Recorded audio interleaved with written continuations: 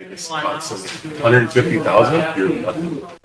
If you made it over 150,000 with no problems, well, like my dad's literally like I told him that he has a '08 and he put like 20,000 on it. He got like 160,000, and all of a sudden it just had this like that. And he thought it was a lifter, the engine shower. I was like, damn, it still runs half decent. He goes, yeah. Yeah, it was Monday. So I came to governmental affairs. I started it up. It's like Monday it came on. I was like, you know? Yeah. So I got here like 35 miles an hour.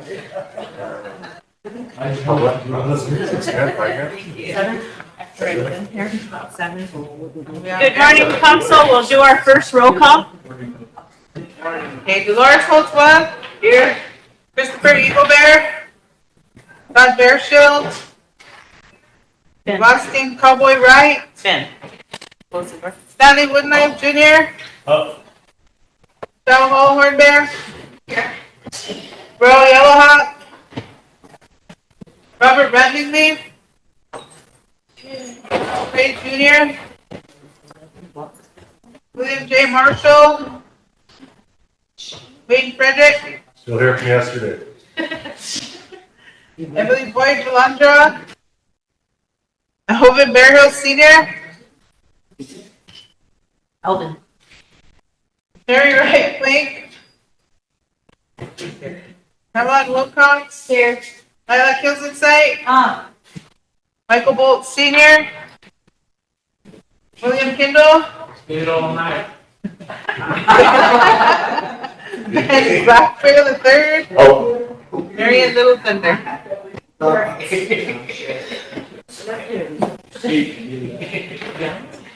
But Sherry is in my office getting an email. That's 11. Okay, council, we have 11. We do have a quorum. Lila, could you do a prayer for us this morning?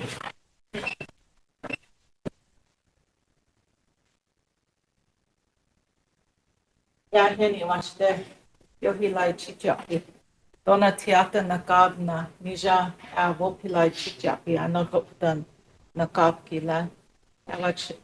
Wachek yo emati iwanchi mamcha. Ya nija wachek ya wayaki hibnako. Ya tukashila wakantaka tukashila wakati ya nagena. Shalani wakfa yuka ahitawana. Takashila la omniche mo happy da na takashila ala Dakota I won't lock up na oyate ki iwashte un chipi na dona la ob makeki la na takashila yohila we chose ani wo blaza washte we track una watch it kanka on kia na we ai tacha ki inja na yohila war blaza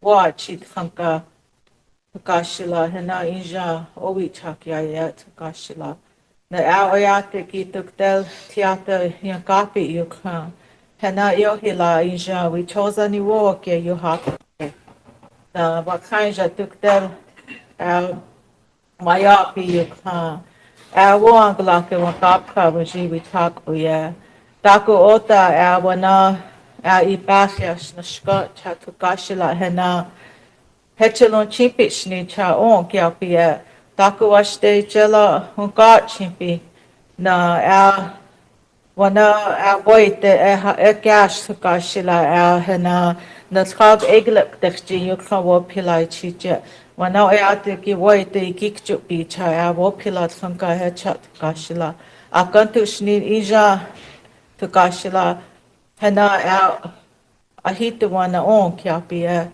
hena hechel oyate ki zani pikte na on kia pia mitako yasta. Thank you.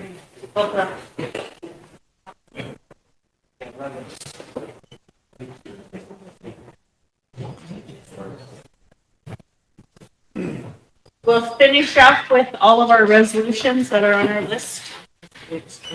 Oh, I'm sorry. Do we have any requests to be excused for today?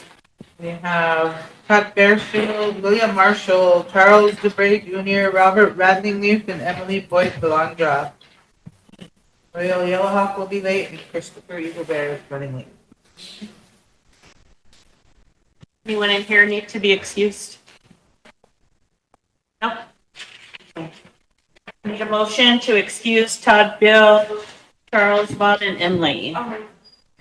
Motion by Sherry, second by Totes, question by Michelle. All in favor?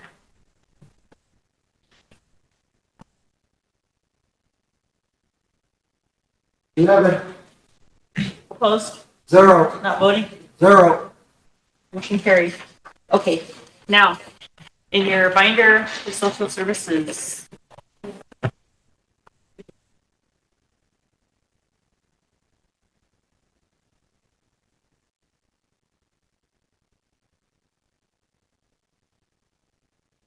We have different social services. Lila, are you social services? Or Marion? No?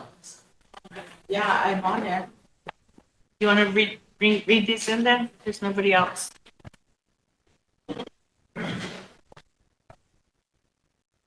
There's just two of them, right? Yeah. You have to, okay.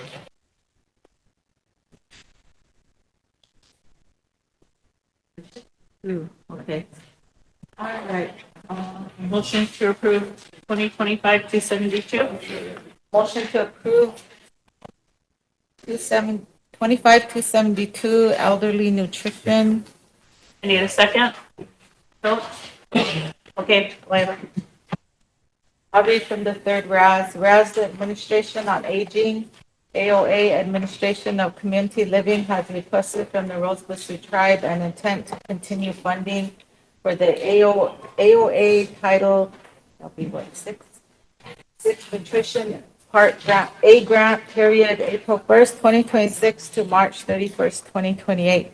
And whereas the deadline for the submission for the period is set for November 14th, 2025, and whereas the Rosebud Sioux Tribe has traditionally cared for and watched over the needs of our elderly citizens and is desirous of continuing the AOA Title VI Nutrition Part A grant, and therefore be it resolved that the Rosebud Sioux Tribal Council does approve resolution number 2025-272, which is the legal authorization of our AOA Title VI Nutrition Part A grant.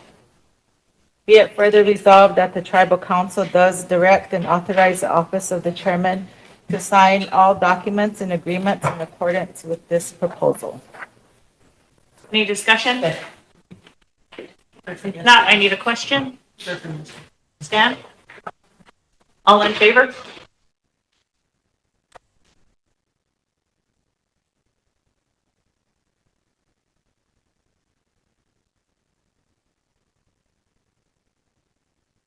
Wayne stepped out. 10, Opposed? 0, Not voting? 1. Motion carried. Motion to approve 2025-273. Second, Totes? Okay, Lila.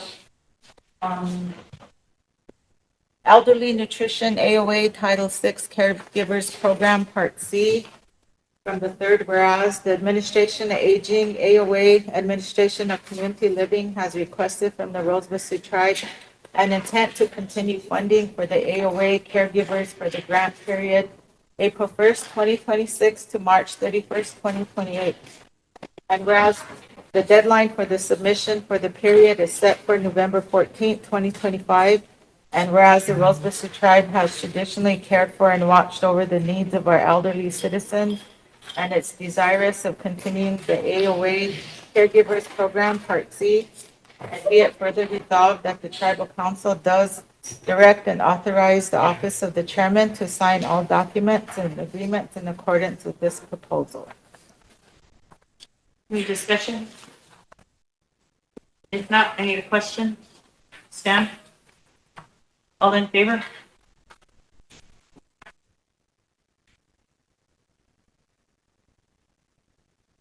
Ten, Opposed? 0, Not voting? 1. Motion carried. Thank you, Council. Thank you, Leila. The next one is the KLE.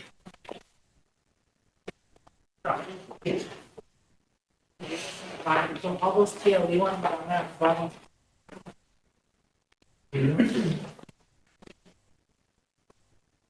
Yep.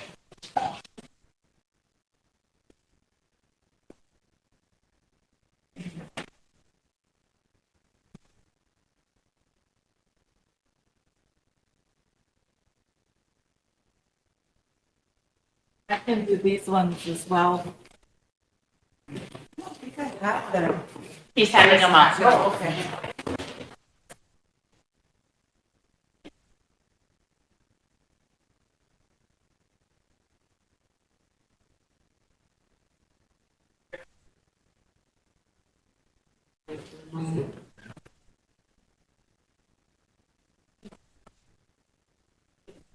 He's bringing them.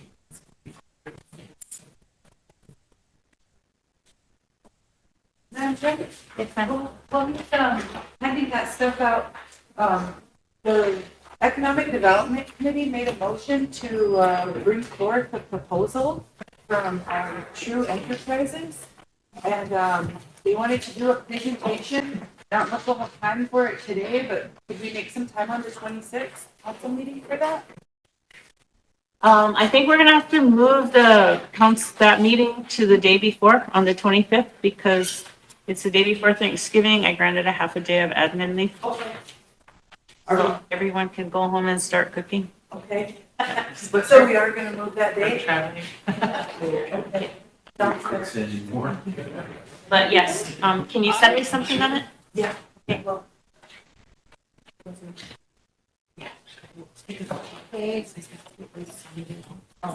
And then you can get that, slack, that satin quilt. Okay, motion to approve 2025-293 TLE purchase of O'Keefe land. All of them. I need a second. Totes. Okay, Lila, which one are you starting from? This whereas, on 293. Whereas TLE is governed by its own bylaws as adopted and amended by the Rosebud Sioux Tribal Council. And whereas pursuant to Section 19 lands of the bylaws of TLE, the tribe is authorized to enter into agreement with TLE to manage and operate, subject to approval of the Commissioner of Indian Affairs or his duly authorized representative, all lands now in tribal ownership or which may come into tribal ownership from any source. And whereas pursuant to Section 10, purpose and objectives of the bylaws of TLE, TLE is authorized to provide a long-term land buying program which would benefit members of the tribe. And whereas the Rosebud Sioux tribe through TLE's land acquisition program has purchased fee land in the name of the Rosebud Sioux tribe, which fee land is generally referred to as O'Keefe 2, which is more particularly described below. And whereas the Rosebud Sioux tribe by this resolution authorizes the tribal land enterprise to manage and operate subject property in accordance with Section 19 lands of the bylaws of TLE. Whereas the acquisition of this land and trust status is necessary to and will advance tribal economic development and its ability to be self-sufficient, assist tribal self-governance and self-determination, and restore the ancestral tribal land base by replacing tribal lands lost through the allotment process. And whereas the acquisition of this land in trust status is necessary to and will ensure use of the land for future generations of an expanding tribal membership. Whereas the acquisition of this land and trust is necessary to and will reestablish tribal sovereign authority over territory previously held by the tribe and ameliorate damage to tribal self-determination and self-governance resulting from diminishment of the tribal land base.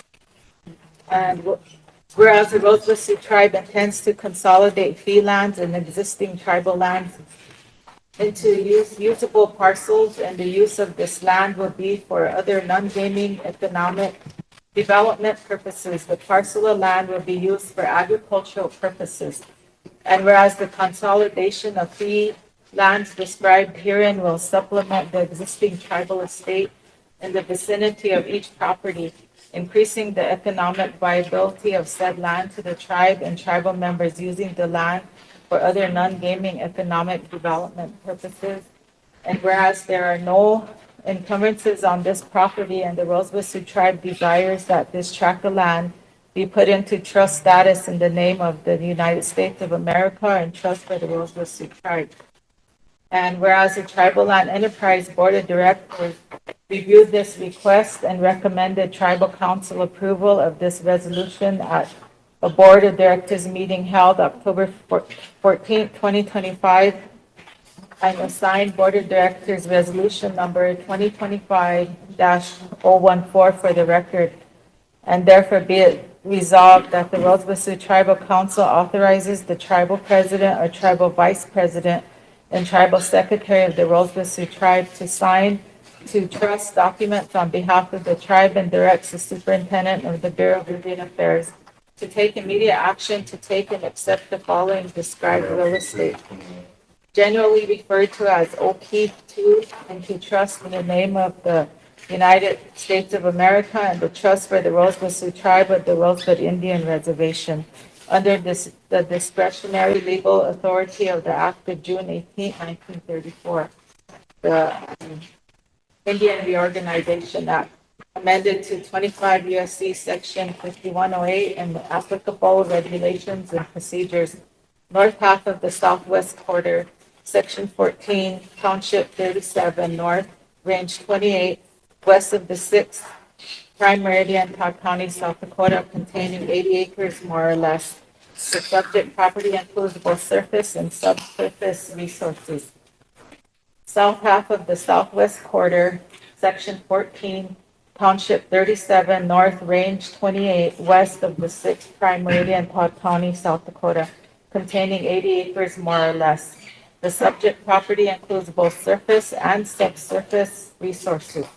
South half of the northwest quarter, Section 26, Township 37, north, Range 28, west of the 6th Prime Meridian, Todd County, South Dakota, containing 80 acres more or less.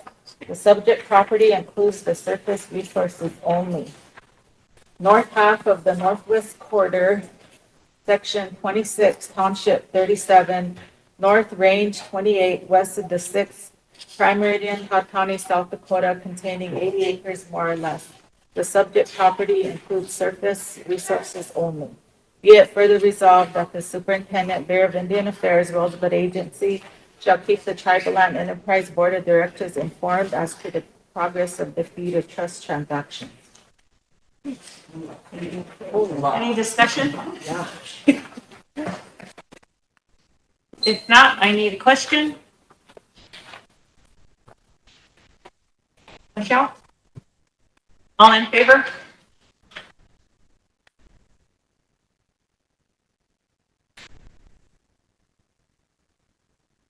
Seven, Opposed?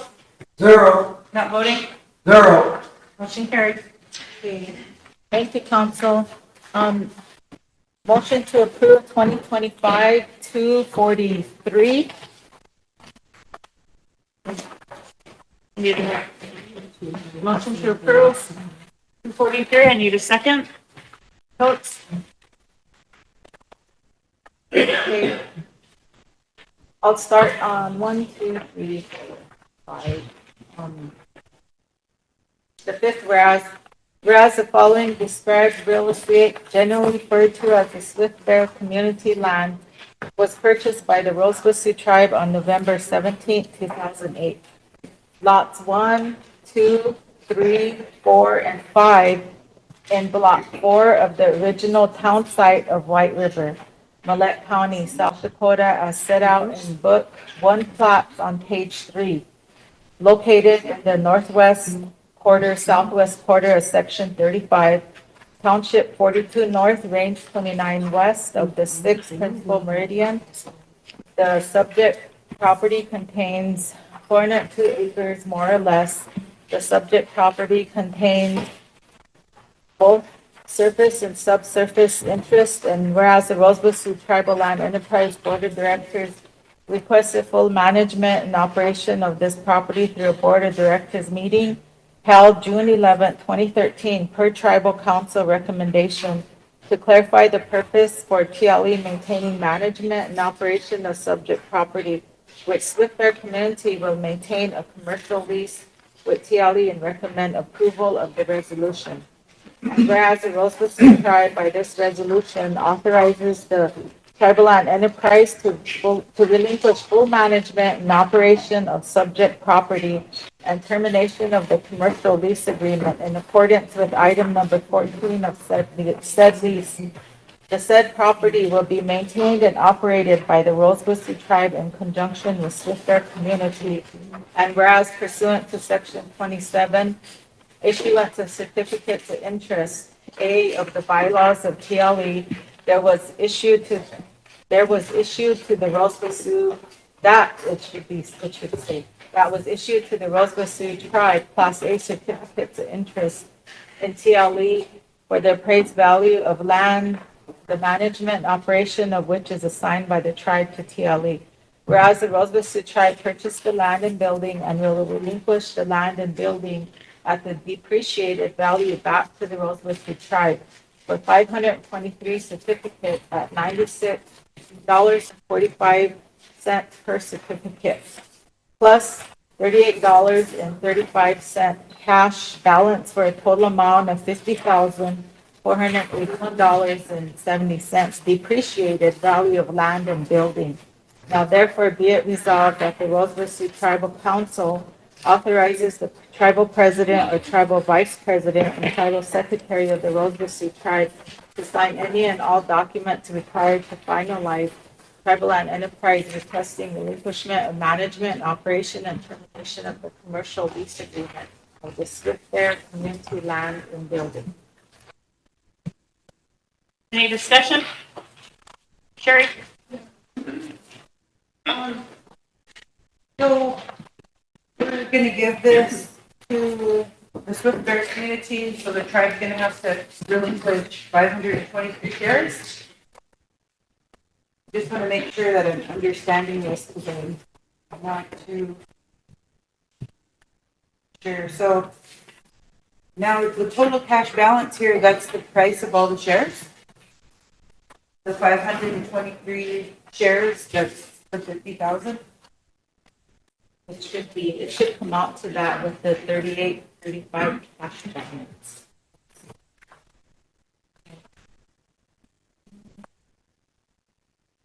And then with this building getting turned over to the Swift Bear community, whose responsibility is it going to be to take care of it and manage it?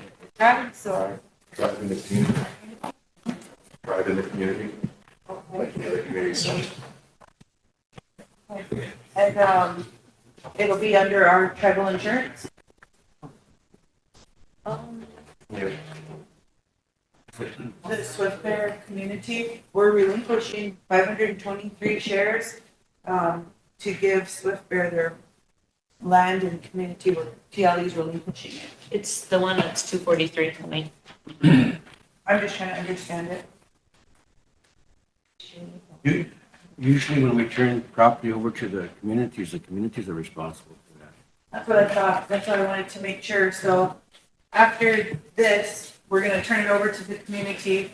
They'll be responsible for insurance and upkeep and caring for it. Maybe that should be amended to the resolution.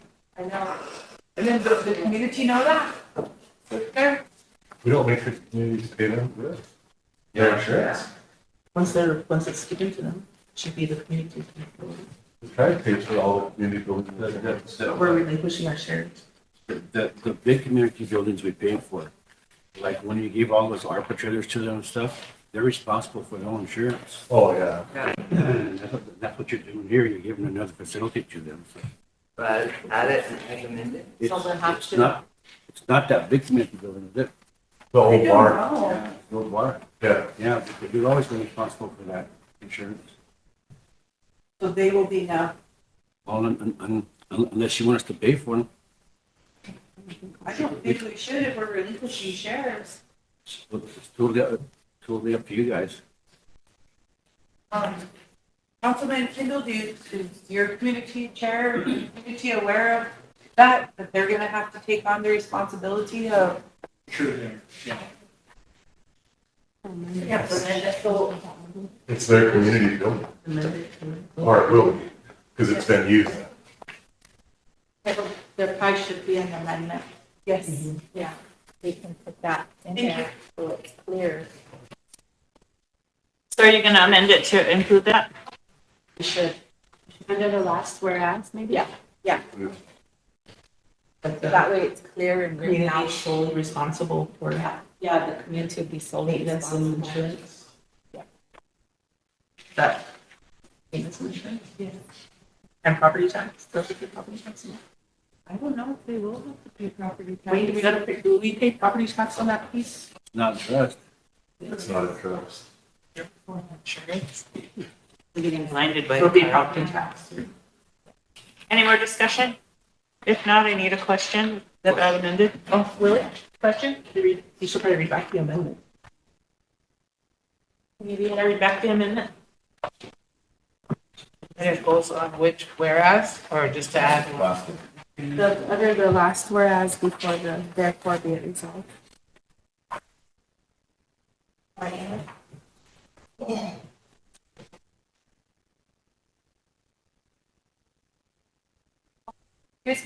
Meant to include community is solely responsible for property tax.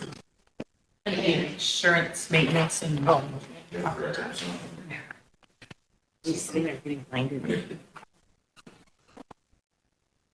Community is solely responsible for insurance, maintenance, and property tax to be amended under the last whereas. Yeah. Are you questioning, Lily? Okay. All in favor with as amended?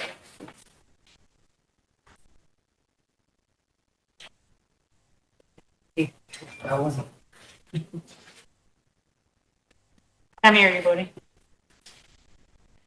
11, Opposed? 0, Not voting? 1. Thank you, council. Motion to approve 2025-244 Yali purchase Schmidt land. Second? Votes? Okay, Lila.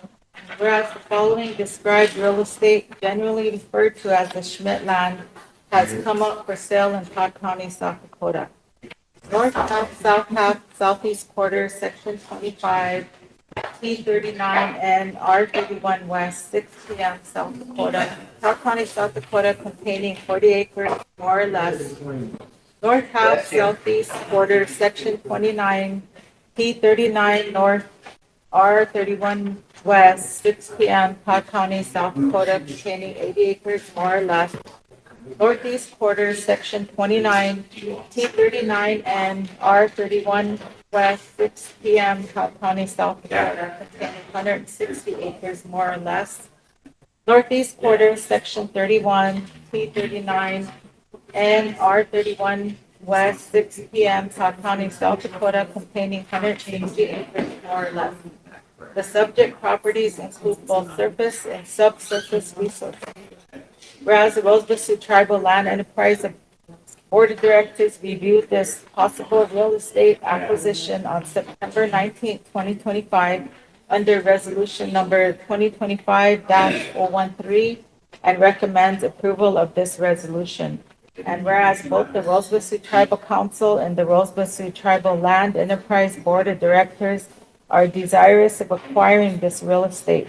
And whereas pursuant to section 19 lands of the bylaws of TLE, the tribe is authorized to enter into an agreement with TLE to manage and operate, subject to approval of the Commission of Indian Affairs or his duly authorized representative. All lands now in tribal ownership or which may come into tribal ownership from any source.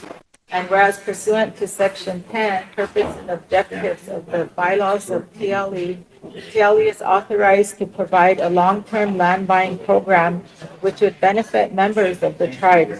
And whereas the Rosebud Sioux tribe, through TLE's land acquisition program, will purchase this fee land in the name of the Rosebud Sioux tribe for the appraised value of $981,600. And whereas the Rosebud Sioux tribe, by this resolution, authorizes the tribal land enterprise to manage and operate the subject property in accordance with Section 19 lands of the bylaws of TLE.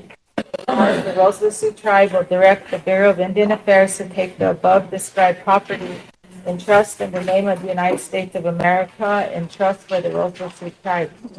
Now therefore be it resolved that the previously described real estate be acquired by Tribal Land Enterprise on behalf of the Rosebud Sioux tribe for an appraised value not to exceed $981,600. And be it further resolved, the Rosebud Sioux Tribal Council authorizes the tribal president or tribal vice president and tribal secretary of the Rosebud Sioux tribe to sign any and all documents required to finance and finalize the purchase of this real estate. What community is this in? The Schmidt Lee trucks. Parmalee.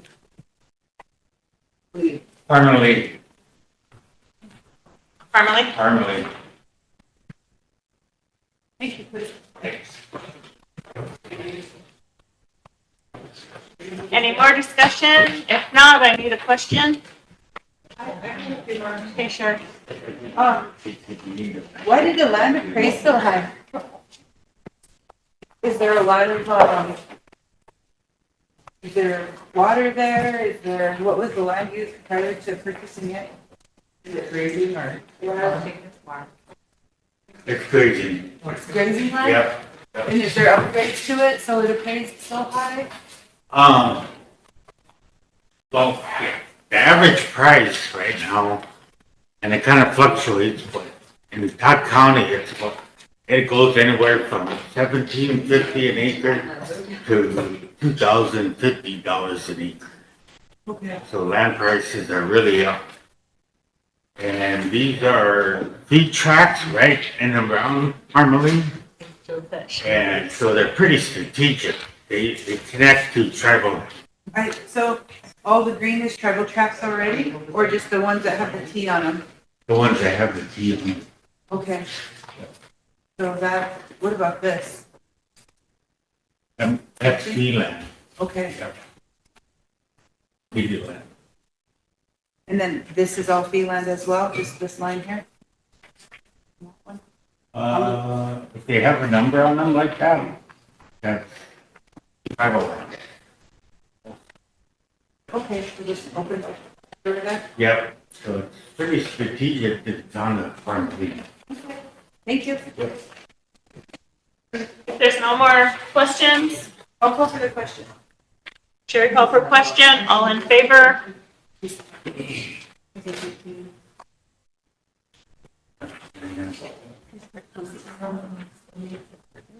Tammy, are you voting? 11, Opposed?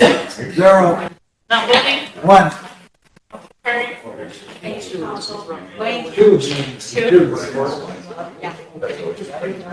Which one, Lila? Wayne. Wayne, your turn. Take the other three. Yeah. I'm out of breath. These are the longest ones. Well, did you do 212? Reconsider it or rescind? Okay.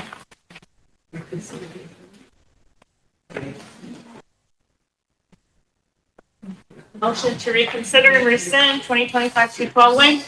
What are they rescinding here?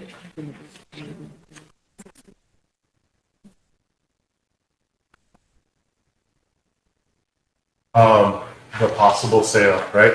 The McShannon one? There's a letter on the back. Yeah, the McShannon land, you ever, that resolution? Yeah. Yeah, that one we declined to buy. Declined to purchase. Yeah. Because they wouldn't let us on the land to survey it, so, we think something might be up there, so, It was kind of weird. kind of shady. Although it was in Millette County and we always want to purchase land in Millette County. They would just Without a formal survey, we're not gonna buy it. Yeah. Okay, I'll start at the 6 whereas. I need a second. Oh, I'd have to read it in if we're just gonna reconsider them. Resend. Please need to make a motion.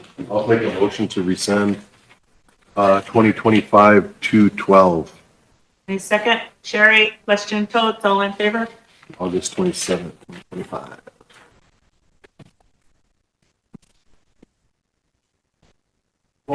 12, Opposed? 0, Not voting? 1.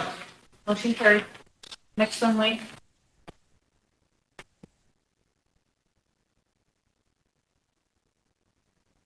Two forty-two, or which one are we doing? 322. Motion to approve 2016-322. Move. Ben, Are you trying to amend it, or?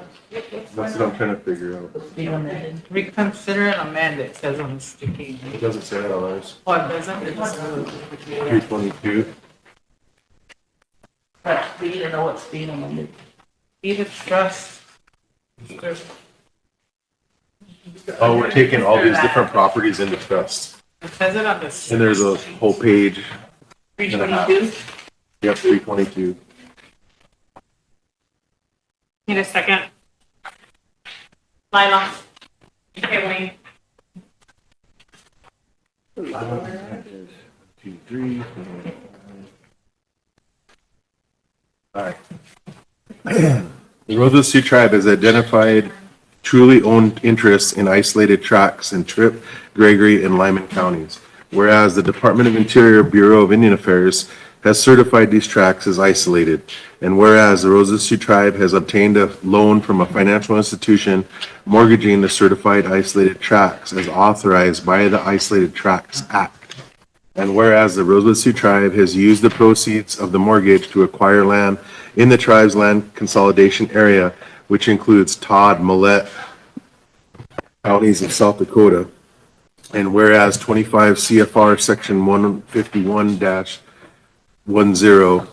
states, upon receipt of a written request to have lands taken into trust, the secretary will notify the state and local governments having regulatory jurisdiction over the land to be acquired, unless the acquisition is mandated by legislation.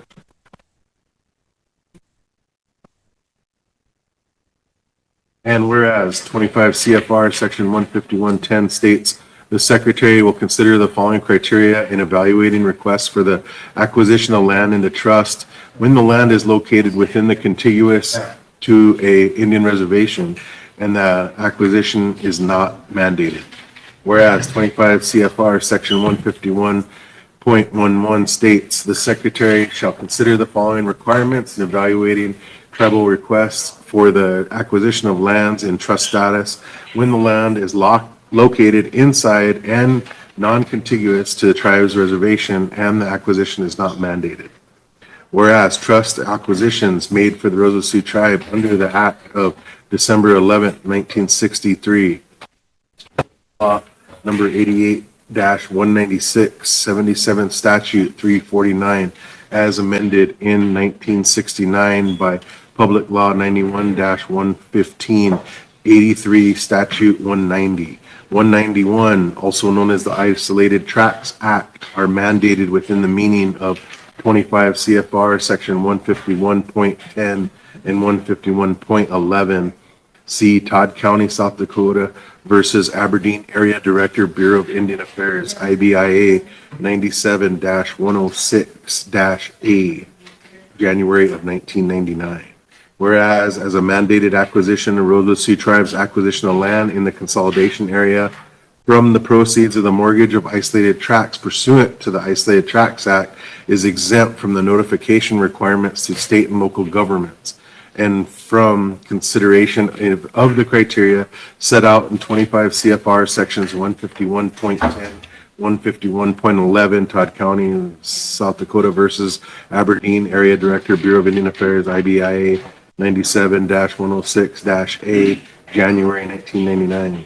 Whereas the Tribal Land Enterprise Board of Directors reviewed this request and recommends approval of the resolution at the Board of Directors meeting held August 9th, 2016, and assigned BOD Resolution 2016 015 for record, and whereas the property served several mineral resource issues that cannot be resolved within the prolonging of the property going into trust status under the Isolated Tracts Act. The resolution is to be amended and to include the tracts of land that include the surface resources only. Now, therefore, be it resolved that the Rosebud Sioux Tribal Council amends said resolution to include the tracts of land that include the surface resources only, and be it further resolved that the Rosebud Sioux Tribal Council authorize the tribal president or the tribal vice president or the tribal secretary of the tribe to sign the fee to trust documents on behalf of the tribe. Be it further resolved that title to the following real estate acquired by the Rosebud Sioux tribe in the consolidation area, generally referred to as the Krogman-Plooster, shall be accepted by the United States of America in trust for the Rosebud Sioux tribe pursuant to the authority of the Isolated Tracts Act. Lots 1, 2, 3, 4, 5, 6, 7. Section 6, less than a strip of land 2 rods wide for the public road as set in the book 22 on page 550 in Millette County. The subject property includes surface resources only. Lots 1 and 2, Millette County. The subject property includes surface resources only. Lots 3 and 4, subject property includes surface resources only. West 1 to southwest 1/4, section 1, the subject property includes surface resources only. East 1 to southwest 1/4, section 1, the subject property includes surface resources only. Southeast 1/4, section 1, T.41 north, R.28 west of the 6 p.m. Millette County. The subject property includes surface resources only. Lots 1, 2, south 1/2, northeast 1/4. Section 2, the subject property includes surface resources only. Lots 3 and 4, south 1/2, northwest 1/4. Section 2, the subject property includes surface resources only. Southeast 1/4, section 2, the subject property includes surface resources only. Southwest 1/4, section 2, the subject property includes surface resources only. Section 1/4, section 3, the subject property includes surface resources only. Lots 1 and 2, south 1/2, northeast 1/4, section 3, subject property includes surface resources only. Lots 3 and 4, south 1/2, northwest 1/4, southwest 1/4, section 3, subject property includes surface resources only. Southeast 1/4 and southwest 1/4 of section 4 less the following: a strip of land 66 feet wide across the southwest corner of section 4 as set out in book 22 on page 573. A strip of land 33 feet wide long, half section line on the southwest 1/4 is set out in book 31 and page 43. 3. The portion of southwest 1/4 lying southwest of the existing Millette County Road as set out on page 68 on page 237. All located in T41 north, R28 west, 6 p.m.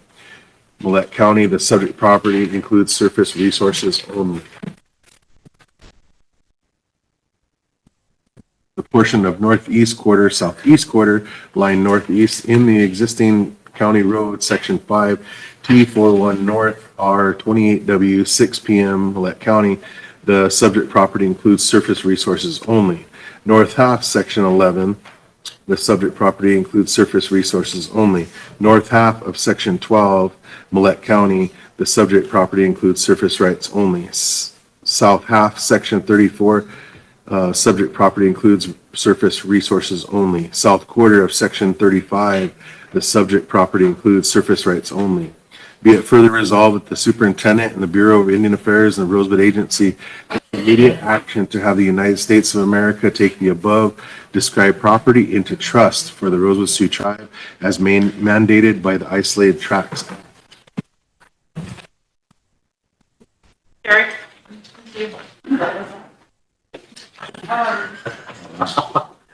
Sorry, obviously land is not my forte here.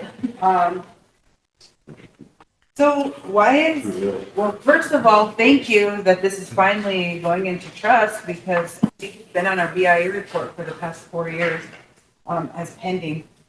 Why is it surface only and who retains ownership of the non-surface?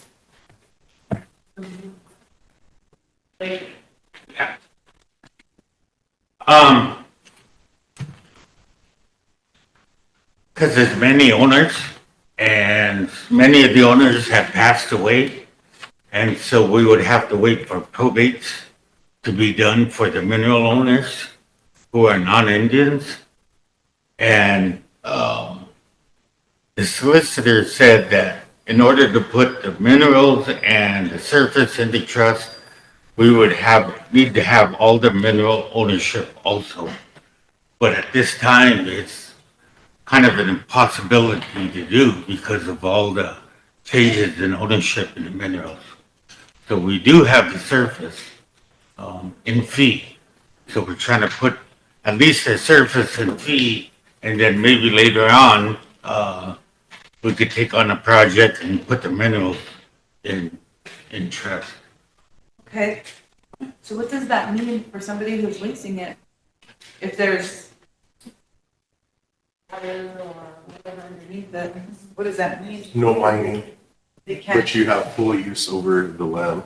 Yeah, basically all you can use it for is grazing? Yeah. yeah, You can't use it for Gravel. farming or or yeah, it can gravel? be used. It's all grazing, It's all great.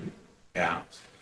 So, And we do own some of the mineral, right, Cleve, Yeah. but we don't own all of it. All of So it. the easiest way was to put it in trust with the surface and worry about the minerals if we get them all purchased. yeah, So we still have to purchase some of the mineral rights? Yeah. right.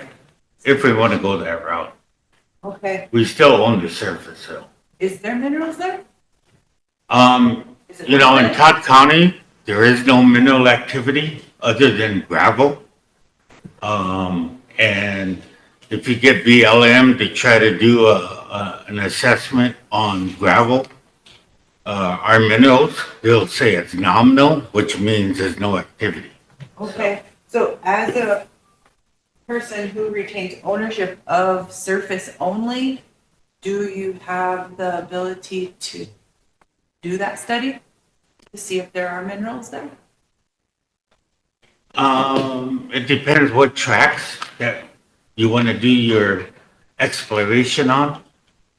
But, in this area and in Todd County in general, there has been no mineral activity. Okay. So, And then you have all these sections and stuff. I don't really understand them. How, like, quarter, half of what? 160? Mhm. Okay. And then, how long ago did we purchase this? it had to be 10 years ago. It was before, it was after I left here as superintendent, so it had to be more than 10 years ago. Okay. And then these are called isolated tracts. So that means that they're not adjacent. They're just little parcels here and there. Like quarter of 160, half of 160. So they're sporadically throughout Millette County. No, this is all one piece. Isolated tracts refers to a law that was passed, I guess, in the 60s, I would say. But it's a law that only pertains to Rosebud. We have these isolated tracts out in Gregory County, southern part of Tripp County, that we're able to mortgage against, like, this was bought with a loan, and the loan was paid off. And what we used as collateral was those isolated tracts out in the middle of nowhere. Okay. But Rosebud, as far as I know, Rosebud's the only tribe that has such a law that allows us to mortgage that land to get a bank loan. Because we're the only tribe with a TLE. Yeah, could be. Book 22. Those refer to the plat books Okay. that the counties maintain. Okay. Yeah. Okay. Okay, thank you. Yeah, I'm glad this is one we can trust. So, Good class today.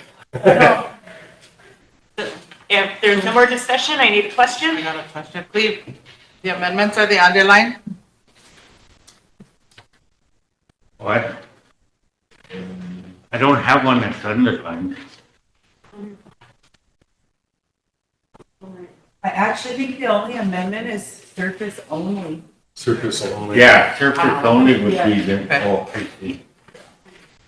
No, the underline is just highlighting those cases that were used. Somewhere in here that he was reading, it said that they're changing. The only surface. The only surface. I need a question. Lila?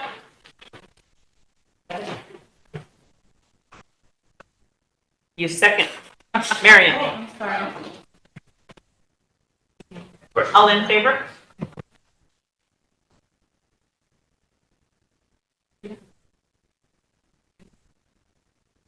Well, Opposed?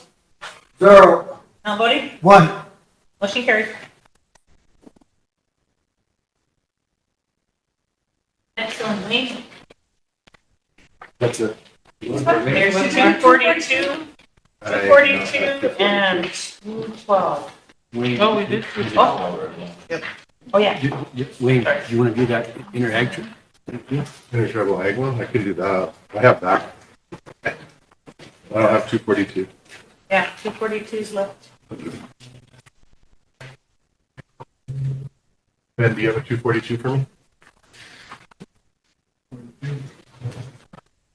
Hold on. This Ben got one. I know. Okay, Sharon, Yeah, thanks. sure. Motion to approve. 242, Wayne, The letter street page. second. Notes. Hey, Wayne, you're on. All right. Drink water first.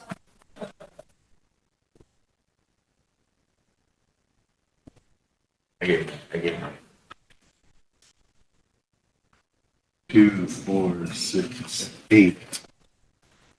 I'll start on the 8th, whereas the Rosebud Sioux Tribe through TLE's land acquisition program has purchased fee land in the name of the Rosebud Sioux Tribe, which the fee land is generally referred to as the O'Keefe, which is more particularly described below, and whereas the Rosebud Sioux Tribe by its resolution authorizes TLE to manage and operate subject property in accordance with Section 19 lands by the bylaws of TLE. Whereas the acquisition of land in trust status is necessary to and will advance tribal economic development and its ability to be self-sufficient, assist tribal self-governance and self-determination, and restore the ancestral tribal land base by replacing tribal land lost through the allotment process. Whereas the acquisition of the land in the trust status is necessary to and will ensure the use of the land for future generations of an expanding tribal membership. Whereas acquisition of land in trust status is necessary to and will reestablish tribal sovereign authority over territory previously held by the tribe and ameliorate damage to tribal self-determination and self-governance, resulting in the diminishment of tribal land base. And whereas the Rosebud Sioux Tribe intends to consolidate fee lands and existing tribal trust land into usable parcels and use of this land will be for other non-gaming economic development purposes. This parcel of land will be used for agricultural purposes. And whereas the consolidation of fee lands describing herein will supplement the existing tribal estate in the vicinity of each property, increasing the economic viability of the said land to the tribe and the tribal members using the land in a non-gaming economic development purpose. Whereas there are no encumbrances on this land, and the Rosebud Sioux Tribe desires that the tract of land be set into trust in the name of the United States of America in trust for the Rosebud Sioux Tribe. Whereas the Tribal Land Enterprise Board of Directors reviewed the request and recommended Tribal Council approval of this resolution in the Board of Directors meeting held June 10th, 2025, and assigned BOD Resolution 2025-006 for the record. Therefore, be it resolved that the Rosebud Tribal Council authorizes the Tribal President, Tribal Vice President, Tribal Secretary of the Rosebud Sioux Tribe to sign the fee to trust documents on behalf of the tribe, directs the superintendent of the Bureau of Indian Affairs to take immediate action and take it, except the following described real estate, generally referred to as the O'Keefe into trust in the name of the United States of America and trust for the Rosebud Sioux tribe. Of the Rosebud Sioux tribe reservation, under the discretionary legal authority of the Act of June 18, 1934, 48 Statute 984, the Indian Reorganization Act, IRA, amended 25 USC Section 5108, and applicable regulations and procedures. Southeast quarter, Section 23, Township 37, Range 28, west of the 6 p.m. and South Dakota containing, or Todd County, South Dakota, containing 160 acres more or less. The subject property includes surface resources only. Southwest quarters, Section 25, Township 37, Range 28, west of 6 p.m., Todd County, South Dakota, containing 160 acres more or less. The subject property includes both surface and subsurface interests. Northeast quarter, Section 26, Township 37, North Range 28, west of the 6 p.m., Todd County, South Dakota, containing 160 acres more or less. The subject property includes both surface and subsurface interests. Northwest quarter, Section 36, Township 37, Range 28, west of 6 p.m. in Todd County, South Dakota, containing 160 acres more or less. This subject property includes surface resources only. Be it further resolved that the Superintendent, Bureau of Indian Affairs, Rosebud Agency, shall keep the Tribal Land Board of Directors informed as to the process of the fee to trust transaction. 242. If not, I need a question. Ben, all in favor?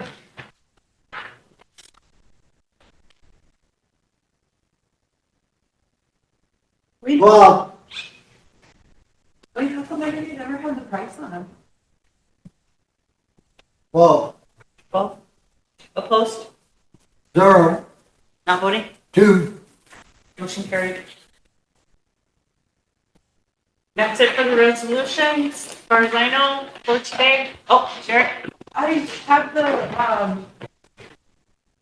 resolution for the contract policy. You have that ready? Ben. And then I have a resolution for the membership of Intertribal Ag. Yeah, please. Hopefully your right email, did your email change? Yeah, thank you. Hey, okay, style. Yay. See, that's how you knocked everything over. I know. Shaking hand, Keoka style. I have about Hey, 40 three. options. You want me to forward them? Yeah. Yeah.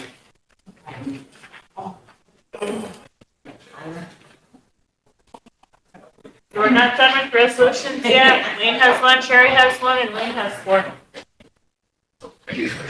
I just. Forwarded. Oh, you got it? Okay. oh, yeah. I have two contracts. This needs a number. On, and I have, Emergency legislation? amend the Move. resolution that you, ordering money. Yeah. I think we got a resolution. Yeah. Now we have one for, safety dams for the same resolution. Okay, I was just making sure because he said he had a resolution, so. Okay.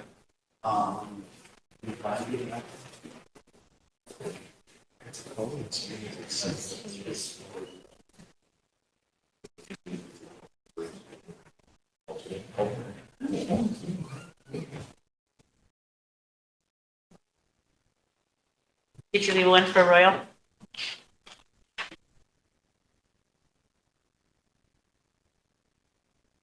Okay, Wayne, you can bring it on with emergency Emergency legislation. Need a second?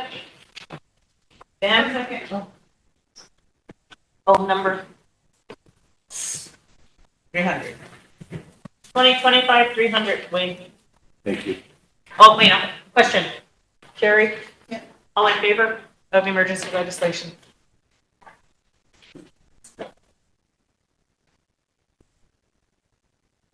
Ten, Opposed? zero, Not voting? 3, 4. Okay, Wayne, motion to Fifth, approve, motion to approve. 2025-300, second, Ben, okay, read it in. Fifth, whereas, since its formation, the Intertribal Agricultural Council has actively supported Native American and Alaska Native tribes and individuals across the country through on-the-ground technical assistance and services and advocacy for improvements in federal and tribal policies that govern the agricultural landscape in which Native American and Alaska Native tribes and individuals must operate. And whereas the priorities of Intertribal Agricultural Council are set forth by the member tribes during a general meeting in December of each year. And whereas it is essential to the agricultural development of the Rosebud Sioux Tribe Reservation that the Rosebud Sioux Tribe proceed with membership of the Intertribal Ag Council to join with other tribal tribes in guiding the organization's annual priorities. Now be it resolved, therefore be it resolved that the Rosebud Sioux Tribal Council does hereby approve membership into Intertribal Agricultural Council and thereby approves payment of the membership fees in the amount of $1,000 for an initial 5-year membership. And be it further resolved that the Rosebud Sioux Tribal Council hereby appoints Wayne Frederick, Oak Creek Community Representative, or a alternate by president designation amendment. Can you put that in there, Tanya? Or a alternate by president designation, right after my name, or representative, as official delegate for the Rosebud Sioux Tribe to the Intertribal Agricultural Council with all privileges afforded member representatives in good standing. Any discussion? Just want to know what line item it's coming out of. It's gonna come out of the dues and description item of the council. Do we have that? So does it need to be in here? You can put it in there. Resolution? Yeah, just put it, paid for the general council line item for dues and subscriptions. I'll call for the question. Question by Sherry. All in favor?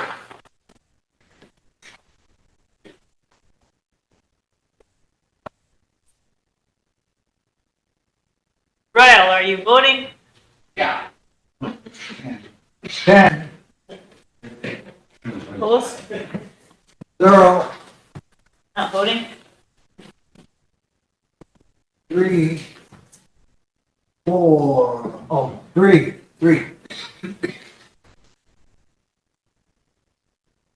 242, right? Did 242 get approved? Yeah. 3 pages. The third page. Sherry, is yours here? Thank you, council. Wayne, we'll do Wayne's next. The first resolution is one that we need to reconsider. The last council meeting, the council passed a resolution appropriating a little over $48,000 for that statue for the little kids on the hill up here.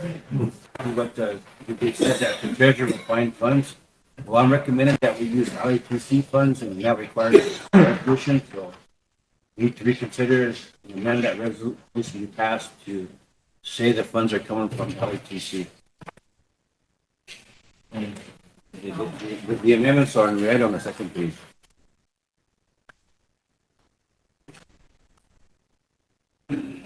Need a motion to reconsider and amend? Mila? Second? Arian? Question? Michelle? All in favor?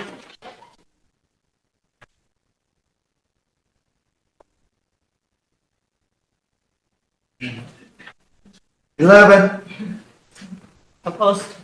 0, Not voting? 1.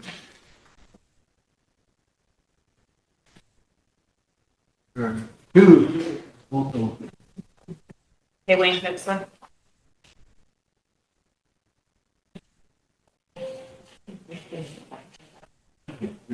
So, resolution here is to, hire Janet Larson. Janet was with us for years in the past. And, all of the staff that, yeah, all the staff that left here, we're gonna bring it back so she can help. Training, you do, get some,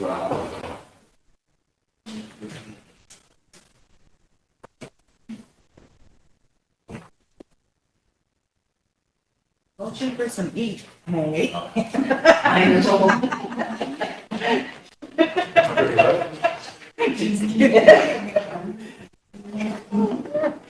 Sherry.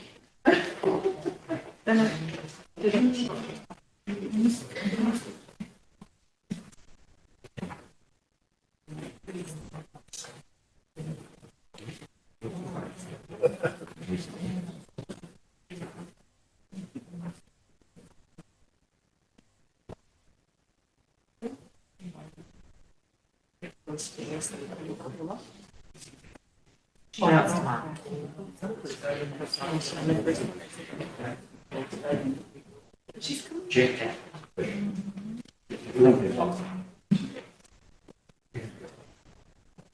Morning, guys.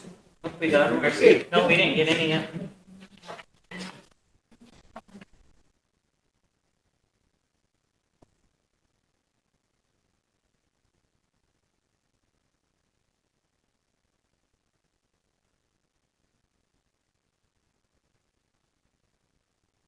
Again, council, this is the resolution authorizing the attached contract. I'm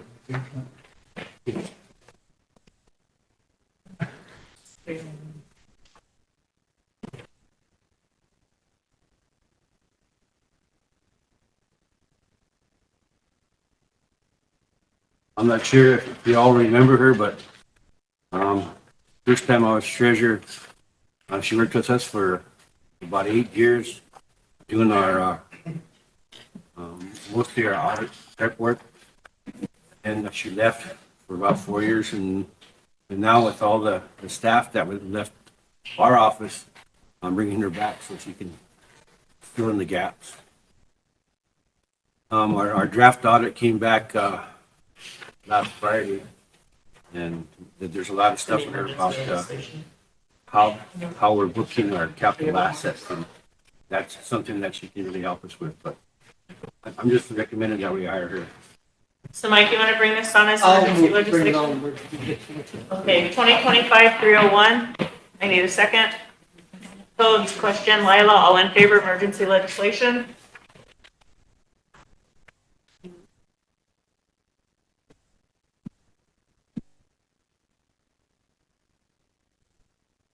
Well, Opposed? 0. Not voting? 1.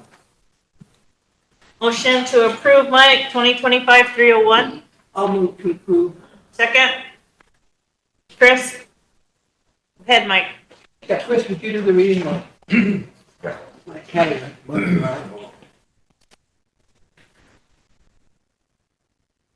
I'll start with the seventh, whereas the Rosebud Sioux Tribe Budget and Finance Committee recommends the Rosebud Sioux Tribal Council approve a personnel service contract for accounting services to the RST Finance Department with Janet S. Larson, Sioux Falls, South Dakota, beginning on October 27, 2025, and continuing until, should I amend that to follow the contract? Yeah. Yeah. So starting November 3rd, 2025 through July 31st, 2026, for an amount not to escape $150,000 at a rate of $150 per hour for on-site work, RST Finance Department, and $125 for off-site work. Rates include out-of-pocket travel expenses, and whereas the agreement can be terminated by either party with 15-day written notice in the event of termination.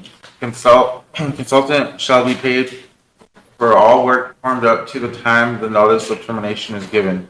Therefore, be it resolved that the Rosebud Sioux Tribal Council agrees to and adopt the recommendations of the Rosebud Sioux Tribal. I'm not sure I.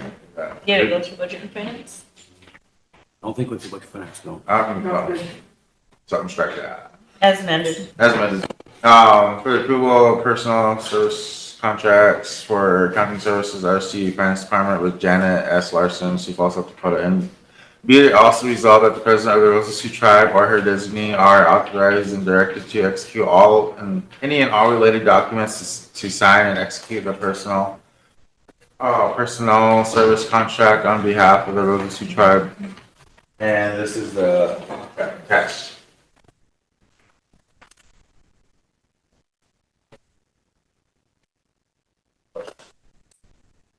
I have a question. Any discussion? Sure. You mentioned two people's names. Is this for two people or is this just for the one person? That's for Janet. There's one coming around for Jonna. Okay. Do we ever exceed this amount or get close to this full dollar amount, contract amount? We could.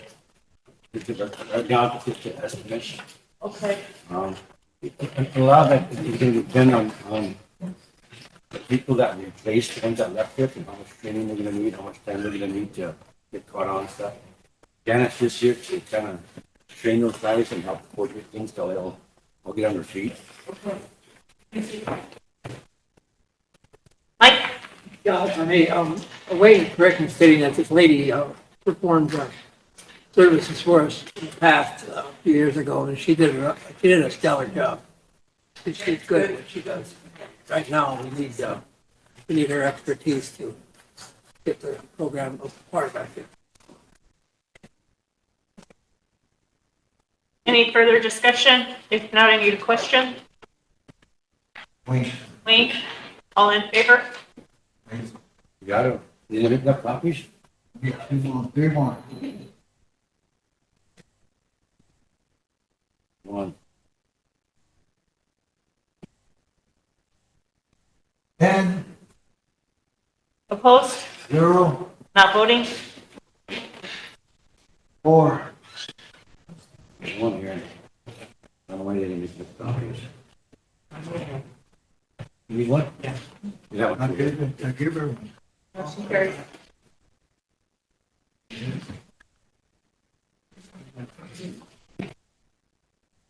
Get the sharing. Get the sharing.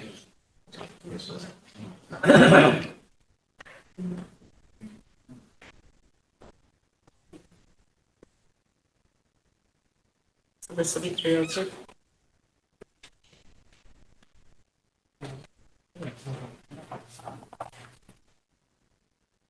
You don't have it? Oh, here you go. This one?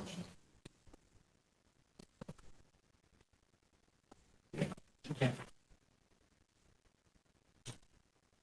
302.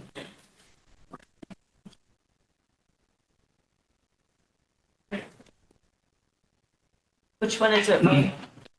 This resolution I was passed out to you is to continue the services of Jonna Horses.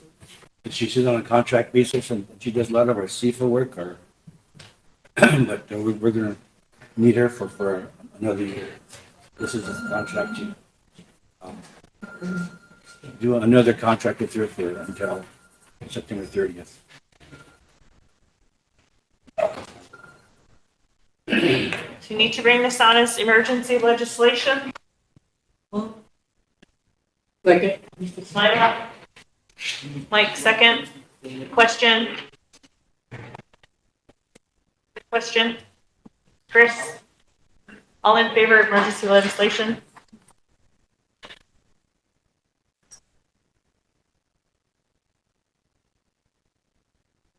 Chair. Opposed? 0, Not voting? 3, 4. Three. I voted in favor, I'm sorry. You didn't have your hand up. I can raise my hand. So it should be 12. No, you zero, can't ever vote again. Yeah. Can't vote again. 12-0-3. Motion to approve, Mike, 2025-302. Chris? Second. Okay, Mike. Yes. Can you do the honor, please?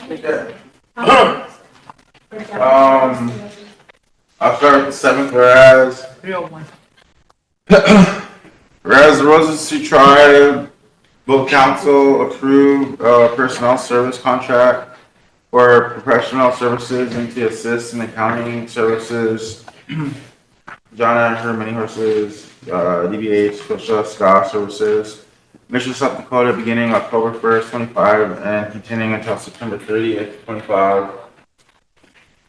26, I mean, for an amount not to exceed $100,000 at a rate of 95 per hour. Rates include out-of-pocket travel expenses, and whereas the agreement can be terminated by either party with 30-day written notice. In the event of termination, consultants shall be paid for all work performed up to the time the notice of termination is given.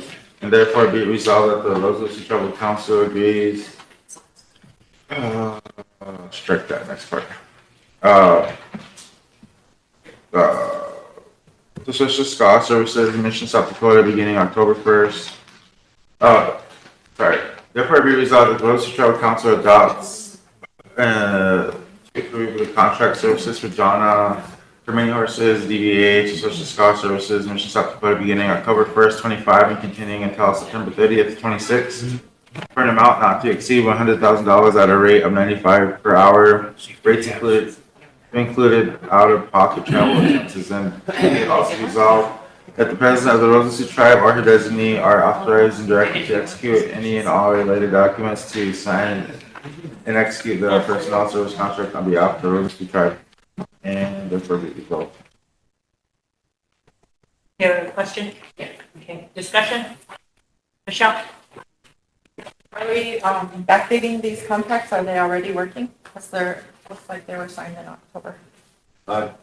Janet started working on the 27th, and John started working on the 1st. We're backdating approval? Yeah. And then on the contract for Jonna, on 1A, it says work with Janet S. Larson.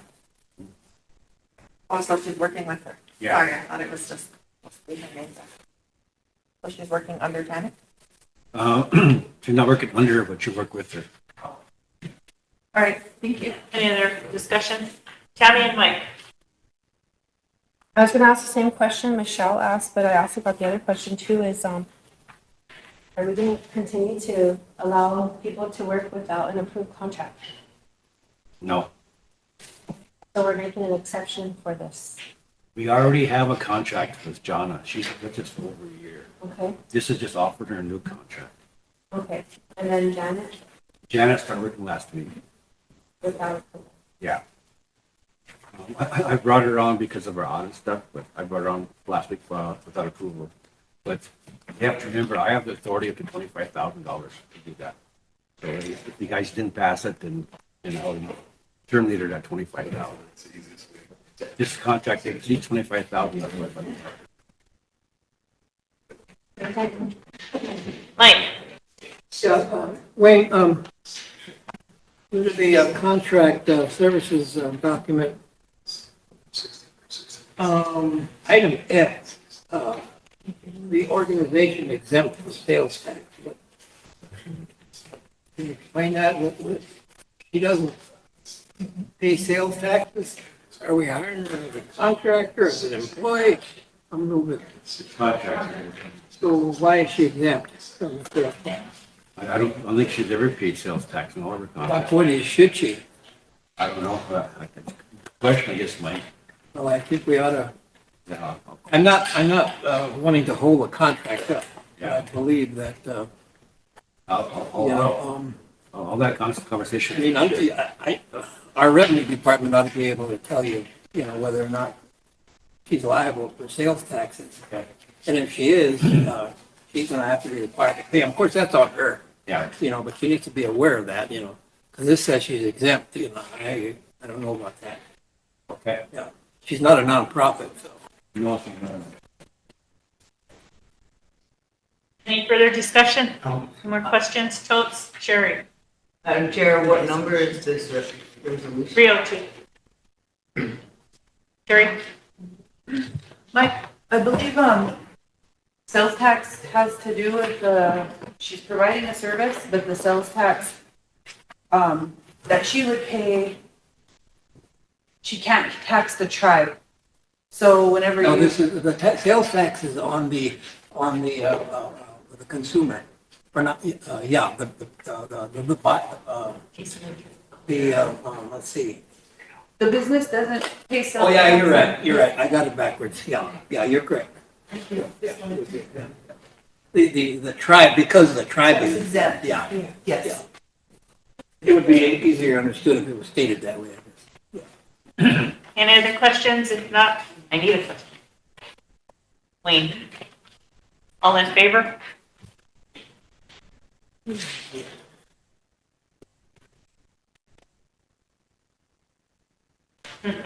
14, Opposed? 0, Not voting? 0. Motion carried. Next one? The last resolution I have, I got this morning, because Congress reopened last night, and because this money is already in the accounts, safety of dams needs this resolution to start spending that money. It's new money for this year. It was put on hold because Congress shut everything down. Now that it's open back up, this is a resolution that authorizes safety of dams money for this year, budget attached and everything. Okay.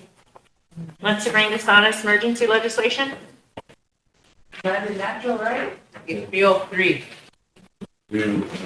Motion to bring on 303 as more emergency legislation. I need a second. Chris, question, Michelle, all in favor?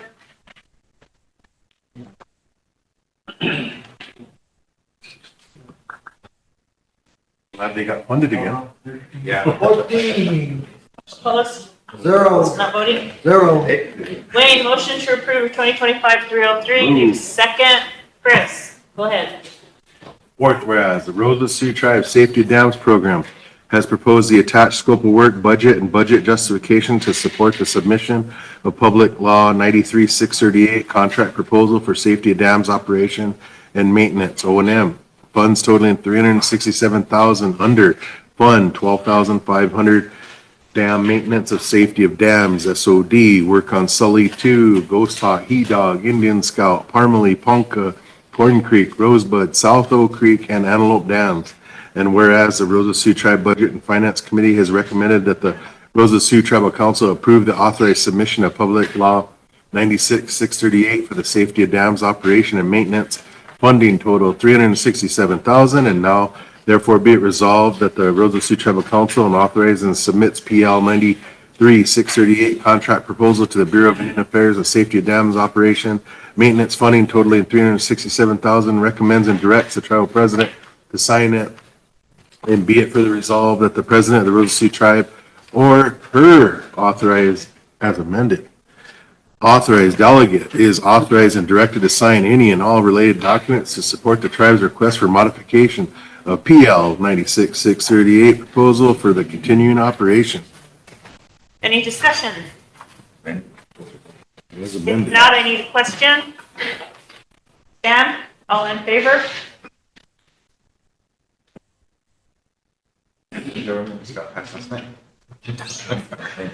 Mike, are you voting? 14, Opposed? 0, Not voting? 0. Motion carried. One quick announcement, council. The council passed the authorization for council to get this change to pay from twice a month to every other week. Those of you that want to change, we'll see Judy to do the paperwork. Those that don't want to change, the things will just be as they are. Just letting you know that if you change it, you have to go fill out paperwork. Change what? Change your pay from Okay. to every 2 weeks.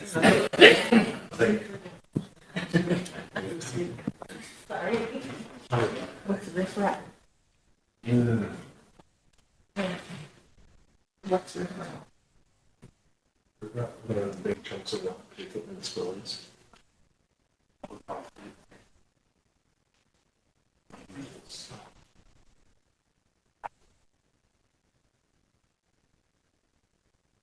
Anyone on ethics? Sherry, are you gonna bring this up? GA? This emergency legislation? Oh, I think we have one more for Wayne. Wayne, do you have another one? Or where did he go? I don't have any other ones for him either.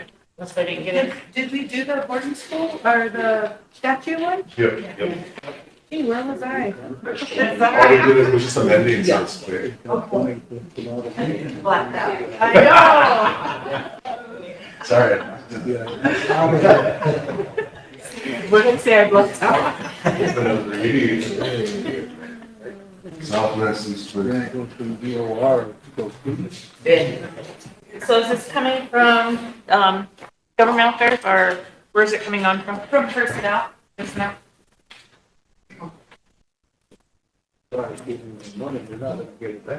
Motion for emergency legislation. Emergency legislation 204. 2025-304. Need a second? Tammy, question? Votes? All in favor of emergency legislation of 304?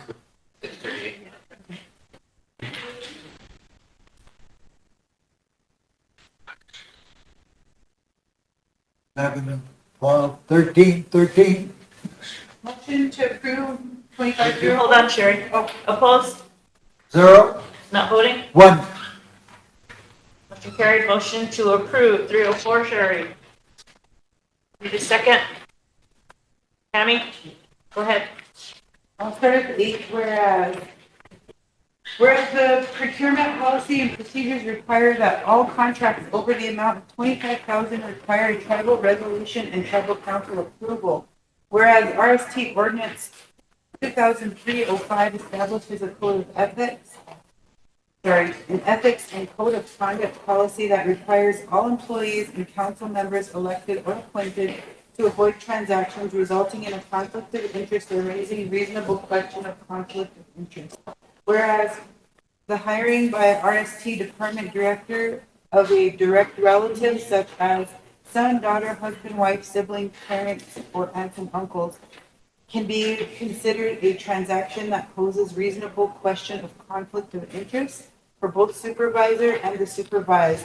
Whereas the assignment of a direct relative to any program in the Rosebud Sioux tribe by the department director or council member elected or appointed shall be considered as using their position for private advantage in accordance to the ethics and code of conduct policy.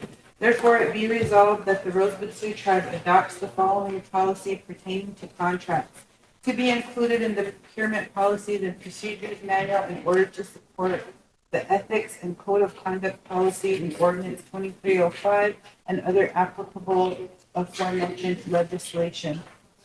Contract policy. Do you guys want me to read that into or? Yes. Contract policy. All RST department directors shall abstain from hiring any direct relatives within 1 degree of separation in any direction, son, daughter, husband, wife, parent, sibling, or aunt and uncle, as to avoid conflicts of interest. This provision includes all contracts for any dollar amount or duration of time. All RST department directors and other applicable staff in supervisory positions should abstain from assigning any direct relatives to other supervisors, programs, and/or governmental departments as a means to bypass the aforementioned contract provision. All contracts labeled as short-term positions and/or for the amount below $25,000 that require the hiring of a former or current contractor for a previously held position within that same fiscal year, or a position with similar competencies as one previously held, regardless of explicit title, will require the approval of the RST Budget and Finance Committee, regardless of the compensation amount. The signature process for a contract shall include contractor, director, human resources, chief financial officer, treasurer, and president.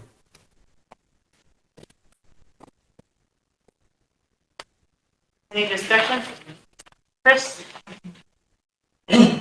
Yeah,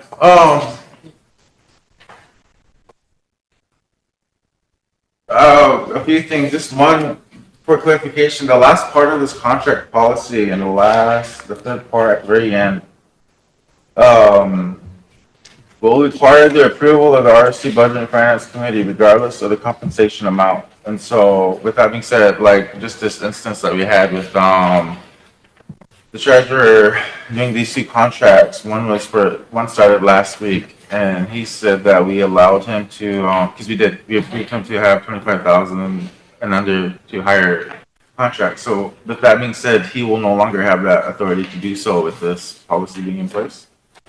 No, it's, that section right there is, let's say I'm, trying to contract my sister 3 times out of the year for $24,999, and I create a different title for the next contract, and I try to bring her on for the first quarter of the year of the fiscal year. Then if I do it again and bring her on with another title under that, then that would have to go to Budget and Finance for approval, because it's preventing me from trying to repeat hire somebody rather than just bringing forth the contract for the full contract amount for the year to the council for approval. Does that make sense? Do you think the wording, the language needs work? Just in the third one, because, what you said doesn't, repeat what it says in black and white. Because like that could be misconstrued, like all contracted labeled as short-term positions. That could just be for any short-term contract. Like instance, coming back to this thing with the treasurer, like, if that got approved and we didn't approve this contract today, that would be a short-term contract, and that would have had to have been approved by us. No, it says, short-term contracts for the amount below 25,000 that require hiring of a former or current contractor for a previously held position within that same fiscal year. So that instance with the treasurer did, that would have been, that contract would have been last fiscal year. So the beginning of the fiscal year, that would have been just fine. Okay. And then, so I don't know if this is a two-parter question, but, so this next part is, so from the conversation yesterday, this is just kind of like an expansion of what we already have in place, or like, what was the purpose behind this again? Because all these things should already be followed, correct? Like they should be being followed, right? So like if there is any legality, or if something did come back, we would have seen it in an audit finding. We would have seen it over the course of the last year with our presidents, because you know, we preach policy, we preach all these things that we do, and if there were any misintentions, I'm pretty sure our treasurer, our president, our CFO would have pushed it back prior to that, because I'm pretty positive these guys do, you know, consider the conflict of interest. They consider all these other things. And anyways, one thing too is I know I know that a lot of people are when it comes to contracts, we try to get the best that we can, especially when it comes to big contracts within the tribe. And I mean, if a person's qualified, we're gonna hire them rather than trying to go for someone that's. I'd rather have a Rosebud person than someone that comes from a contract outside of the Rosebud Sioux tribe. And unfortunately, you know, like they said yesterday, we're all relatives, and I feel like this is just another form of us stepping in the way of a director's authority and the president's authority as their supervisor. And so these are just my thoughts, because I'm curious, because like if it's not being followed now and we throw this out there, is it going to be followed then? You know, because like that's the big thing about all of this is it should already be being followed. And if there was a big finding in it, it would have came up in our audits. It would have been shown. So I just want to say those things, because I don't want to repeat. I don't want to recreate the wheel if we already have 4 of them. Anyways, thank you. One of the things that I want to mention, Sherry, that it is going to affect is that for all the people that have been coming to my office for help and to Lisa's that need help with getting their water fixed, their windows fixed, the holes in their floors fixed, we have to use the same people because other people are already contracted by ARPA or other programs. That's gonna make it impossible for us to help all the people that have been coming to us with all the damages to their homes. There's a lot of people that have no working plumbing, that don't have windows and doors on their houses, that have been avoided and neglected for the past donut years that have been coming. And when they come and we send our person out to do an assessment, we get pictures of people in horrible, terrible living conditions. And right now with the cold, we have to hire the same person under a contract each time. They're not full-time contract with us. It's as jobs arise, but they have that specialty, either electrician, plumber, carpenter, that go out and have been fixing houses since last year. This is going to affect us having the capability of getting people's homes repaired. So I don't know if you want to raise this above a certain amount, because these are people that maybe, like, we have 4 people right now that we're working with that need handicap ramps. And so the same person's gonna go to each of those houses for elders and a young lady that, But is that person a relative to you, Madam Chair? no, Okay, then this won't affect you, because this is. That's all it is, right? It's just Yes, loophole it's closing. relative. Yeah, Okay. it just pertains to. I just wanted to make sure because there's a lot of people we're helping and it says in there that you can't hire them again. So I just wanted to make sure that it doesn't affect the work that we're doing. Totes. This is being put in place because this has been happening. That's why this has been happening. And things do need to change. You know, and Madam Chair is up there shaking her head because it does, you guys, and we're trying to make things change. And it's for the betterment of the people, because they keep asking these questions over and over again. That's the only reason why this is brought forth on the table.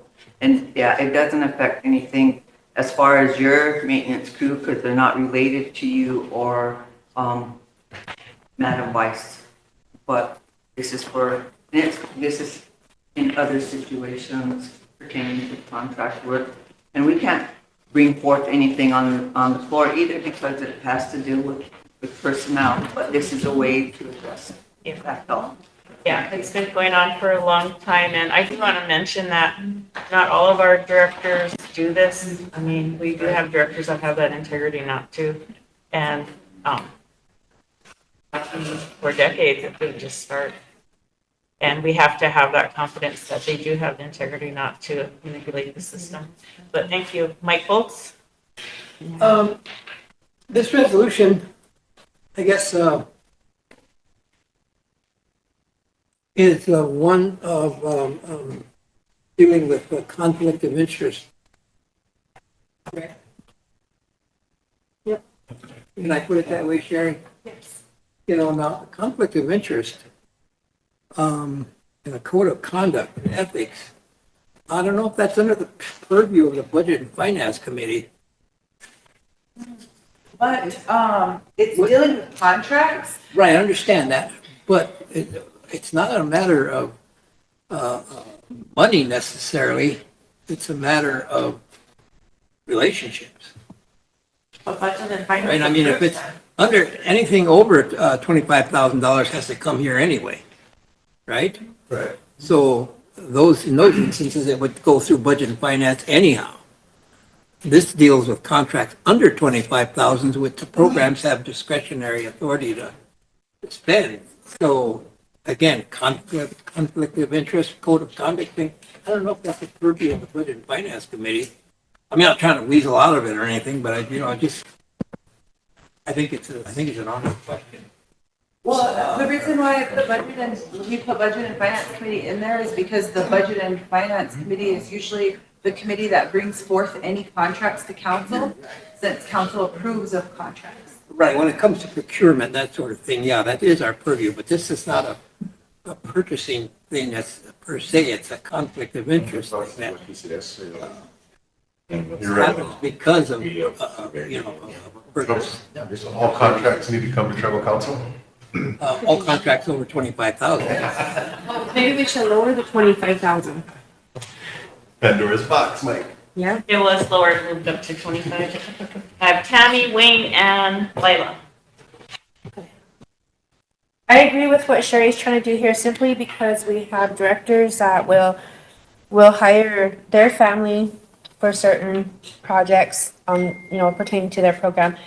Also, directors who will hire their secretaries or their administrative assistants or whatever husbands that will pertain to projects, to certain programs, or whatever programs. So when we actually have maybe possibly better contractors out there that can provide the same amount of work at a better skill level or whatnot. So I do support what Sherry's trying to say here because nepotism is really high within our tribal programs. And I heard Lila discuss yesterday about how these young people want to come here and work. But our young people, and I've heard this many times, go off and get their degrees and come back, but they can't get a job because they don't know anybody. And I've heard that again yesterday after council was all said and done. They actually liked what Lila had addressed yesterday. But yeah, we need to address some of these issues that keep reoccurring. Thank you. Wayne and Lila. I just see this as, I just see it as like we're finally closing loopholes of contracting of immediate relatives and or if that is happening, but anyone technically, because contracts that are handed out in short terms sometimes never end. And my council would never know that because even budget and finance, you're not necessarily knowing about all those contracts like that. Exactly. But what it is going to limit is if they're handing it out to their immediate relatives more than so many consecutive in a fiscal year. Because if you are really spending 25,000 on anyone every single year, then maybe you need to start considering hiring a permanent position that is funded for that. You know, you exceed 25,000, there's people that will do that, you know, whether it's 6 months or a year, for whatever service that you're trying to ask for. So I see that as finally limiting it because you're not needing to constantly do 90 day over and over and then handpicking someone. You could handpick someone, but you need to be permanent. Right, okay, so, Madam Chair, Lila, and then Mike. Lila had the floor next. so if, and now, the policy lays out a process. And I would have guessed then that, because of the references in Finance Committee, we would come into the picture after the president, it goes through the president's office. After it's been through the treasurer, the CFO, human resources, starting with the director and blah, blah. Is that No, how we understand it? So, no, only in the instance of a repeat contract. Right. Only in the, only in the interest of a second contract? only in So that's like saying they can violate it the first time, but after that, you know. So I guess, This is all about conflict of interest, right? Primarily. about contracts. Yes. But conflict of interest. Contracts, yes, but conflict of interest when it comes to issuing a contract, to avoid conflict of interest. So, it's all about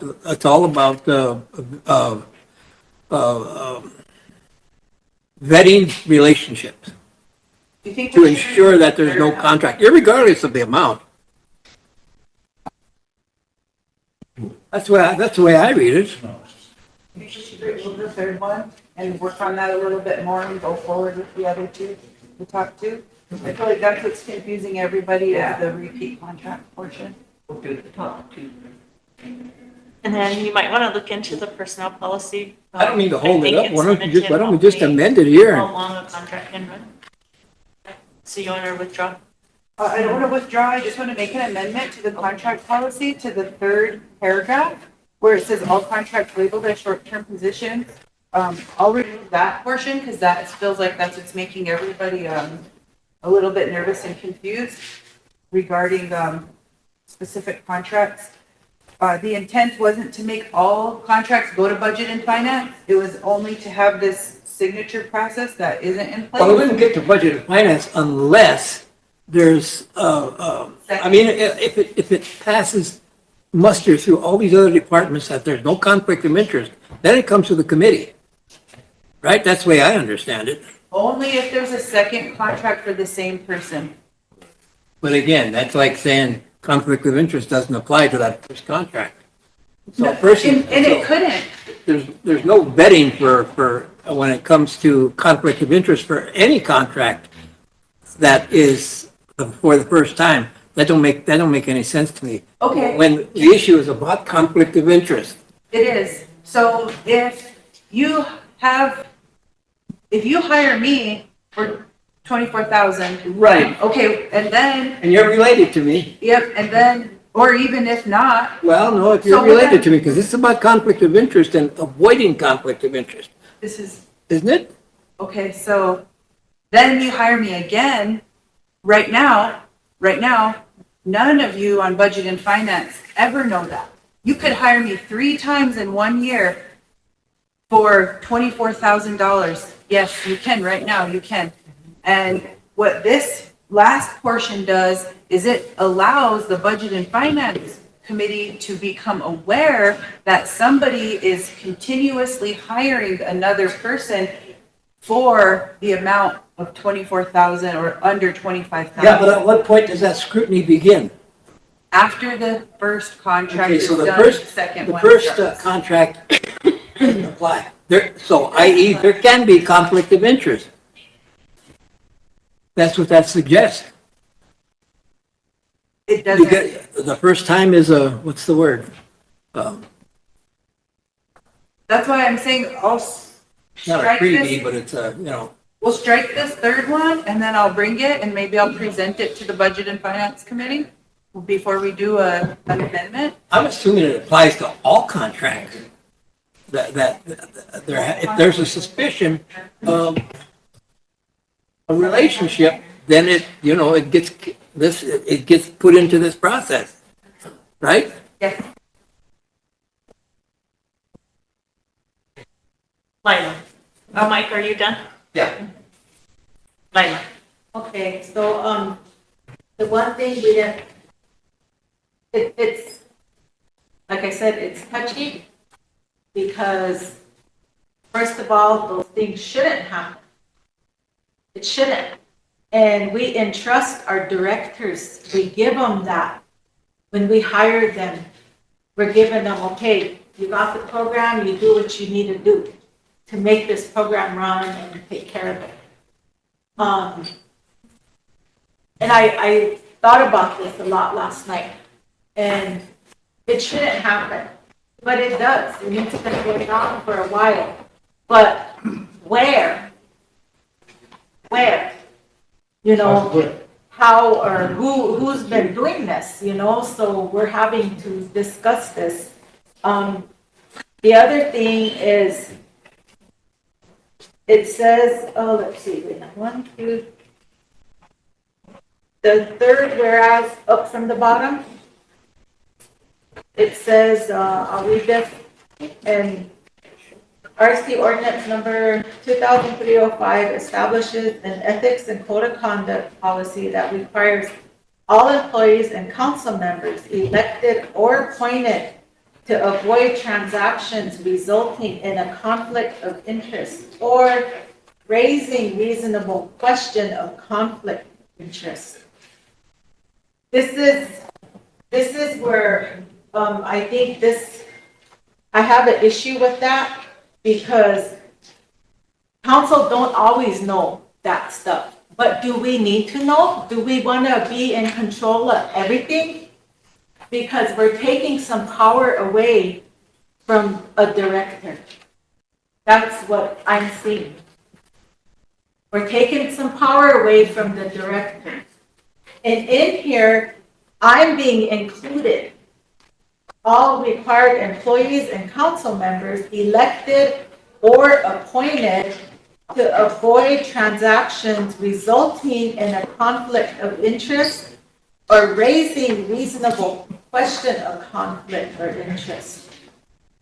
My job is a legislator, and I think that, you know, there's policies and procedures there that should get stopped at this level, because so we go back here and it says the signature process for all contracts is contractor, the director, the HR, CFO, and treasurer. We have 1, 2, 3, 4, 5. We have 6 people who are helping this not happen.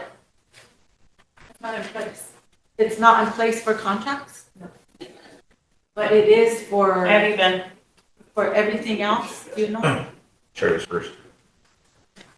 But anyway... You sign off.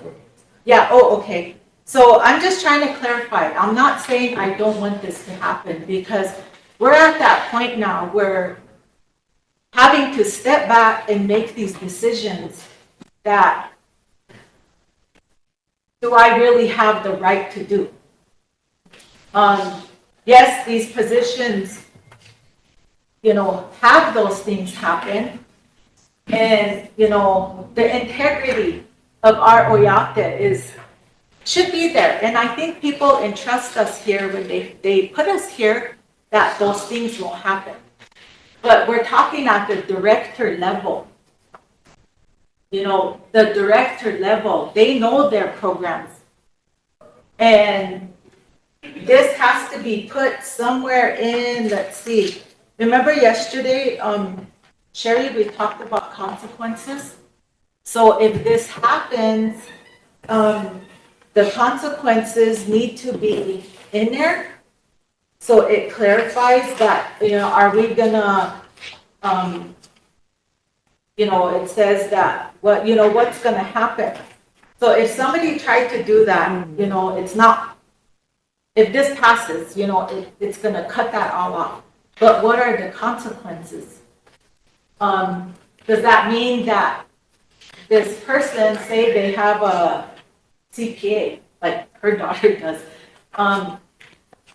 does that mean that they can't work for, we really need to be specific. Can they not work for just that program? Can they still be utilized within the finance if they have a CPA? And so I think we really need to put consequences in there of what will happen. What's the other thing I was gonna ask? And you know, it's unfortunate, it really is that we have to do this. But it has to be done, I guess, you know, so for the betterment of the tribe. Now, the other thing I'm thinking about over here, on this end over here, say we have programs who are following, we're trying, and I say the culture because we're trying to implement our culture back into our tribe. It's first and foremost. You know, Chingshi, all the first level degrees.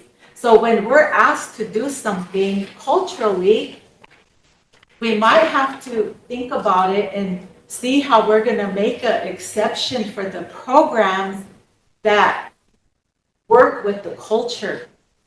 You know, is that something that we can look at? Because this is going to cut that all off. But if we have, say, the programs who work with the culture, are they able to utilize their auntie, their grandma, you know, those sorts of things? So, you know, I don't know. I'm just throwing this all out there because it's in the back of my mind. Those programs, I'm wondering, say like we have powwow events. We're gonna do a ceremony. You have those things there that require family. Would we be able to make exceptions there? You know, I don't know if I'm making sense to you guys, but I'm thinking on that level. But otherwise, you know, I don't have an issue that this has to go through. It will stop a lot of that, but I'm also worried that I don't shoot myself in the foot with the cultural programs. That's the only thing I'm thinking about, is like, you know, just when we do something like that, we need our own family or relatives to do that for us.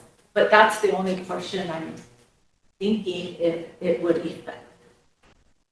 So just food for thought for you, and the consequences of what's going to happen to should this happen, and then what's going to happen to that contractor.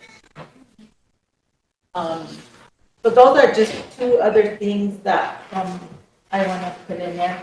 It's unfortunate that we have to put these boundaries up, but if we're abusing our authority and we're not being fair and open and honest, the integrity lies within ourselves here, as well as the directors and everybody else. That's you know, because we should not do this, you know, but it has to be done. You know, it's too bad that this is going on, but it really shouldn't have to be done. But I don't have an issue, you know, putting this in place, you know, but I just want to make sure about that cultural part of it.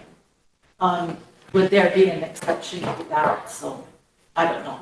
I mean, I don't think we pay anybody that much anyway, Jojang, that $25,000 to do something like that. So, but just something to think about. Thank you. Thank you, Lila. Ben, and then Totes. I'll go first.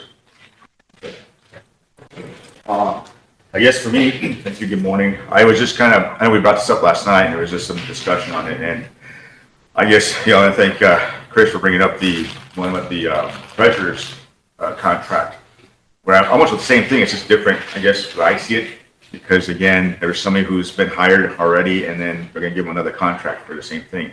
And I guess the conflict would be like, they're already here, we know them, so we're gonna continue doing, you know, helping them out. So that's kind of what, even though it doesn't say that, still that threshold of the 25,000 is above that, so that's why it has to come here anyways. But so those are just my thoughts on it. And again, it does go back to, I guess, the like Mr. Bolts was talking about, the conflict of interest. You know, I think that's the reason I have those monitors. I believe we do have monitors that are monitoring these programs supposedly, and I've heard it here yesterday evening, and also now, where we say it's happening, you know, and yet I don't think anything has been done about it, and there is no solution to it right now. I don't think we ever even got a solution to that situation. If there's a policy being violated, then where's the repercussions? Where's the accountability of that? Where's the, you know, who's making sure that it isn't happening continuously? Because right now it came to council and we brought up a resolution for it. So if it's happening, then there's no repercussions to it. Then why are we continue doing it? So is this going to have the repercussions severely to say that they're not doing it? I'm just kind of concerned. I don't know. I've seen a lot of them within our entities, you know, even our charter programs. There's a lot of raise the flag where if somebody's getting a contract to do something and they say, oh, we know it's their brother or sister, or it's their cousin, or it's their husband. So yeah, we know that. After everybody else knows that, is there a conflict in there? Yeah. Well, who's addressing it? I don't know. Who can address it? And who do we go to? Who are we going to complain to? Anyway, well, these are just things that are being brought up. And I do believe we do have a policy in place that should be making these places accountable. But if it isn't, then there's an issue. There's a concern, I think, on my part too, because again, if it's happening, then if nobody's doing anything about it, then is this going to even take effect? Is this even going to be worth it? Because what's going to happen with what are they going to do? Are they get suspended? Are they get terminated? You know, things to that effect. That's what I want to see, because if there's no, just like law enforcement, you know, if they're not going to enforce the law part of it, then people are going to go wild. And then, of course, we have a lot of issues that are going to happen. So that's just my concern on this type of situation here, is that we do need to find out how and why maybe bring those to light, but at the same time too, because if we pass this, I'm supportive of it, because there's always something that we need to do to put in place again. But if it's already in place, then why, again, like Chris said, reinvent the wheel again, you know? So I'm just kind of concerned that if it's not being addressed, then why are we gonna take upon ourselves to address it again and then try to take care of it? So those are just my concerns. And again, too, I wouldn't be doing my job if I didn't get up and speak on this, because again, there's a lot of, it affects everybody out there. I've seen it myself, and yes, I'm concerned about it, but there's people that are in place that should be dealing with that, meaning that if there's violations, I do expect the people that are in charge to take care of those types of situations, meaning, you know, disciplinary action, or, you know, you cannot do that anymore, or, you know, there's a letter that's saying you can't do this anymore, or, you know, things to that effect. And then I guess let us know about it. So those are just what I have in mind, again, getting to this resolution, because I know it was brought up last night. There was just some language change in it, I think, or added to it. So I'm just thinking, yeah, well, it's the same thing, but we just need to make sure, you know, what are the consequences if they violate this? What are the, you know, repercussions? What are the, who are going to go, who's going to do this? I guess keep track of them. Like I said, we hire these directors, I guess, praying that they have the integrity to not do that. And even if they do that, then there's a reason, specification. Because like I said, the contracts, there's people that are, especially right now within our own reservation, that have their own business.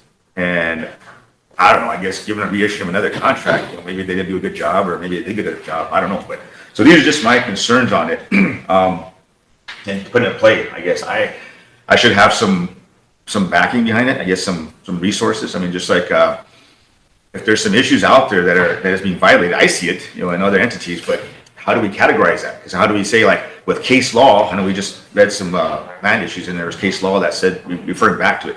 So I think in this situation, it'd probably be the same thing too. So I'm just, you know, it is an unethical-ish situation, hiring your own relative and things to that effect, but who's there to stop it? Who's there to say that, you know, they can't be doing that, or, you know, there's violations to it?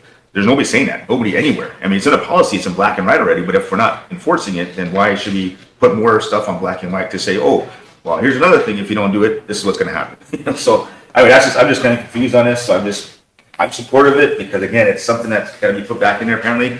There were some deficiencies that we saw in the past year, 2 years, 3 years, whatever's happening. So if this is being put in here to try to put a wall up in there, and I guess it's needed, because it's here on the floor. It's here, you know, it was brought here by, I don't know, wasn't a committee maybe, or I don't know, but that's what my concerns are, if that's what we're supposed to be doing. So anyway, I do have faith in our programs or directors, but again, if there's things that are being violated, there's got to be somebody in charge that should be saying, you can't be doing that, you know, we got to go in a different direction, or the justification for it, to say this is why we did it, this is why it was been brought there. But if it's a continuing contract, I mean, yeah, I guess I don't know what the solution for that would be, but I'm just thinking there's got to be some disciplinary action taken, or maybe some accountability. That's where I take it, because again, you can say, oh, we want black and white all we want, but if there's no accountability, then it's just going to keep happening. It's going to keep getting done. So anyway, that's just my take on it. Thank you, Madam Chairman. Madam Chair. Before I get forward to Totes, you know, some of the confusion is coming up because we're talking about several different committees. The discussion is including budget and finance, it's including personnel, it's including the finance manual, actually. When you look through it all, when you listen to everybody, all this confusion that's coming up, one of the things that you're changing, and I hope that in your committee meeting and personnel, you did look at this as an ordinance change, because what you're bringing on is under I was just looking at the manual, it is an ordinance, so I hope the policy for changing an ordinance is being followed, because it's motions, resolutions, ordinances, and then the Constitution. So this is going to be making a change to the personnel ordinance. So did you do the proper channels with that? Sounds like everybody's getting kind of confused because you're talking about different. I can explain here. This is to the procurement manual. This is referencing all the ordinances that are listed to be in pursuance with some of the established language within those ordinances. However, the procurement is a policy, so it's not an ordinance.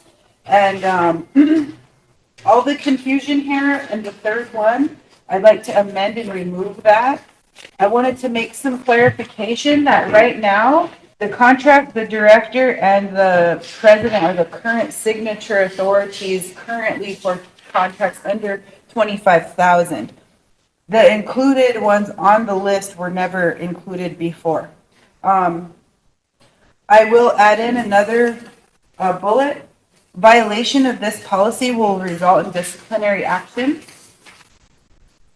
And that would fall under the president because the only person who can issue contracts like this is a director. So this would fall under the president to do the disciplinary action. I also wanted to say that it's our duty to protect the people. It's our duty to do legislation, policy, and appropriate funds as council representatives. This funding that we get is for services for the people. It doesn't belong to any director, no matter how long they've worked or what type of outstanding service they did for the tribe. I would hope that they did that for the tribe like the rest of us do. This discussion taking this long today, it really baffles me. This is a simple policy. You can't hire your kids, your parents, your siblings. It should just be an up and down vote. These are the things that perpetuate distrust with the public when it comes to the tribal council. And please note that this doesn't just include directors, this includes the council. This prevents the council from hiring relatives in the same breath as the directors as well. So not only are we holding program leadership accountable, we're holding ourselves accountable. I do think that it's important for us to protect these funds that we get on behalf of service for the people. Thank you, council. Sherry, on the people that you have listed, currently it is contractor, director, chief finance officer, treasurer, and president. Human resources, is there a reason why you added that? Because when contracts come, those 5 signatures are already in place there. I can't remember Because human resources wouldn't have anything to do with the contract. I don't remember why we included that in committee, but it was discussed at personnel committee, and for some reason, the committee wanted HR in there. Totes and Mike, and then we have that family waiting outside, so, Then we can vote on it, maybe? well, waiting for you and Mike, and then, Okay, what, this hasn't, nobody addresses any of these concerns. Been here for years, and don't you guys get tired of hearing people say, it's never gonna change, it's been like this for 20 years. This body wants to change things. That's why Chair's bringing this up today. Changes need to happen all the way around, and the bottom line is nobody wants to be held accountable, and we're trying to make people be held accountable. So, and we're doing this to build the trust back within the people, because things have happened so long, and this is just the beginning of some of the changes that we're going to bring forth. It's our responsibility. We need to start policing ourselves to make sure that, and we're doing things for the betterment of the people. We work for the people. This is the people's money. It doesn't belong to any directors or any of us personally. We work for the people. It belongs to the tribe. So, Madam Chair, we need to have a good tracking system on all this stuff too. So like when we make a motion and we put a time frame on it, we need to have a good tracking system so we make sure that it meets the deadline that we put forth too. So that's something that when we have our planning meeting, maybe we can discuss too, having a better tracking system on all this. Thank you. Mike, Yeah, I understand and appreciate the intent of the resolution. It's just the language, using procurement and contract policy language, and then talking about hiring. And talking about hiring or assigning. I mean, what's hiring got to do with procurement? Hiring is a personnel matter, right?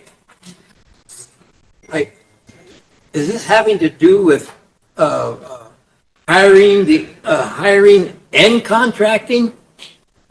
Yes. a person, it doesn't seem to say that. Like, maybe it'd be easier to understand if someone could give us an example of the problem that this is attempting to address. Is it, the policy, I'm assuming our personnel policy already states that, you know, we're to abstain from hiring relatives, right? Under the personnel policies. Direct relative. As in hiring a relative as an employee. Okay, now, and that's fine. And I'm assuming that's already in the book, if you will.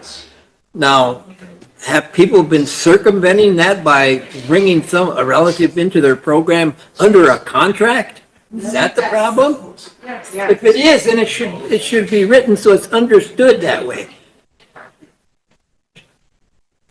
I don't know if I'm making any sense, but you know, All department directors shall abstain from hiring any direct relatives of. why don't you say of issuing a contract to any relative? This provision includes all contracts for any amount or duration of time. See, I'm talking about the mixing of the term hiring and contracting, bringing somebody on through the hiring process as opposed to bringing them on under a contract.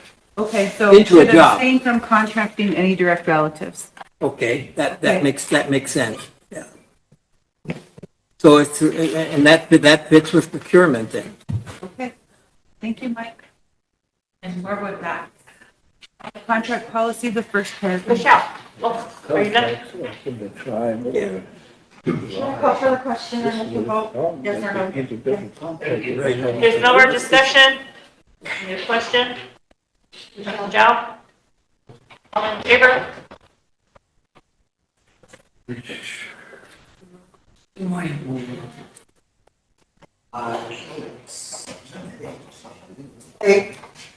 Opposed?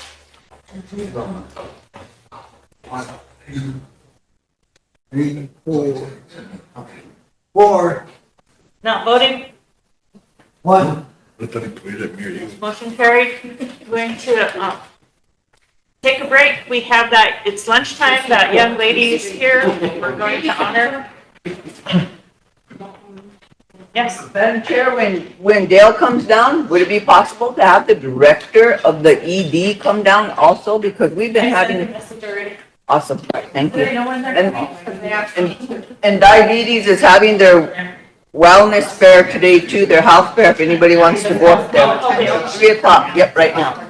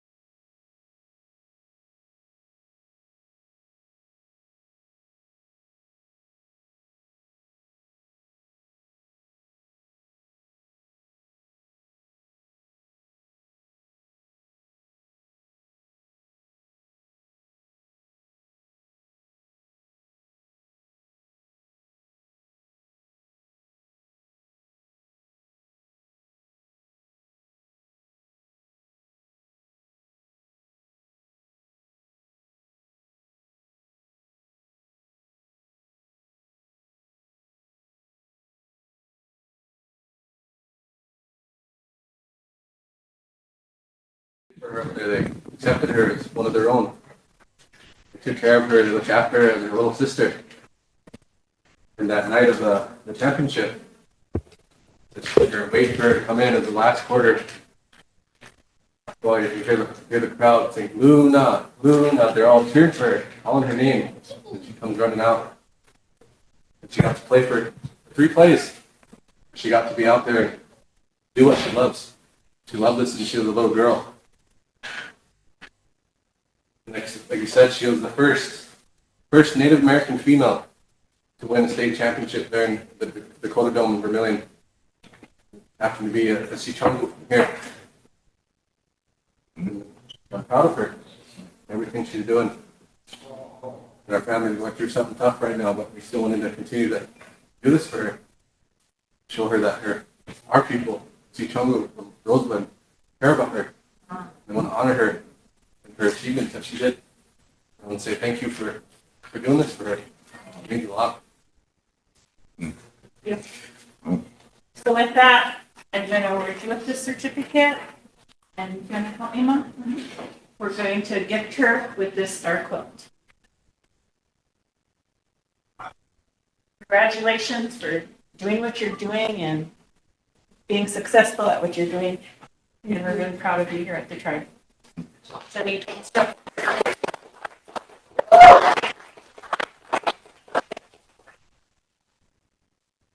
I'm going to tell you you're brave because most people would honestly think that. So it's a always, sport. So I'm proud of you. And Luna, thank you. You come from a strong bloodline. And for your dad being a veteran. And for the family still being here today. And condolences for your loss last night. And continue with your dreams. Our tribe is supporting you. Thank you for being such a I want to say thank you for coming and being here and participating in what you're doing and stuff. It takes a lot to move off the reservation to do things, and then to be a part of another reservation is just as big too. But to also accomplish the thing that you did is, you think you're alone, but we're all supporting you. We're here no matter what. So just want to say thank you, congratulations, and keep up the good work. And we'll continue supporting you as you move forward no matter what. Thank you. Yeah, I just want to congratulate you as well. First off, I love the number. I used to wear that too. But you did a great thing. You did a really honorable thing because not only did you win a championship for help win a championship for your school, but you set kind of like an example for going forward for upcoming generations that you don't have to be a guy or a girl to do something. If you want to do something, you can do it as long as you believe in it and put your whole heart into it. And you did that. You lived it. You walked it. And that order behind you shows your accomplishments. It shows your family, it shows your love, it shows what you're passionate about. And that's the only thing that really matters is what you're able to do. And you're able to smile up because of it. And that's really all that matters is, just being able to smile. So thank you for that, and thank you for the parents for remembering your daughter in that way, honoring your daughter in that way. That's a big thing that not a lot of people do anymore. So thank you for that. Nice, Leslie. Congratulations. Went down to Alberta, from Aberdeen to St. Francis community. I've known them since they were, children. And this has to be a bittersweet moment, for the family. And young lady, I don't know that I've ever really met you, but congratulations, everything that, you deserve everything that's been said here. And you have every reason to be really proud of yourself. And I really feel bad about, what happened to Grandpa. And to Albert and Quinta, you guys obviously did a good job, really. And I throw the grandparents in here too. They're part of this. Thank you. congratulations on your championship achievement. That's pretty cool. And to the parents for encouraging your child to do whatever they want. Thank you very much. Takoja, your mom's my niece. On the other side, Albert. It's a hard, sweet day, but this is how your grandpa would be very proud. So he's here with you, watching over you, and my bones, I didn't know about that, but you know, you still have your family, and we all love you, and I'm so proud of you. That took a lot of courage and strength to be a girl and get in there, but oh, if you love something, pursue it. You broke some boundaries right there, and that's really good. So you're going to go a long way, Shakuja. You come from both sides. You come from a good history, good families, strong Lakota families. And always remember, be proud to be Lakota no matter what. And, you know, the tribe here, we're really happy you came today. No, it's tough, but, you know, Grandpa would want that. So I appreciate you, your parents. You did an excellent job. It makes my heart happy to support you. It's Kakoja here. And Wokila Chichapi to the family, Shicheshi, sister-in-law, everybody that come here. This is what it's about. You have all the support, all of us. Remember that, take a picture in your mind of this day. That good things, there's something hard that happens, but there's always something good. There's a balance. They're all. So stay strong and, you know that I love you. And anything I could do for you, I'm okay.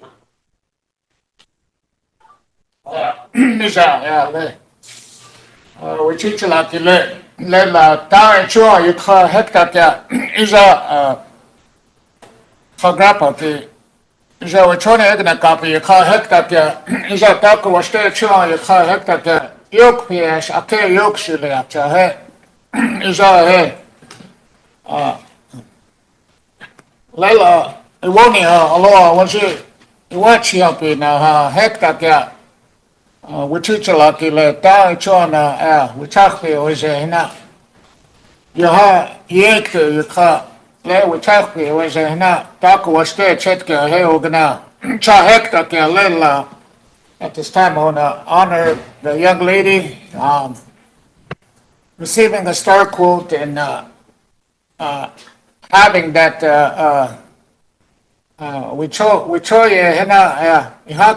we always honor with lecha chuam hata. So with that I want to follow up with the honor song if there's not anybody else that wants to say anything.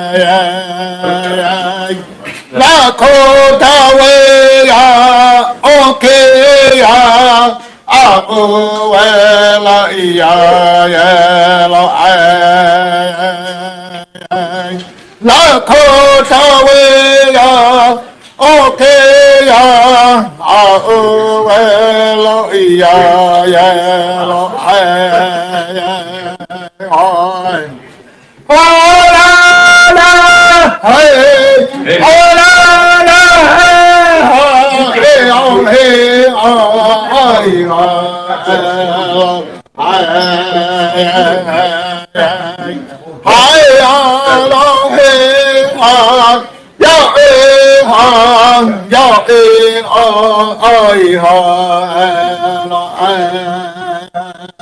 ya ê ha ya ê ha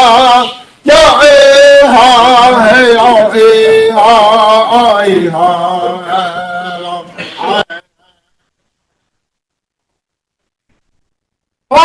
la ta ke ba không ô lo ya lo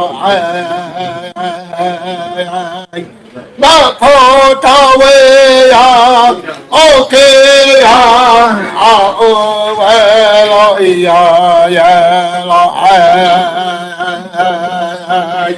ba pho ta we ya ok ya lo lo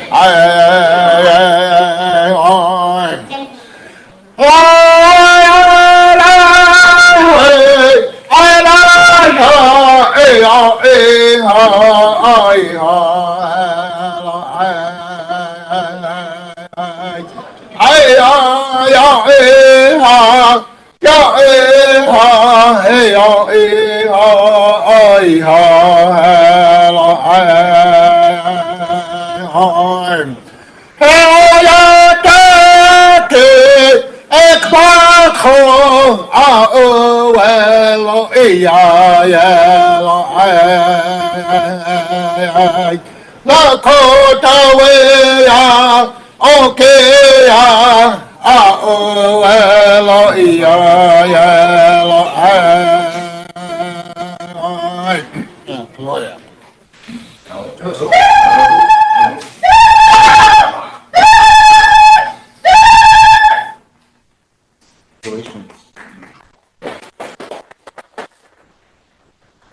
Thank you all for attending and staying. And again, condolences to your family and congratulations for your accomplishments. Keep going. You have a long way to go yet. Thank you all for coming. And everybody be back in an hour. Do it again next year.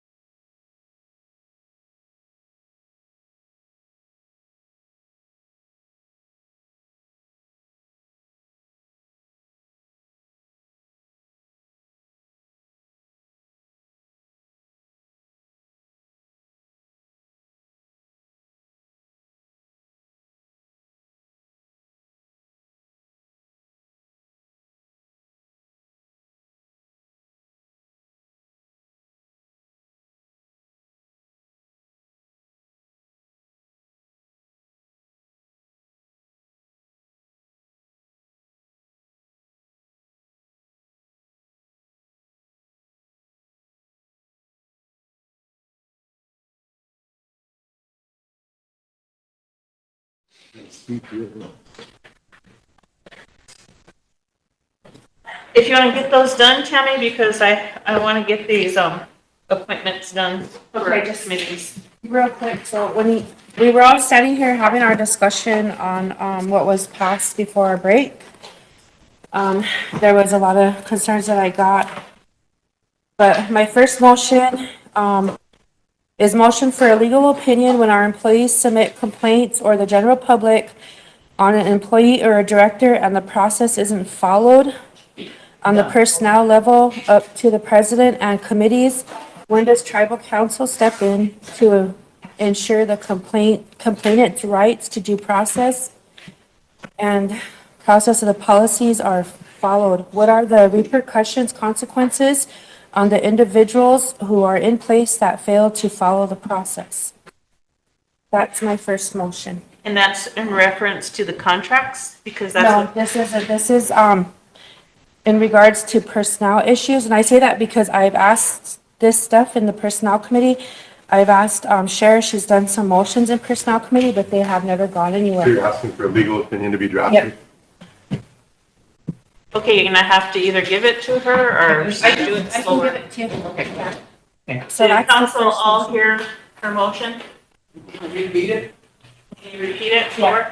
Motion for legal opinion when our employees submit complaints or the general public on an employee or a director and the process is not followed. In the personnel, on the personnel level, up to the president and committees, when does tribal council step in to ensure the complainant's rights to due process and the process of the policies are followed? What are the repercussions or the consequences on the individuals who are in place that fail to follow the process? That will have to get a legal opinion because it is not a council decision. Personnel is, once they're hired, they're my responsibility. And I do follow the processes and I have taken action. And I currently have 5 that I'm working on. Okay. But my request is for a legal opinion when the process isn't followed. So that's my motion. So, Told for a legal opinion. Second. so there is a process that's in place in the personnel procedures. Well, per the Constitution, it's my responsibility to deal with personnel issues. But I mean, there is a process Yeah, in there is. place. There is, but we'll get a legal opinion. Have a second. I need a question. Sherry. Sherry, all in favor?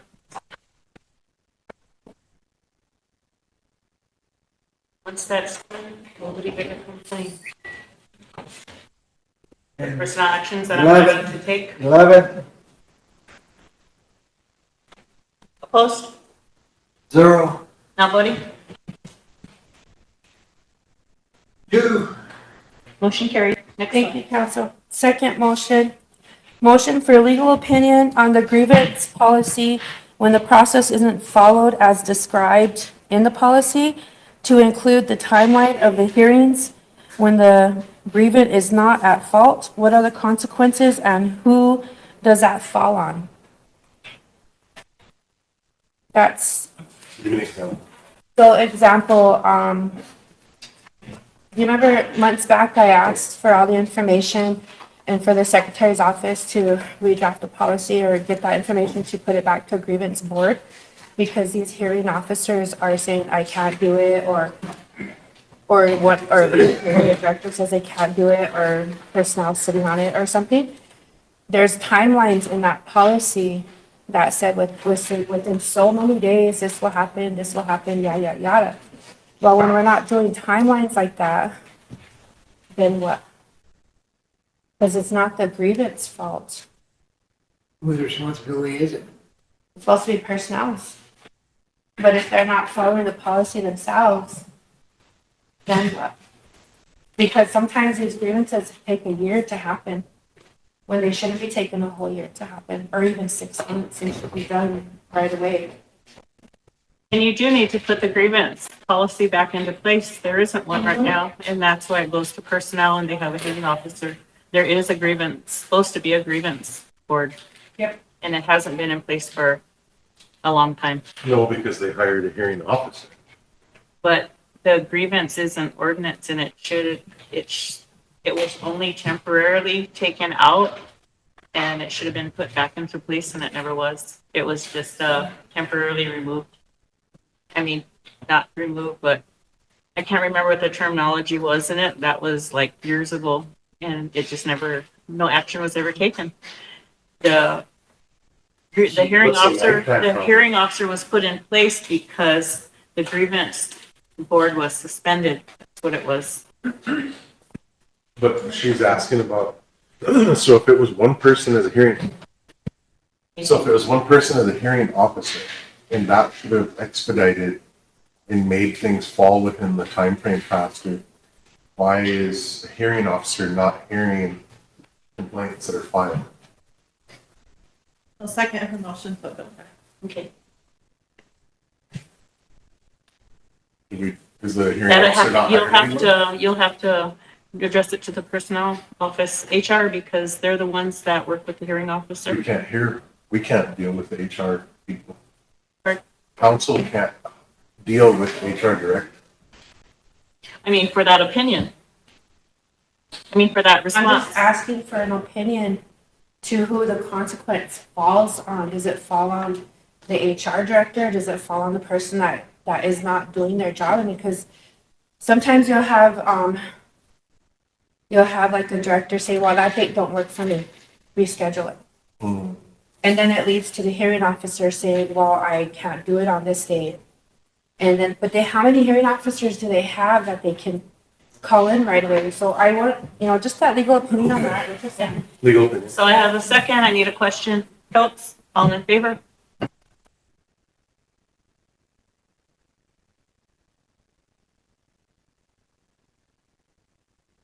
Well, Opposed? 0, Not voting? 1. Next one. Okay. Motion for a legal opinion on enforcement and repercussions on violations of nepotism in the Personnel Ordinance 0709 when the HR department is not enforcing it. You have a second? Votes? Question? Sherry? All in favor?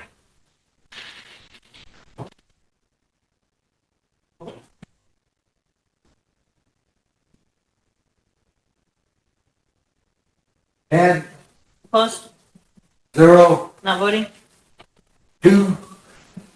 Motion carries. Okay, Madam Chair, what do we need to do to get that grievance board back in place?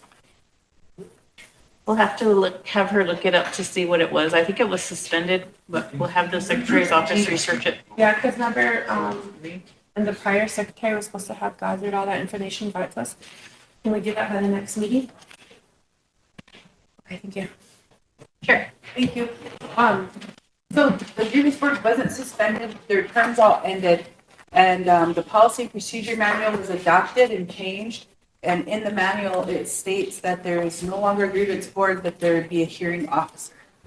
That happened in 2015, and then there was questions on the policy and procedure manual that if it was read into law properly, which it wasn't, so it had to come back for a second reading. And because there was no grievance board in place because they had let the terms expire, they went through with the second reading and didn't make any changes to the grievance ordinance. I'm not sure if the grievance ordinance, which is a separate ordinance, was ever rescinded properly. I'm not too sure if that happened or not. That's what we'll have her look into. Okay. Okay. Let's get through this so we can get IHS up here. Yes, Lila. Thank you, Madam Chair. So isn't there a timeline on these grievances? Because that's really a big issue, and again, we shouldn't have to fix these things, but now it's coming to the point where we have to lay these things out. And it always bothered me that we have to outsource and pay for a grievance officer. and which is they're usually, Is that hearing officer? yeah, or don't they have, what did we say, they have to have at least like a juris doctorate or something, or you, It's like court though. yeah, it is, it's like court. And the thing, that issue that I have with that is that, you know, how fair is that? If it's a non-Indian hearing officer and they don't live here, they're not from here, we bring them in and we're putting this person's livelihood to them, when we here can do it ourselves. So, if, Madam Secretary, you'll follow up on that with the grievance board? Okay. And, see when we can establish that? Yeah, I think that's really important because we shouldn't have people waiting, you know, that long for a grievance, just, you know, time-wise. So, thank you, Tanya. Mike? So, for all we know, there's a grievance ordinance and a process, but the last board's terms expired and they never were billed or paid. Please. That's why she's gonna look into it, Mike, so we can track down exactly what happened, get it in black and white so everyone can see it, and then you guys can make a decision. The ordinance was amended to do away with the board and have a hearing officer. Oh, I think at that time it was because so they can be unbiased So and who's the hearing officer? they have to be selected, somebody, whoever's available. Is it necessary to be like a, Does it have to be a lawyer or something, and that's why they have to outsource it? not necessarily. Then why did we outsource it? That's not a correct question for this. Any more questions on Something's that? happening. Chris? No questions on that. I just have a motion I want to make. If we're okay with that. I'd like to make a motion to get a legal opinion on, the process of fellow council members that, leak executive session to the public or to other members. And how we can, police ourselves on that. Second? Votes. After the second, I'll. Sherry, are you seconding? Yeah, I would just, yeah, second. Okay. I need a question, Mike? Well, I'll ask a question. So that sounds like an ethics issue. Sounds like an ethics issue. It does. Do we have a process for ethics? Is there a committee? There used to be. So with that too, one of the things that I was told was, ethics is for everyone else that complains about us. Whenever it's, for us, on a complaint about another colleague of ours, we have the authority to police ourselves. That's where we come in. And so the opinion by the opinion from the, attorneys will put that in black and white. If we have to go through ethics as council members to police ourselves, or if we just do it in here. No, I think it goes to ethics first. And then if the ethics determines that it needs to come to a higher court, then that's us. Yeah, That's how it's supposed to work. yeah, I don't want to go off. But if you don't have an ethics committee in place, you can't you can't do step one. Yeah, I was pretty sure about that, but because of the things I heard, I just wanted it to be in black and white, just to be sure. You know? Votes. So Madam Chair, with that being said, when committee is in executive session, do you have the privilege to know what was said during that time? Yes or no? Yes. Okay. Are you all done? Yes. Okay. The first one on council appointment is the Ethics Commission.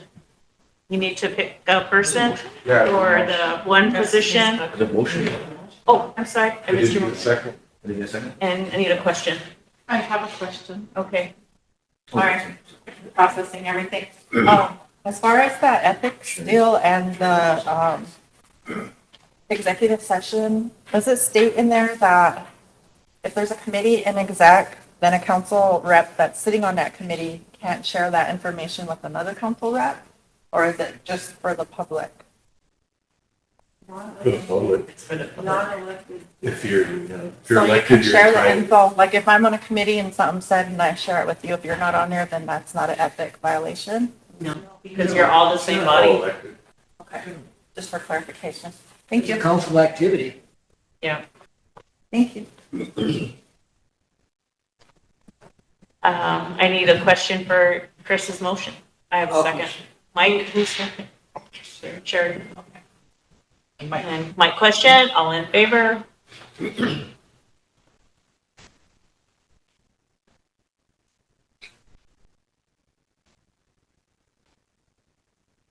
13, Opposed? 0, Not voting? 1. Okay, motion carried. Now, you need to select a person for the Ethics Commission. There are 2 vacancies. The second one closes today, so at our next meeting, you'll pick the second. You'll pick the second member.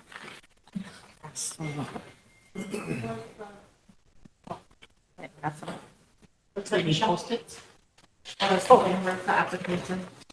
He's passing them off. Sure.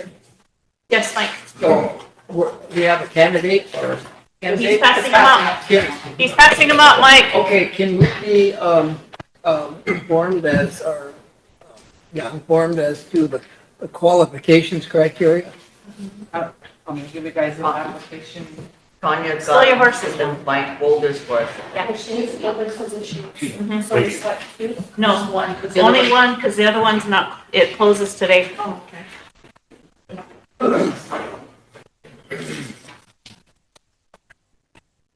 Did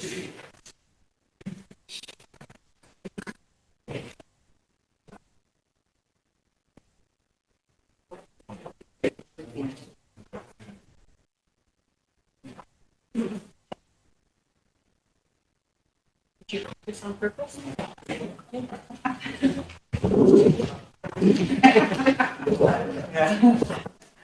Remember to make sure if they're on other committees or if they're directors.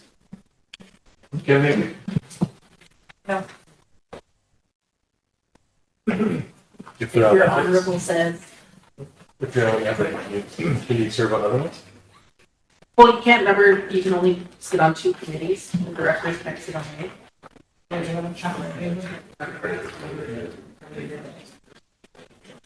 That large number is.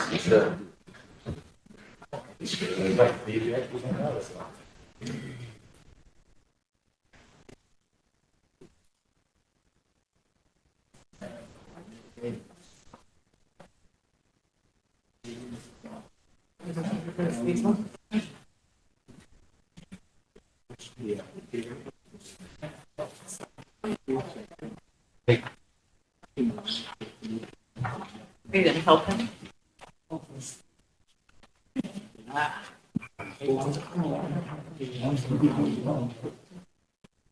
What's this one? Oh, that's the election? Yeah, you come back. This is ethics? Yeah. Under, okay. Just keep going. I got ethics, not election. Did you give him the ones, did you give him the ones for ethics? I passed them. Or you passed them out?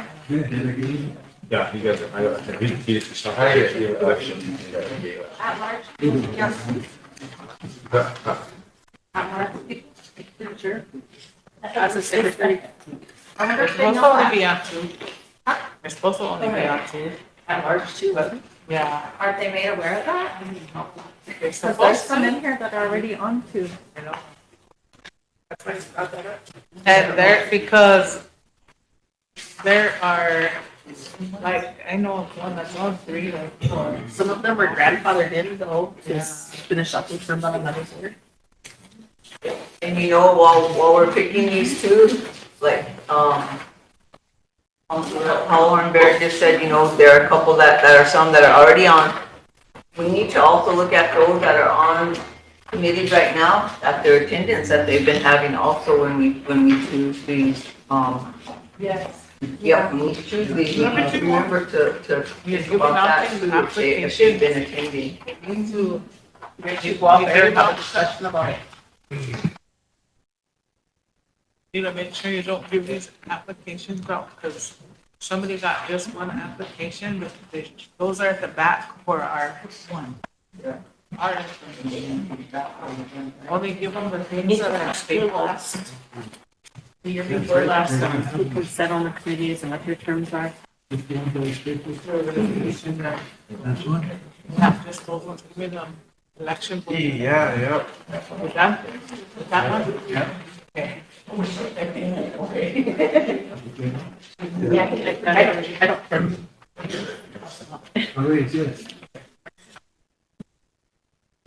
They said the second. Yeah. Yeah. Are we able to go out there and have some conversation about the ones that are in the committees and just trying to vet them and who can actually vote for? You wanna take us off the air, just till we're done with this, and then, we're not in exec, we're just off the air.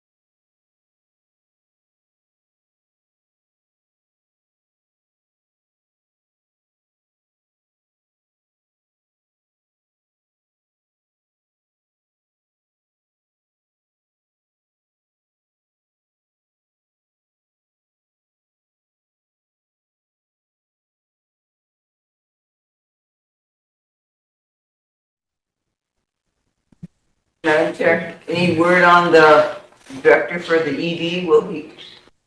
She'll tell you why he's not here. Okay, right, thank you. I'll stay with you. Tammy?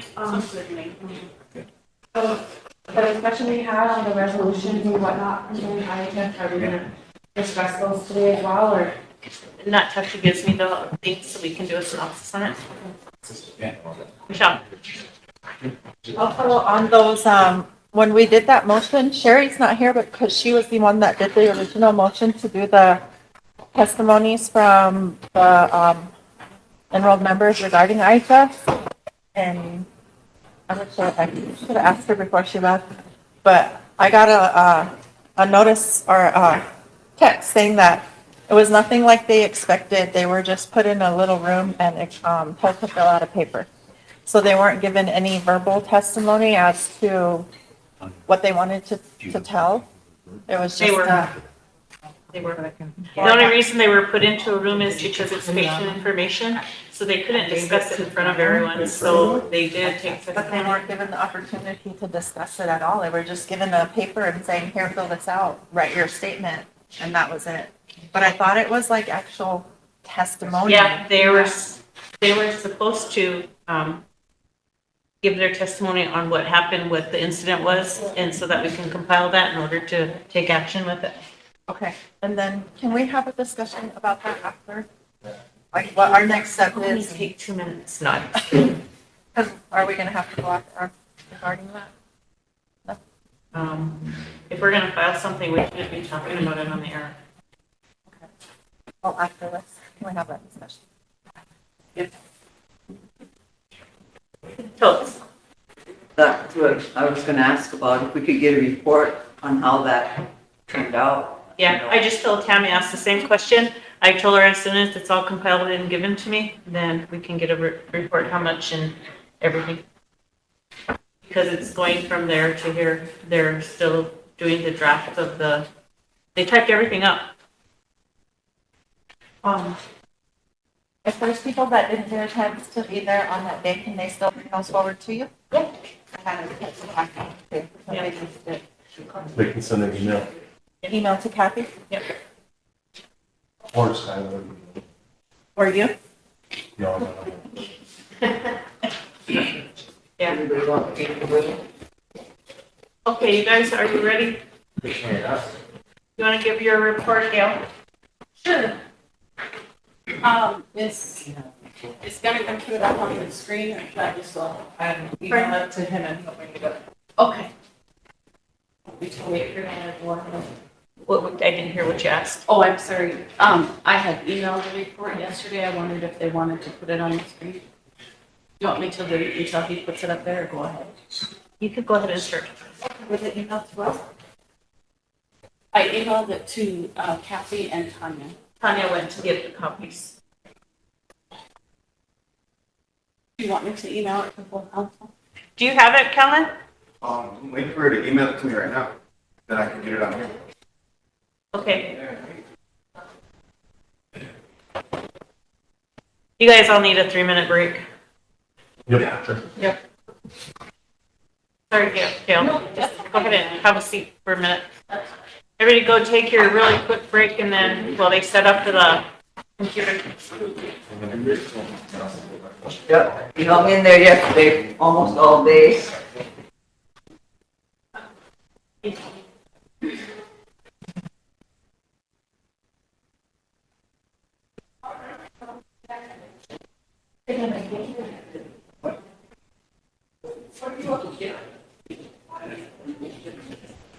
Okay.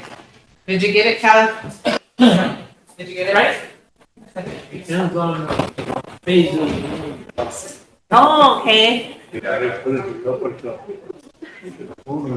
was gonna go talk to her, and she walked away. It's really goes crazy if you have a full moon. All those northern lights. It might be having the effect on everybody.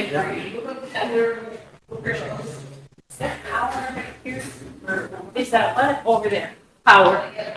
Now, all my batteries are trying to die at once. Oh, darn it. Bigger than that?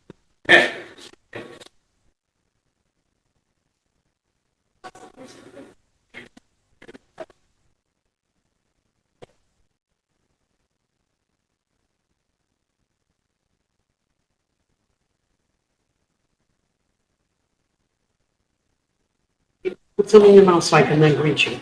How are you doing? I just wanted to do it that way. Yeah. How are you? Good to see you. Yeah. We can visit? I'm making a visit here to you all. You don't have to be after the council meeting, we're just on a tonight break. We're gonna just come down and Stop and make a see. visit with all of you all real quick. And, I agree. Stop and see Louis, he has my schedule. So how they treat me here? oh, they make me work for a living. It's totally disgusting. Earning your wages? I know, no. It's disgusting. What? Food? Mother, How are you there? That's what I know. I got Just the, a couple minute break. that's all right. I'm gonna have a letter from you. Okay. So, as soon as everybody comes back. Oh, that's all right. That's okay, but that's for me to be where she's, because otherwise my own eyes won't be able to see it. What's she gonna do? But I. Because I can get it on there. Yeah. It's yours. Okay, well, hold on, we're gonna get you You bet. there's a cord back here. Okay. I see how much funding can be. Sometimes I don't know what else is going on about this $50 billion rural health thing. It's limited. On this. It's gotta go to all 50 states. It's limited in what the focus can be. That's why I went. Yeah. Thank you. So just go ahead and have a seat. Yep, and then I'll let them And know. I brought Errol G. Vogt as well, who's our senior lead. Okay, As far as I know. Thank you. We're patient. all right. We. Gail, yeah, just before you start, Mother Lauren just wants to address the council real quick. Because we might be able to. You're right. I am. Right. I'm staying tonight. But anyway. I moved in. He moved in, huh? You know, that's what these EDT got.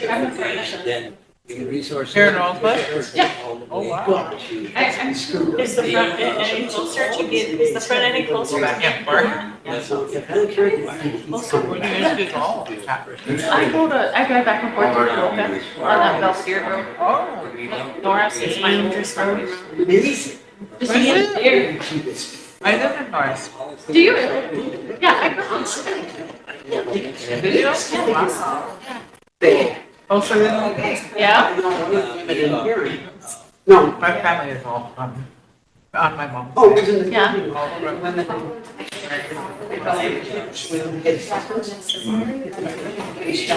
Right away. 'cause she- What time we go to Holland? Bring everybody back down. But they were gonna try and take it all back. Okay. And none of them said, oh, understood, and I said, so this is what happened. This is what was wrote this day. I'm gonna get a cowbell, stand in the hall like this and it's like. Just let her know what yours. I was gonna whistle like Ellie. I was gonna whistle like Ellie, but I might throw my teeth out. Yeah. Yeah, such a song. It is. No, my maker. Shoot, Michelle, so my dad.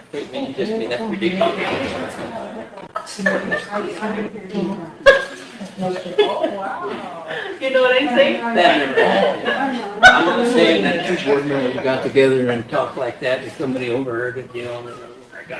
Okay, we're pretty much all back in. I let Dale know just for a second, we have Mother Lauren here visiting us, and she just wants to address the council real, and Earl. Right now, he is. Harold, you wanna come on up, or you wanna sit there and I'll introduce you back? So, my friends, thank you for allowing me to come before you today.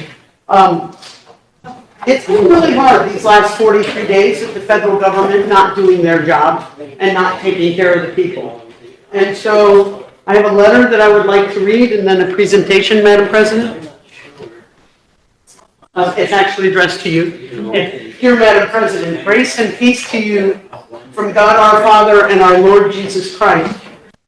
The Rosebud Episcopal Mission humbly requests that you receive this check for $5,000 in order to help our relatives here get food and necessities in these hard and demanding times. We recognize that the federal government shutdown, which lasted 43 days, did immense harm to the Oyate, and we wish to help as many relatives as possible. We also recognize that the Rosebud tribe is best equipped to get this assistance to the Oyate across the reservation. You have been working hard to take care of them, and we humbly request to walk with you as partners in this endeavor. The Rosebud Episcopal Mission has many friends around the country who reached out and offered to assist the Oyate here. This is their contribution from many miles away to our people here on the Rosebud. So, Madam Chairman, Madam President, I would like to present you with a check for $5,000 to go towards feeding the Oyate and getting them food certificates from Buoys and Allstop, so that we can get this out to, I guess, to the community chairs and have, but this way, every community, and particularly the outlying ones. The Rosebud mission has always helped people, but if you're in one of the outlying communities and you can't get to us, before we can take it to you, all the food is gone. And so we figured that this would be the best way. Errol Jibo is our senior catechist, our senior lay leader. We do not have a priest who's here yet. And so I consulted with Errol, and he's doing so many wakes and funerals that he can't also do the food as well. And so I consulted with Madam President and asked her if we could join in your effort, because I know how hard you all have been working, and we want to help with that as well. And so, if you have any questions, you can ask me. Mr. Chair, Madam Chair, Yes. if you're not doing a food distribution, I'd throw it out there that Sicangu CDC, the Food Sovereignty, is doing those vegetable and buffalo boxes, and they're asking for donations to help. If that money could go towards them, put it on your view. They're doing 300 and some boxes this next week. They're doing buffalo meat distribution every week in every community. We give a gift, we do not. I'm not talking to you. Yeah, no, I know that, but I'm thinking, we give a gift, and whatever you all determine is the best way to get the food out into all the communities. I wish we had more, and there may be more that comes, but I don't know that yet. So this is what we were able to solidly say. And so that money's in the bank waiting for you to claim it, and I'm going to trust you all to do this. Thank you. Thank you. So does anybody, no questions? Oh, thank you, Mother Lord. Would it be too bold of me to ask if I could do a prayer for everybody? Because you all are working hard, and this sucks. Government shutdown is a slap in the face. So I'm going to ask you to breathe in some of the Creator, and let us pray. Creator, we come before you this day charged with taking care of the Oyate. And we ask you to give us the strength and the courage and the ability to do this. The Oyate trust that they will be cared for. And we trust that we will do our best job possible. Watch over all of the council, watch over Madam President, Madam Vice President, and Madam Secretary as well, so that everyone can work together to make sure that nobody goes hungry on the Rosebud. To help us know that our primary job is always to feed the Oyate in every way possible. We ask your blessings upon our endeavor, and we ask your blessings upon us as we try to do the best we can. Amen. Thank you, Mother Lauren. Thank you. Good luck. Figure it out. Don't deliver me a buffalo box, because I'll turn around and give it away so fast it wouldn't even be funny. You want to go over? Yes, I'm going to. I had to make sure I didn't do that to the court. Good to see you. I'll be here on the 16th. Or the 14th, or something like that. Thank you. Thank you.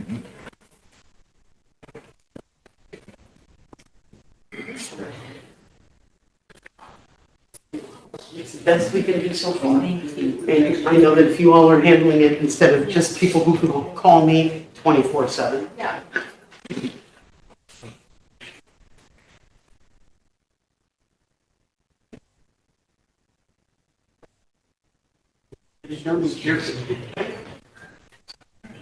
Thank you all for letting me interrupt and thank you.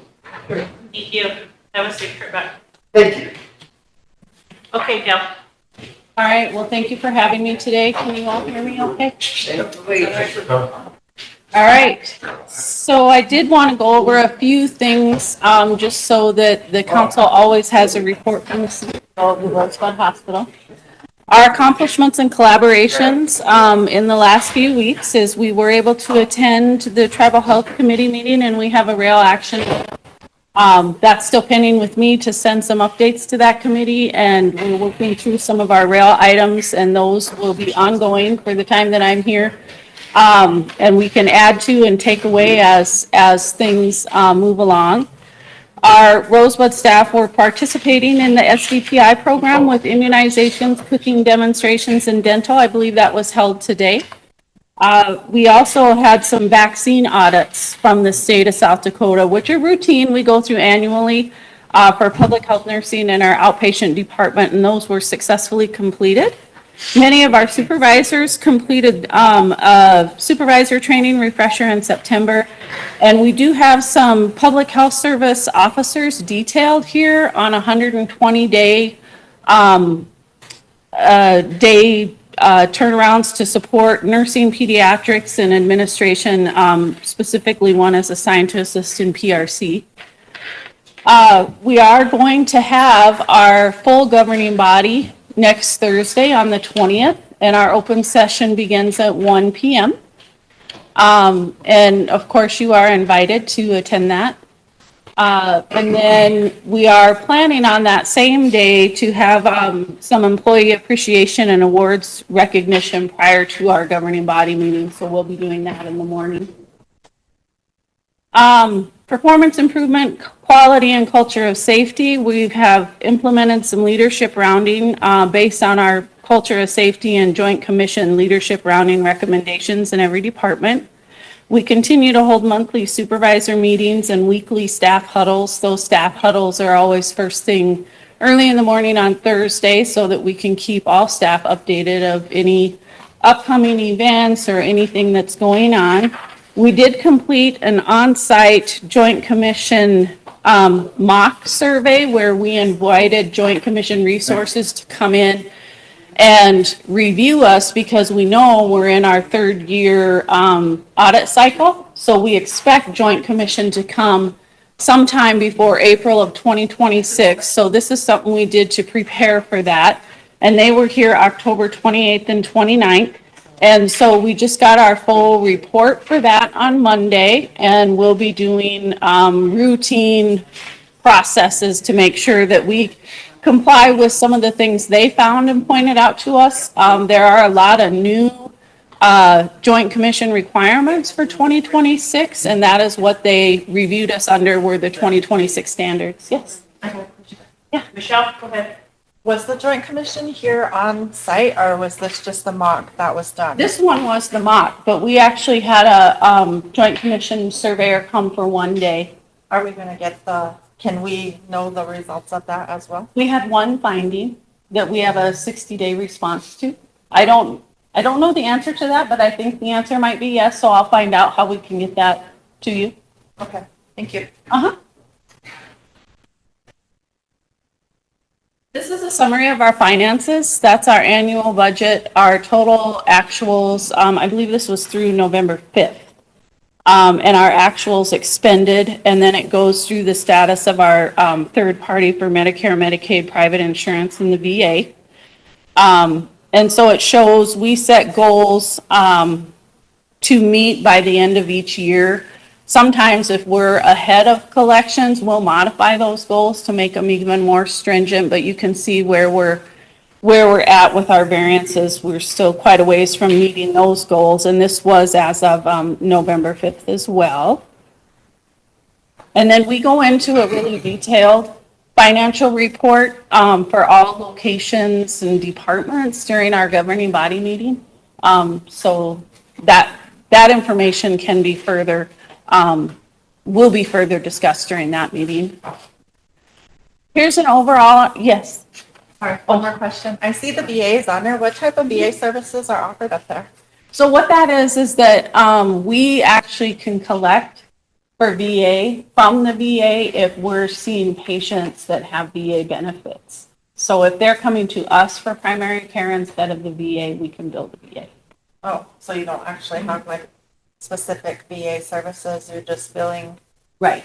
And that is something that's kind of been a government to government thing for some time, where IHS can bill the VA if they're coming to us for care, because not all of our veterans can make it clear to the VA. So Was that budget for last year, the annual budget and the actual last year? this is our current 2026 budget. So what do you mean by actual? For the total actuals through, that's what's been expended from our actual budget. So we've expended like 31% overall. So we spent $665 million out of a $73 million budget? We probably have it tied up in different, obligated. It might not all be spent down, but we've obligated through contracts, through, salaries and things like that. So with that amount, you wouldn't be able to go to the next fiscal year. Well, we get a 2-year budget, but then we put this with our income as well. So we get our appropriated budget, and then we also have our income from our third-party resources. So that's our annual budget is based off of our appropriated, what we receive. And we never receive 100% of them, so we offset that with our third party. So of your annual budget, and combined with your third party, how much of that is PRC? I have a side for PRC. I think we get 13 million or 8 million a year for PRC. Yeah. Okay. Yep. And we track that all year long. So we do get 8 million, a little over 8 million for PRC funding. We've actually issued year to date over that, and that's based on our every year we get chef money from the previous year, and the PRC staff did do a very good job of submitting for chef, and we had a good influx for fiscal year 25. So we actually are sitting quite well for PRC right now. Chef or funding usually? It varies every year because the catastrophic funds are based on folks that go out on a referral that have over $19,000 accrued medical expenses through PRC, and then we could submit those. And they, it's a case-by-case basis depending on what their issue was, or if they had to have multiple, sometimes there's multiple Referrals? Yeah, specialty referrals and surgeries and stuff. So then we submit those, and then we just got the 2025 collections from that, so. Just for kind of information to council, when you said you have funding up there that you don't use, are you able within the IHS budget, take that unused funds and put it into the PRC line item? Can you do those type of financial modifications? Depends. So we try to make sure that we're really proactive in taking the chef and being aggressive with the catastrophic funds to make sure we're supplementing PRC, because we can definitely put those back into PRC 100%. We can't, there are stipulations with certain budgets or certain line items that can't just be redirected into PRC, and of course PRC can't always be redirected to other things. However, there are some salaries that can be covered by PRC and some medical contracts, like for specialty services, that could be covered by That comes into PRC. Rosebud. Right. So, you said PRC is sitting pretty good right now? Right now, yeah. So are you We're gonna, early in the year. are you gonna expand the priority levels instead of just life and limb, or are you gonna? We've been doing 1 and 2 already. So what is 1 and 2? Priority 1 and 2 are allotted, they changed the, So what's priority 1? right, well, the medical doctors know that by heart. I can get you a in writing definition. They expanded them this year. So it used to be really life and limb, but actually they really expanded what's covered under priority 1 and 2. And so it's not as tight as it used to be that you couldn't get. I mean, I've heard in the past where priority 1 was like, you only get that if you're flown out of here, right? Life and limb. Right, and it's a lot more expanded now than it used to be, but I can get that, and put it in, this report, put it on our social media and make sure that we have handouts. I know we do have handouts at the hospital about that, but they expanded it so much that I would not probably be able to memorize it. I was just wondering, because I hear travel numbers come in that are waiting 2 or 3 years for knee repair surgery or rotator cuff surgery that they have, that they're suffering through and they still haven't gotten referrals. Okay. So if it's expanded to do those, you know. It's much expanded, much more than it used to be. And we have physical therapy there now too, not that that replaces a joint replacement, but for aftercare. That helps a lot as well because there's a lot of physical therapy needed after those types of joint replacements. Any other questions on the PRC? Those priorities, they'll change with funding. If funding starts to go away or you get a reduced amount, priorities follow that, right? I mean, they can, and they have in the past. As we get down to the fiscal year, we monitor our weekly spending based on what we know we get allocated. But we also try to take those prior year chef funds and make sure that if we have extra need or things like that, we try to allocate those funds in that to make sure that we're meeting those needs. But yes, towards the end of the year, we do try to make sure that we're not out. That's why we track it. So is the flight, and transportation, well, I mean, okay, not Rosebud, or not that much, but just the flight expense, is that within the PRC budget or is that a separate line item? No, that's in the PRC budget. And that takes up how much majority of that budget, do you think? I can get you a true analysis on that, but you know, each flight runs around between $5,000 and $8,000.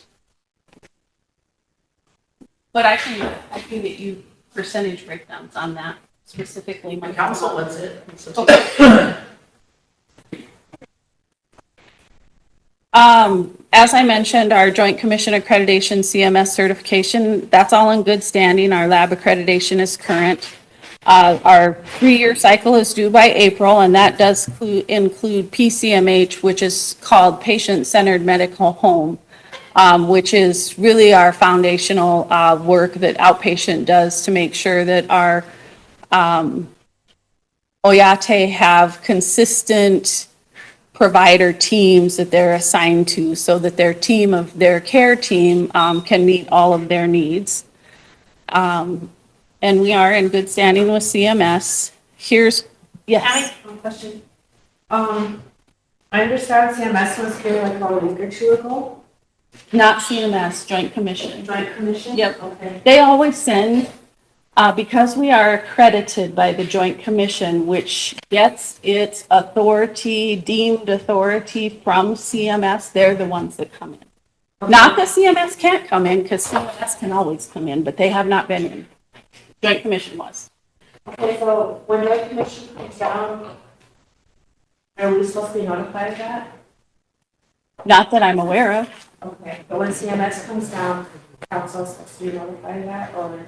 In the past, we were. Okay. I think, when CMS does come down, I feel like, Madam Chair should be notified of that, so she can notify us. Yep. And, so that way our members can have a chance to, speak with them, you know, in regards to the recent deaths, the lack of, proper adequate. Well, and you guys can always speak with them. You don't have to wait for them to be on site. Can you provide us a number? Yeah. And a contact information? Yes, they actually, CMS has does have a hotline, and I'll get that emailed. Okay, thank you. Mhm. So this is one of my biggest concerns here. We have definitely been impacted by a lot of things. One of the deep dives I'm taking, as I mentioned at Health Committee, is human resources.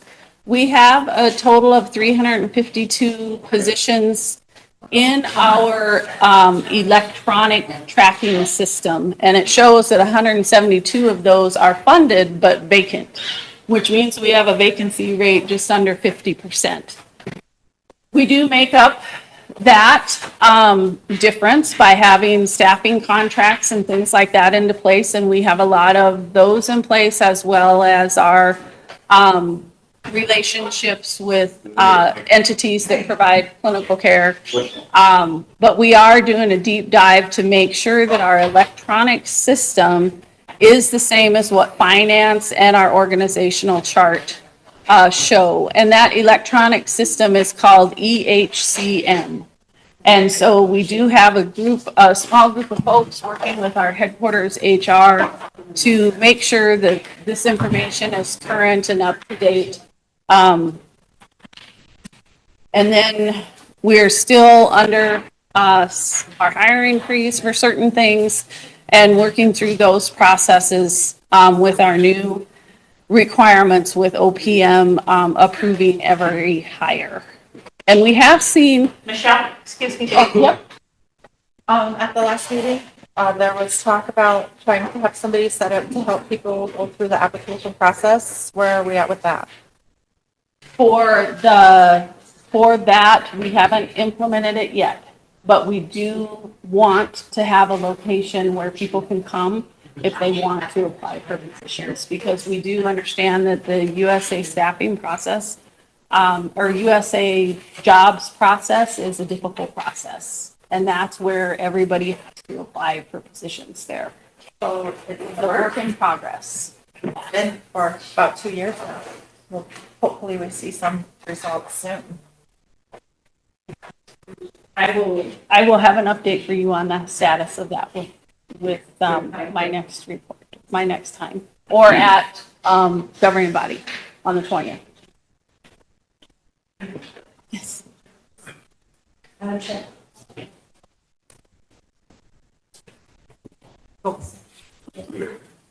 Kevin. Okay, so in regards to what Michelle had said, just a suggestion, maybe you guys should have a computer set up and someone trained to actually help them go through and do all that, and can you implement that within a month? Because I'm pretty sure it's not that hard to get that done. Well, it has to do with our firewall, so we can't just leave a computer out there for people to come and get on. We do have to have somebody assigned to be with them and walk them through the process, but I think that we should be able to get that done within a month. Okay. I do. Okay. Dale, I came from IHS to the tribe, and when I worked in administration, those of us that did work in administration, we had 2 computers there, and we did assist people in getting their applications complete. Yep. I don't Yep. know why it was removed, but Well, we did all the time. one of the challenges we have now is that anybody accessing an IHS computer has to have one of these, because we have to have 2-factor authentication for anybody logging onto a system.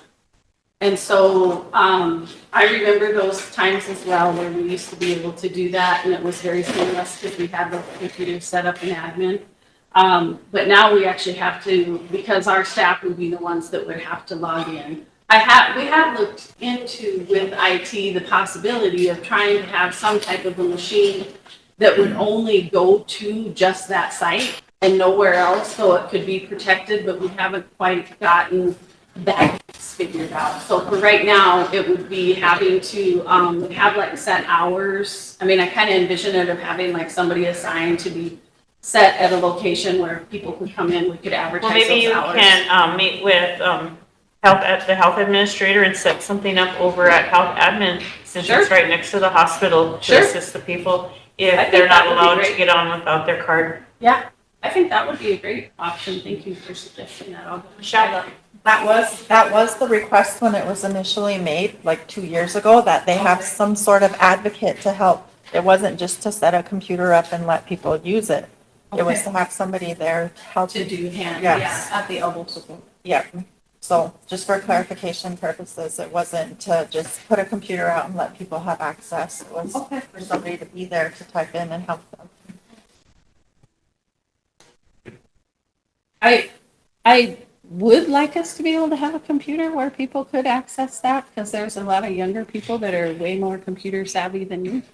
That, you know, and then some of us that probably would do just fine on their own if they just add the location too. So if we can do both, I'm willing to do both, but we can certainly work with health admin on that.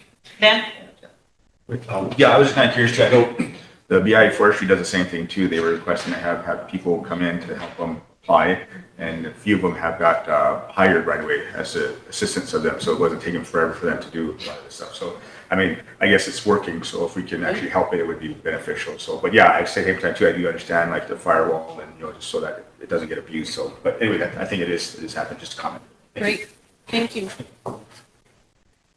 Some of our challenges are ones that you guys have probably been hearing about for a while: staffing, vacancy rate, our background clearance process, although that does seem to have really improved a lot in the last year. I am happy to say contracting is, you know, a challenge for us. And then we have a lot of construction going on at the hospital. So whenever there's construction going on, there's a lot of challenges related to that, with just patient flow, staff flow, what areas are open, what areas are not open, things like that. But one of our biggest challenges that I didn't put on here because it just recently happened was this weekend. We did have that power outage on Saturday night. And while our backup generator was able to come online, it took the maintenance crew going up there to get it to go online. And after that, our EHR server, the server was fine, but there was a piece at the front of the server. And I'm not an IT person, but the initials I remember, I don't know what the initials stand for, but it's an HMC. It's like a control board on that server. And what it was doing was forcing the primary and the shadow server to remain in standby mode. And what that meant was all of our staff had to go to paper. Our electronic health record did not come up until Monday night.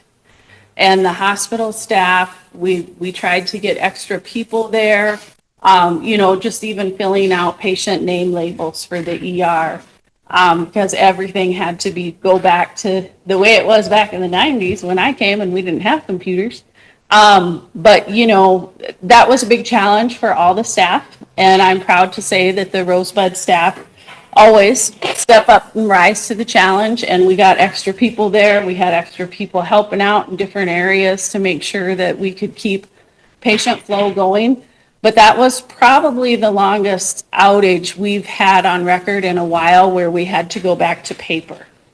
I'm happy to say that the part was shipped on Veterans Day, and our IT staff worked all weekend with headquarters and our Tier 2 and Tier 3 IT staff to get that back up and running. And the tech came Tuesday night, and by Wednesday morning, we were back. Well, actually Tuesday late night, we were back up to having full electronic health record.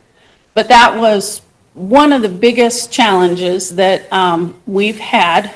I laugh sometimes because sometimes I feel like there is an aura that follows me around. Strange things happen like that when I arrive. But I won't take ownership of it because I wasn't in mission that night, and I understand that's where the transformer problems were.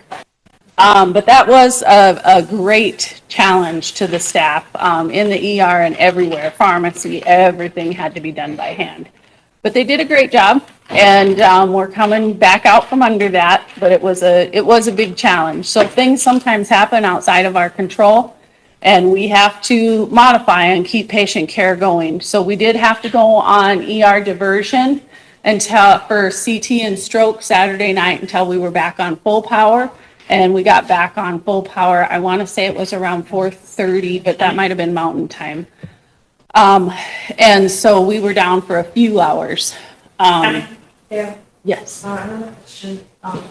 In regards to, you just made a comment about, the hiring rate has increased over the year. The hiring rate? Yeah. No, we've had a real challenge. The vacancy rate has increased. The vacancy. Right, because we've been challenged getting people hired. Okay, so in regards to the vacancy rate increasing, you know, one of the biggest issues that council had brought to Joe that time was a number of employees were pretty much forced out of their positions. And because of that, we lost the only pediatrician that we had. And then the only individual that was in the women's clinic that assisted our people. And you weren't here that day when we brought these questions up to Joel, but there was a question that I had asked because our pediatrician, she was informed that it was council that wanted to gone. This was coming from the other two women that were in it before you. So that's why she was forced out, but it wasn't council that wanted to gone. Yes. She's here. Yeah, for a little bit. I mean, she's still on staff. But before she was going out for leave, did she come back? Yeah, she's here. I mean, she's on a permanent staff status. Okay, so. But I mean, she does take leave. Yeah, she does. She got 2 weeks off. Okay, so the last time when Joe was here, that was an issue because she was told to resign basically because she needed to be here full time. And then we asked Joe about that and he said, no, if she needs accommodation, she could do 2 weeks, yeah. So basically that was covered. In regards to the 2 deaths that occurred, I'm pretty sure that probably both of those were on either Medicaid or Medicare, but was CMS notified?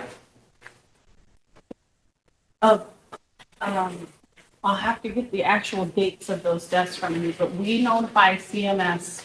They have standard for where we notify. They don't get notified of every single death of every EHR or ER in the country. But they do have requirements that you have to abide by. So if it met those criteria, I can assure you it was. Okay. And then the other one, I was asked if you can explain Sentinel, what Sentinel events means to us and to the public, and what is expected by Indian Health. Sentinel events are an event, an unintended outcome. It can mean a lot of different things related to patient care, but most commonly, sentinel events are related to things like if someone were to die if they were in restraints. But it can mean other things like if there was a patient that was discharged home from the ER that may have subsequently died within 24 hours. And I can get you the full criteria on those in writing. Okay. And those are, so when I said that those events for those 2 patients or 2 situations you're talking about, if they met that criteria, we would have reported that. Okay. And when we do sentinel event reporting, we do work through our Joint Commission accreditation. And they work with us. There's a process in place by which then we meet with them. They review the entire case. Most of the time we've conducted or in the middle of conducting an RCA on those types of cases. Okay. For quality review and standard of care compliance and any other thing that may have not gone right in that case. And so we take action to review those to see if there's something we missed or if there was something we needed to do better. And then they go over what our findings are with us and they review those types of things with us and help us write a formal, final corrective action plan if that's required.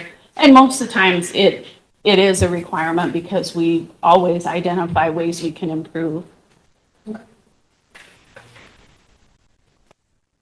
Based on all of that. Okay. And Dale, isn't like, JACO is basically for safety and quality concerns They and are. CMS Well- is other concerns as well? Well, the Joint Commission, is their new name now, because, you know, we like to have acronyms and then they change them. Or that's been my 31-year experience.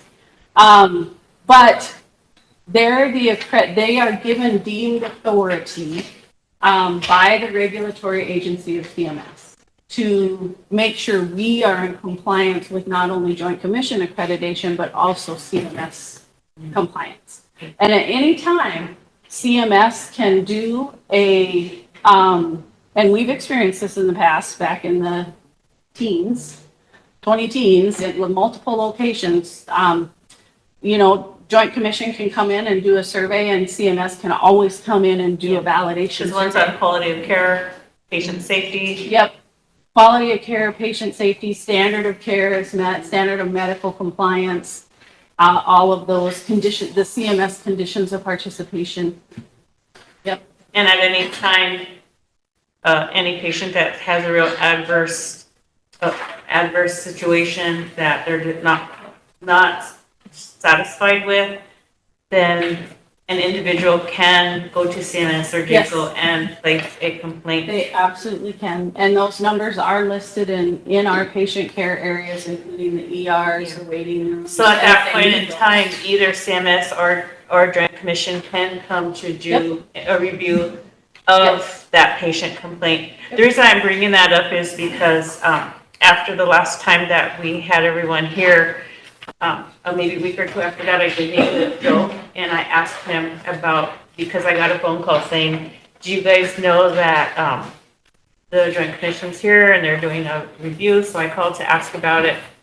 And what I was told is it was based on a patient complaint why they were here.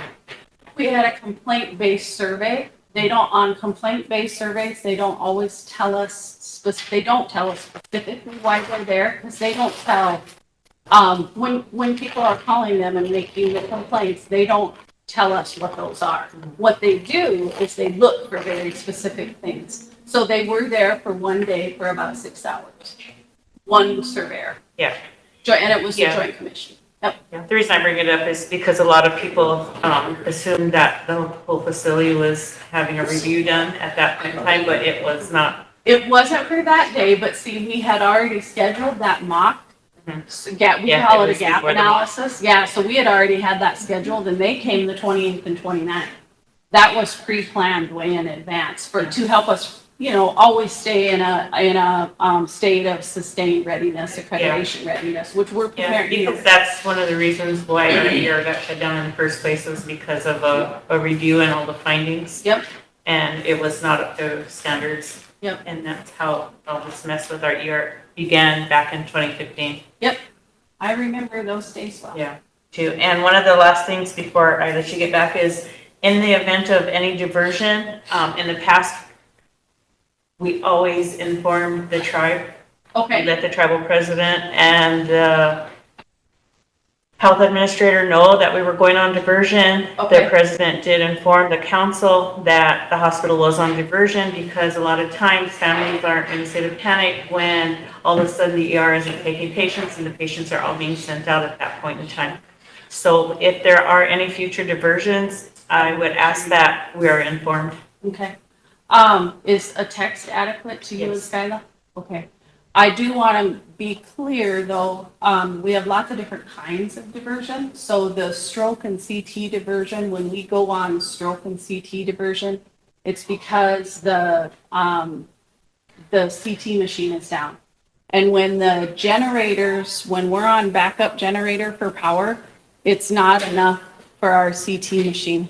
And so, those electrical outages do impact. We should still be informed. But we still get, we because still the- see patients. Yeah, the people will still be Yeah. calling the Absolutely. council reps, and it'd be good if I know and I can respond to them if they don't Sure. know. Absolutely. I have Totes and Lila. You know, when it comes to our patients up there, nothing has really improved, especially in our ED. That's just my opinion, and that's coming from the people. We have elders waiting in that ED almost all night, all day, you know, and some of them are cancer patients. This is really uncalled for. And when we didn't even know that the ED was going to be taken over by another company. And we should have been informed of that because this is our hospital. These are our people here. And right now, the ED has gotten worse from what we're hearing from the people. And that's our concern. Okay. And I think that instead of, having someone assist, no one's there to assist our people. We need someone visibly sitting there in a desk asking them if they need help, not only in the outpatient, but in the ED. And maybe they should have a little survey there at that time because our people are so, they feel they're defeated because nothing's ever happened. There's no change on anything. So maybe we should have people sitting there and someone who can speak who's a fluent speaker also for our elders because it's not fair to them. They leave and they're just going to let it go. They're not going to complain. They had a difficult time with those testimonies also. So, are they fully staffed at the ED right now to provide adequate care for our patients? We maintain our staff and coverage, even if we're pulling some of our federal staff to come down and help. We're not even hearing that. Madam Chair just said something about safety and quality concerns. Those safety, quality concerns are I feel we're still failing. We really need to work together to find a solution before we lose our character for our people. And one of my solutions is to bring our old team back. Some of those were our own people. And they really had the compassion and the care for our people too. And it's not working right now. Our care at the ED is also getting worse. We need to remember that when our people go in for care, whether it's the ED or outpatient, they don't need to be subject to any kind of frustration, patient abuse or neglect, and verbal abuse. And that goes not only for the Oyate, but for our staff members that are too. Some are dedicated to the people. They have it in their heart to help. And we're losing that. And if we lose that, and lose the whole thing again and go back we were one other time, where everybody's hauled to different hospitals. I am committed to making sure that what happened last time does not occur. That's a place I don't ever want to go back to. None of us ever want to go back. So, but we need to continue, and the other day, we had our Oyate calling saying how cold it was up there in the hospital. Then the phone lines were down. Then in the pharmacy, we're always the last ones to know, and so are the people. So if something like that happens, we need to make sure we get it out there. Hey, we're working on this because nobody even says anything in the hospital. I've been there several times. I even went there one time when the phone lines were down, and I told one of the upper people, and so be it. Just said good morning, and yeah, we know we've been working on it. But what about the people that have been trying to call? So we need to inform people ASAP of those things and how they're being worked on also. Thank you. I know we have a couple people with social media access. I will see if I can get that so that I can post things directly on there. That would probably help because I didn't call those people in the middle of the night and have them put that on the social media, but that is something I can probably get access to do. Another concern is that entranceway. It's not gonna be done, but that's not safe at all, the way things are set up. Once it snows, once ice hits, that's very unsafe. You know, and how, you know, it's really limited there at the emergency room. We need a better plan, we really do. And let's keep that's our hospital, let's keep the grounds clean, holy bucket. Sometimes by that bench, it's really, you know, maybe if we put a trash can there too, but we need to figure a better solution out before snow falls, especially with that wind blowing. You know, our patients have quite a ways to walk now. Thanks. I have Lila and then Tammy. Thank you, Madam Chair. Thanks for coming. And bringing us these updates and I've also had a lot of concerns about what's happening at the emergency room. It seems like we're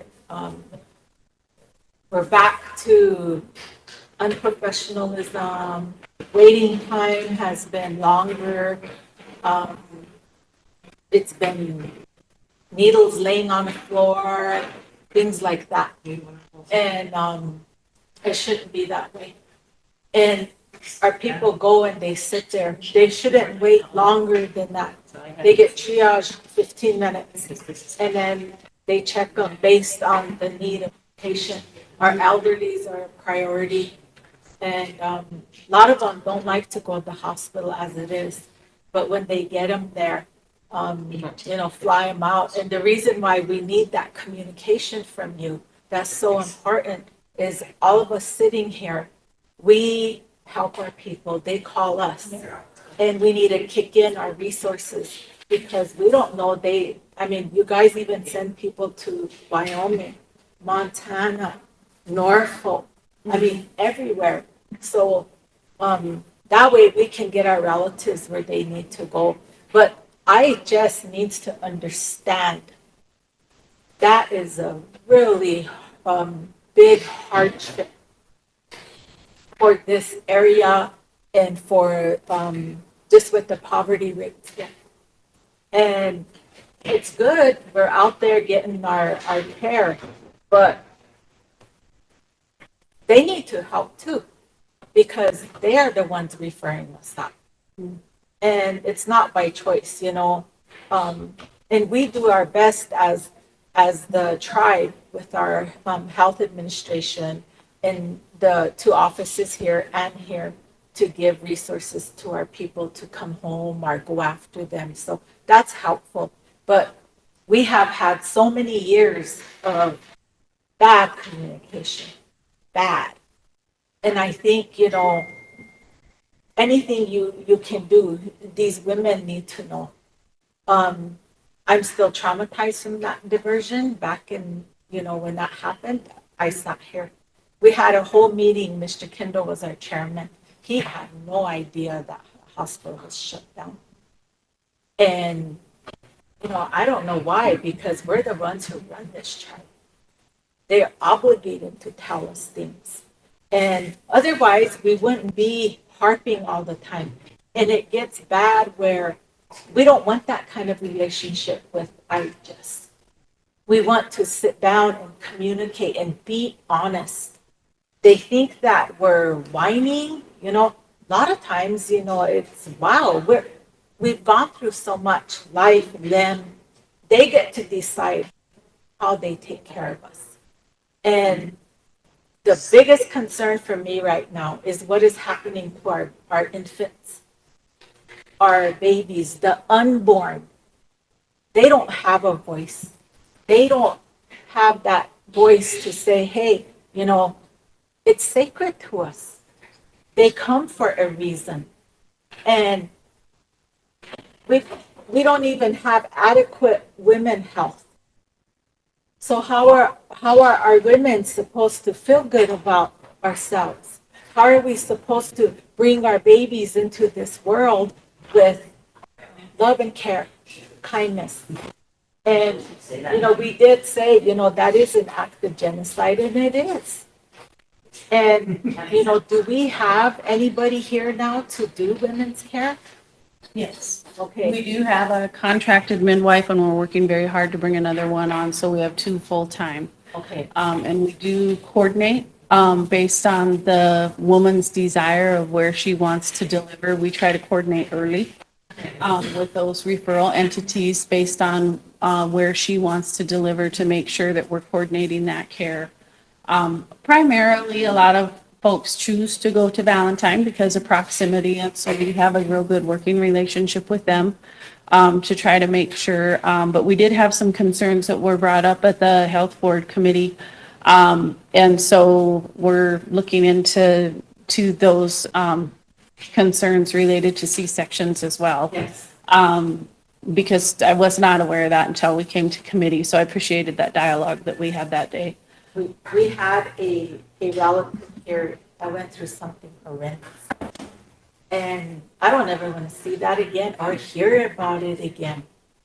We have young mothers. What a horrible experience to put a young mother through. And, you know, a lot of times, you know, we don't say a whole lot, but that is a really precious, sacred time to us. A lot of time the family come together, we're all up there. I want to see you guys implement something culturally in that area. Implement something. Start asking them, you know, would you like, you know, our placenta? You know, learn about our culture. And people that come here, you know, it is so hard to bring people here. It's hard because we're so, you know, we're in a rural area and there's no, you know, so how are we going to educate them to not look at us the way we are portrayed out there? We have had doctors, PAs who lived amongst us, and they just adopted our ways of life and they became our family. And so I don't know if you guys have implemented any kind of cultural training. We do for, I can't commit and say that we have specific to women's health, but I think that's a very good idea. When we had our area maternal child health consultant, she did do training with, not only she was participated on a state committee where they implemented cultural across the state, but she retired, and as folks do. And I don't know that Rosebud specifically has one related to that when they're onboarding new providers specific to women's ceremonial practices. But we can implement that because we do have the information, and I think that's a great idea. We do, though, everybody that comes to us does go through specific cultural training as part of their onboarding orientation. Can you, are you able to share that piece with us? Yeah, I would love to have you guys. We can, Yeah. you know, help. We can help. Yeah, I would love that. And, you know, another thing, probably my last thing, but we have people, a lot of people here, young people who are going into nursing. Mm-hmm. You know, they're getting their CNA. Yeah. We have so much of that. And we like to see our own people. Yeah. You know, we want to have them here. And it's a big loss with the emergency room when that happened. We lost some of our own good people, our PAs. I just should have done everything they could to retain them workers and say, hey, we need you, we need your expertise. Nothing, you know, we need those people here. And it's unfortunate we have personality clashes, we have, you know, all these issues, but in the end, we're on the same team. So, you know, I'm really hoping that it gets better. You know, we can sit here and, you know, sugarcoat everything, have as many PowerPoints as we can, but in reality, you can't fool us anymore. We know what we deserve, and that's what we want for our people. We don't want to be burying our babies, you know. There needs to be also, this is the last one, communication between the referral process to the patient. Yes. That is so crucial. So crucial because you have that timeline there where they got to get to that appointment. Yes. And sometimes they get there and it's not there anymore.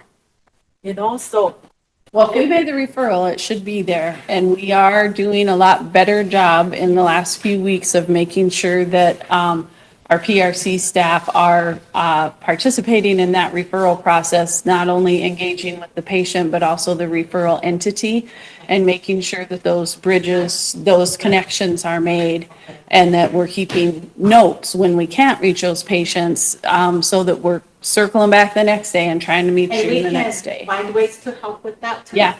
We can reach out, well, communities, we have the people here, Okay. the boots on the ground to go and get our people to those appointments. So, Okay, well, thank you. I had a lot. I appreciate thank it. you. Thank you. I appreciate the dialogue. Tammy? Folks brought up the emergency room. Right now, how many staff are in there? Today? Yeah. And well, actually per shift, is there enough? We have, the way we staff it is 4 nurses on days, which is 7 a.m. to 7 p.m. 4 nurses on nights, 7 p. to 7 a. We do have a mid-shift built in there, that's for nursing, and then we have MSAs. They're hourly, I would have to tell you what that is. I know they have like a mid and then a day and a night. I think we tend to have more on the times where we're the busiest, which does happen to be typically anywhere from 6 in the morning until about 2 a.m. Those tend to be our busiest times, so we try to staff heavier during those times, and then we always have providers and we call it an APP, it's an advanced practice provider, so that's a PA or a nurse practitioner in there as well as the medical doctors. And then we have our permanent staff that go down and help, so like Dr. Dickerson, when they get busy like they were today, he goes down and helps and tries to see some of the lower acuity or wherever he can try to address to keep patient flow going. And I know over the last 24 hours, the ER has been extremely busy. And we have had extra hands in there helping our acting DONs down there, and then our ED supervisor, Dr. Dickerson, and our ED nurse supervisor, Teresa, also help with those types of things. And we also have some inpatient staff that have been trained, and our nurse educator that also are trained and have the certifications to go provide backup as needed. How many doctors do you have at least per shift? I know they have one 24-hour ABEM and a couple of advanced practice, but I don't know that off the top of my head. I can get it for you though, Tammy. Okay. And then the other one I had was, what's the role of the patient advocate? Because, you know, a lot of this stuff, like you said, the CMS and everything like that is out in the front and whatever. Why don't you move the patient advocate to the front and have them visit with you know, the patients when they come in and out, ask them, was your visit okay? Was there something that's wrong? You know, advise them of those, of the rights that they have and help them. Do they assist them with, the PRC denial notices? The patient advocate does all kinds of different things, and I would have to say that most of the time, if I'm looking for Lisa, and I did put her number up here, I rarely actually find her in her office, because she usually is in the outpatient or in the ED or up on inpatient or somewhere, addressing a concern. We can certainly look at the location, primarily though with PRC,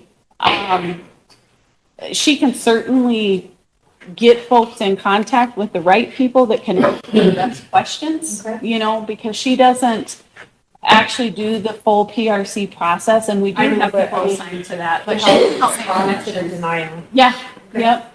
And if somebody gets a denial and they want to talk about that, they can always call me too.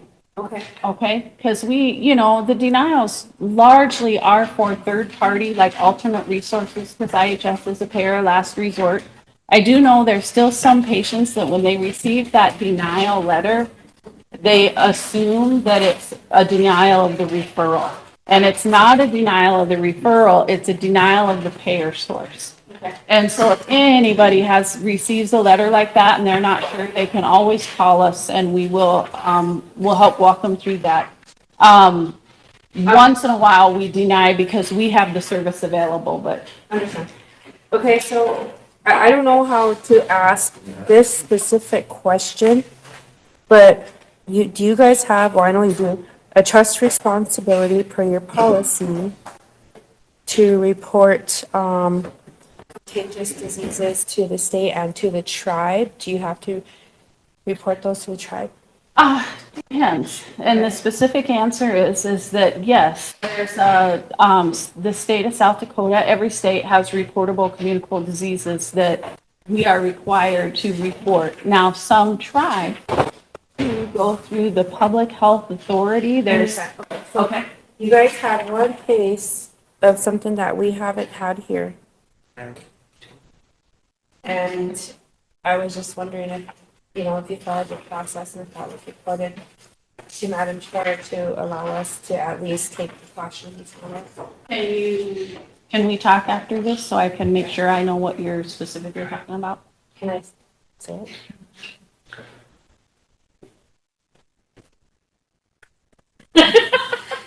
I don't know if anything was validated there, but I have that here. would have to.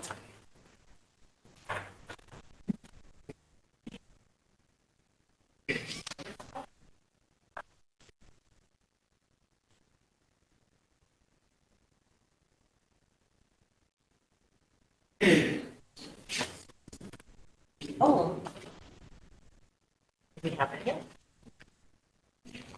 I don't know, that's not. Oh, they did. Yes, you can ask that question. Okay. Monkeypox. Or what it's called. It's called monkeypox. That is a communicable disease that does exist, not typically up here, but sometimes people go places where it is prevalent.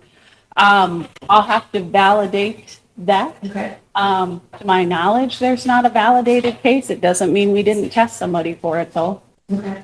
But sometimes when we test people for things, it doesn't come back as positive, but I'll follow up. Okay. Because I mean, just, Googling it and looking it up, I'm kind of worried about our kids, our elders, it's kind of like a COVID type of deal too. It's not as, it has different transmission than the air, per se. It's not as quite as prevalent as some COVID was. Okay. But it's certainly a concern. And if we tested for that and it was positive, that we would follow our processes. Okay. That's all I have. Thank you. Council, with your questions, I don't want to have to put us back on time clock, so police yourselves, limit how long you're talking, maybe get the floor a second time, because her report has taken a long time to get through to us. I know we have a lot of questions, but. That was actually. Oh, that was it? Okay. Yeah. So we're good. I just have one quick question. Hold on. Go ahead.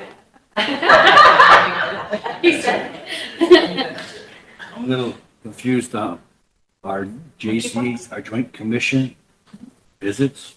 So we had two. We had one that was scheduled for 2 days and then we had one because of a complaint. So sort of. See, that's what Joe said. So the joint, it's true in the sense that the joint, they both go by the joint commission, okay? We had a complaint-based survey that actually was from the true joint commission, the joint commission. The mock survey that we had is one that comes through, it's called Joint Commission Resources. So they are actually two different entities with similar names. But the Joint Commission Resources is a specialty organization that audits, they help entities prepare or they do gap analysis. So they help us identify low-hanging fruit, we call it, to prepare us for survey and make sure that we wrap all that stuff up. And because they have we definitely wanted that because 2026, they're reviewing us for a lot of new standards that got put in place recently. So we wanted to have that preparation and have them come in and help us make sure we're. But the first one, was it due to somebody contacting? It was a complaint-based survey. That's So what I don't know. That's what I wanted you Yeah. to let the council know that. That's Yep. why they were here the first time. They were here for 1 day on a complaint-based survey. And we don't have any reason to concern. We had one finding. And we have 60 days to provide a response to that because it was not like said, hey, you did. It was not like words you might be familiar with before, like immediate jeopardy from CMS. It was not like that.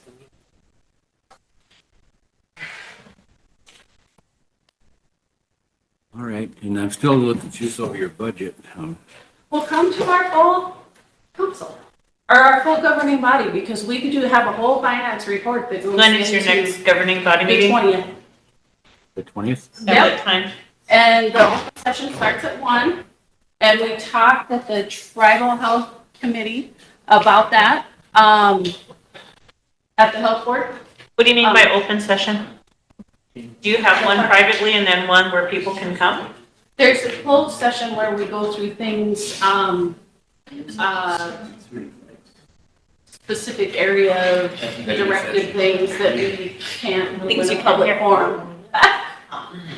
But finance and everything, we can send you the agenda on the open session. Awesome. Really, Yeah. I'd like to know. Yeah, we'd like to have you there. Michelle? So the finding on that, that they had on that joint commission, you said you're gonna report that to the health board, right?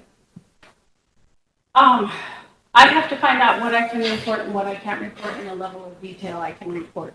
We have a finding, we have 60 days to do a corrective action plan, and I can see if we can provide that to you. I don't know if that takes a FOIA request, so I will have to find that out. If it's on patient care, it's hard to do without the patient they'd have to do a ROI and for her in order for her to release that information to us. And when they do it, they look at a multitude of records. They don't just look at, The one that. yeah. And That's it what I might was not gonna have been ask one, next. you know what I mean? It could have been, I don't know. They just call it a complaint-based survey. They tell us in general what it was for. They do a full review and they spent about 6 hours there looking at, ED records. They looked at, our policies. They looked at training, all kinds of stuff. So when they receive a complaint and they're pretty specific about their complaint, what it's about. They But don't then when joint commission necessarily comes tell in, us. They do a broad review and they give us a general idea of what the complaint was. And they don't tell us this patient called us and made a complaint about X, Y, and Z. They never do that. They never get that specific. They say we received a complaint and we're gonna look at these things. And then we give them everything that they want to okay, look well, I'm at. just assuming because you said when they come, they don't do a overview of the whole hospital. It's just whatever's within that complaint. Yes, on a complaint-based survey, they do, like, I guess I would phrase it like a focus.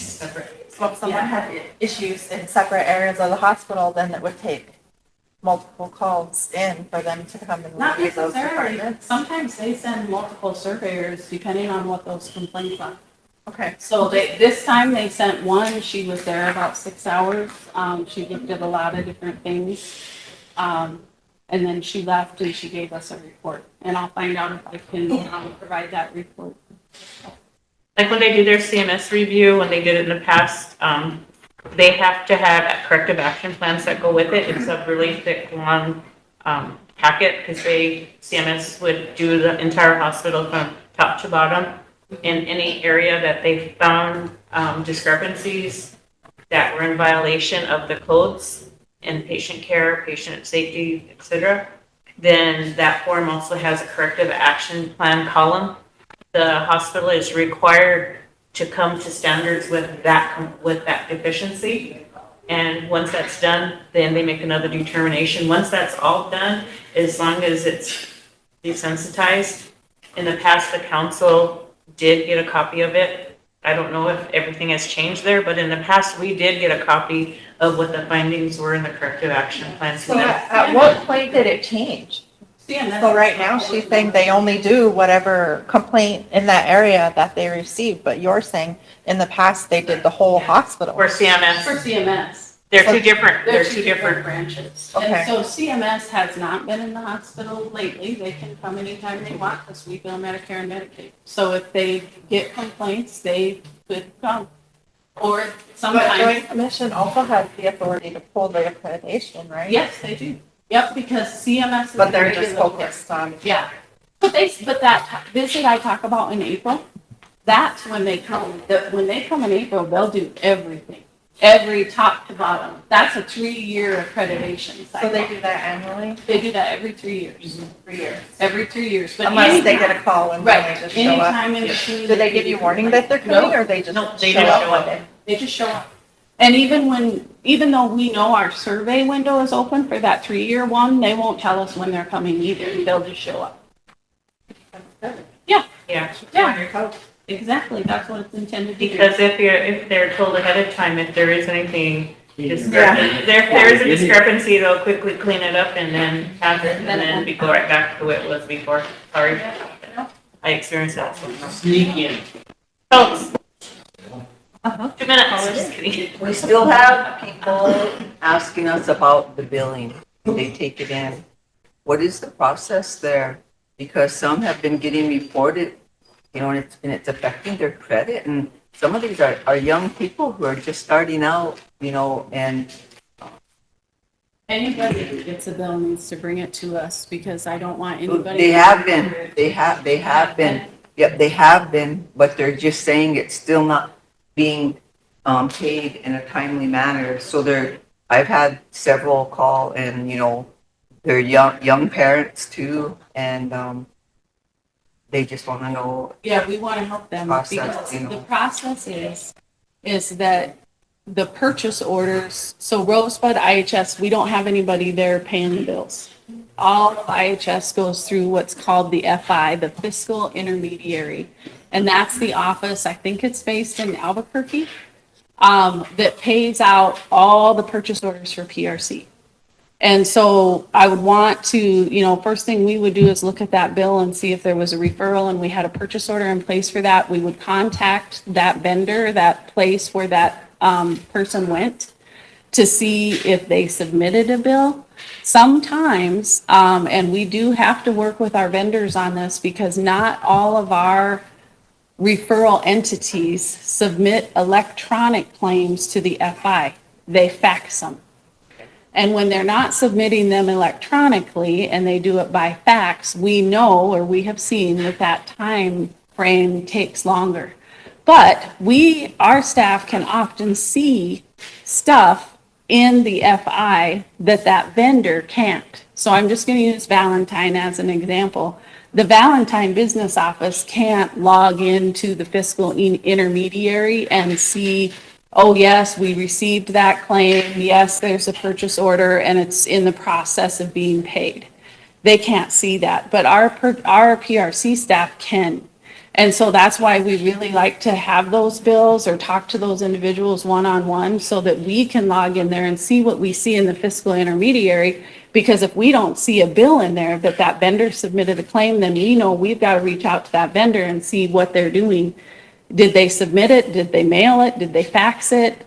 Could we help them do it electronically? Because a lot of times we can help them get set up to do it electronically. Thank you. I'll reach out to them and have them make sure that the bills were also sent too, because maybe that is the problem. It could be. All right, thank you. Lila, Dale, shouldn't there be a system established that within PRC, there's a tracking mechanism for the people who are referred out so that you assure that that person that's been referred out, that billing goes directly to PRC so that they can log it, track it to make sure that IHS is paying it? Because how at this point is IHS assuring all these people that are getting denied, getting turned over to bill collectors? I have somebody I'm helping right now because she needs to draft the appeal. Having our people be sent out and it's not being tracked and then they get turned over to a collection agency, then they have to do this appeal.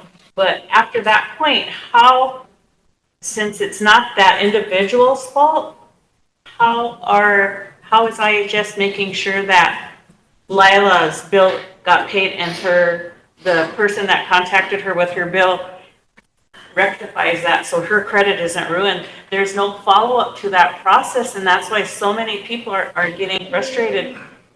Along with that, some places, and I don't know if you've heard it back, But some of the places that our patients are being referred to are not wanting to accept our patients because they owe, because Rosebud referred them out, they were never paid, and it falls back on the patient. And so that's really a system that I just needs to work on, because it's our tribal members' credit that's getting ruined. And they can't help it if they need surgery, or we don't have that specialty care here, so we have to send them out, but they get stuck with the bill, and that's a part, and everybody's gonna understand this. It's one of our treaty rights, is health care, but it's hurting us right now when we don't have the services here and our people have to be sent out, but they're getting their credit ruined, they're getting stuck with the bill. Some patients, and I have 2 elders that don't even wanna go to IHS to get sent out because they don't wanna get stuck with the bill at their age. So I think I would you guys like should all, work on yeah, that. I would like all those patients, if they're getting, things and getting sent to collections, they need to come up to. But then they have to do the appeal process, and some of them don't know how to go about doing that. It's very frustrating for them when they have to go to someone else and say, can you please help me do this appeal? I don't know the first thing about writing this. Okay, I questioned it. Well, there's a template. Well, if there's a template, really, is it gonna get responded to? Is there gonna be a corrective action for that individual? Because now their credit's ruined. It's very difficult to do a correction on a bad report. It's very difficult to get that back off of your credit report. And it causes undue stress to that patient who's already sick. Maybe they have cancer and they're at their end of life, and then they have to worry about a bill that somebody's gonna inherit.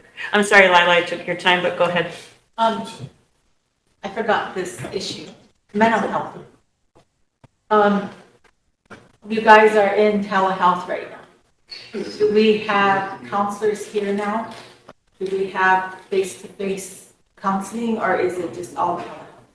It's not all telehealth. We have a psychiatric practitioner, and we also have a psychiatrist that are there.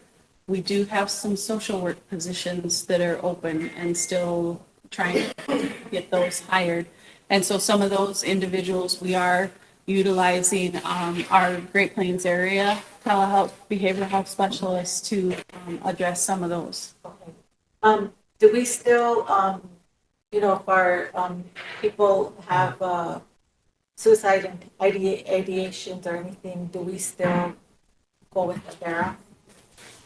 Do we still have that option? Yes, we have e-care, Avera e-care in the ER. So those patients primarily do come through the ER because a suicidal ideation is an emergent condition.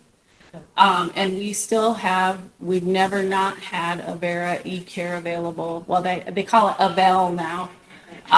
But that is an option that's available, and sometimes we will have, through the course of that visit, sometimes there will be, if we don't have our staff available to come down and do that consultation, we will utilize the Avel care to complete that consultation and figure out the higher level of care needs for that patient. Okay, thank you. That's good to know. We have sometimes we have young people with special needs, and I'd like to see them for priority as well. We had a real disheartening situation with a nephew of mine, and you know, it's hard. We have autism. We have, you know, different levels of things that could happen, but, you know, we need to work with them or have, you know, these specialists or whatever to kind of work with them. And we can't just set them in a room and just leave them there. Expect, you know, somebody to come, but, you know, there's certain ways you handle most things. In ER, they do their best, they're busy, but something like that department, the mental health department, they really need to pay attention to that, because, you know, that's serious. You know, somebody doesn't want to live anymore, you know, that's really a bad crisis. So that's good to know that you guys have connections out there for our people. We do. Okay, thank you. What Lila's talking about, in the past, there was always somebody from mental health that came and sat with the patient right away. They didn't have, to like she's talking about, they didn't have to sit in a room and wait. Somebody was always on call if it was after hours and during the night that came in immediately to work with that patient. Yeah, our staffing doesn't support, that as well as it did in the past, right, at the moment, but it's a big priority. County? In regards to like our mental health patients up there in ER,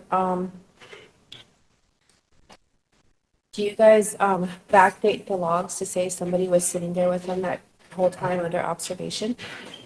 Backdate them? Yeah, like the times. No, we document the times that people are there, because they're required to have one-to-one observation. So like, let's say somebody went in from a certain time, there was suicidal, they sat there by themselves and whatever, there was no like them watching them or whatever, and then the nurse that comes in says, you know, we're gonna backdate this. That should not be occurring. Okay. If a patient presents and they are deemed suicidal by our screening, which takes place during the triage, they should immediately put on one-to-one observation. Now, it's not always by a one-to-one with a nurse. We have, all of our staff are trained to do what we call sitter or observation, and they have a specific form that they fill out for the entire time they're observing. Okay. Any more questions? If not, you want to make a motion for her report, Ben? I'll take two of them, I guess, and also make a motion to approve. I just want to say, I think, and I want to thank you guys, or thank you for coming and also being part of what we want to do is help get our people the proper care and safety there at the hospital. And I know I mentioned this in the health board that we met this past month here. So, just to let the council know and then also the public know that, you guys are coming to the health board meetings. We are, making progress as far as, a lot of the concerns, a lot of the safety issues, a lot of things that are being brought up, we are addressing them, and it's great because we never had that before. It was a win-win when you guys were coming. I know Emily mentioned that during the meeting, but this is what we've been trying to do, is trying to get that collaboration, that connection with IHS, so we can have that rapport, so we can say, there's issues that are not working up there, or there's some things that are happening, and you guys are addressing them. So, we're at that point right now, so I'm really happy and glad that we're able to do that, continue on with this. So again, I do thank you for coming and giving us all the information that you can, and again, just being real with us also, because there's things that we do need to address, and then we need to make sure we get it to the right people so that they can be, dealt with in a way that you guys you deal with it in the process. So with that, I just want to make sure that that we continue on with this, and again, it's every month. So it's not something that's going to be just partial at this time and not do anything, because that happened at the beginning of the year here, with the previous one. So we just want to make sure that it continues on, and I'm glad it is. I remember during health board, you did say that you are here for the people. So we are going to make sure that we prove that and make sure we hold you up to that. But again, it's great. And I know you don't get as much praise as you should, because again, you work for the IHS, it's a hard job, but again, you're here and you're doing a job. So I just want to make sure that I support that too. At the same time too, we do have to address a lot of their concerns. Some of them are ugly, some of them are great too, because you don't hear a lot of the great things and stuff up there. So, but those are just what I want to express. And then if there's no other questions, I approve the IHS. Need a second? Chris, question? Willie, all in favor?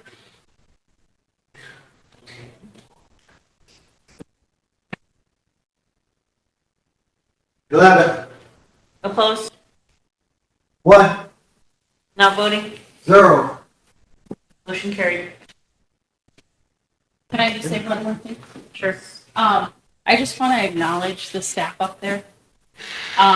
It's not easy for them having new leadership come in either, and they're always very gracious to me when I come, as is council, and I appreciate that so much.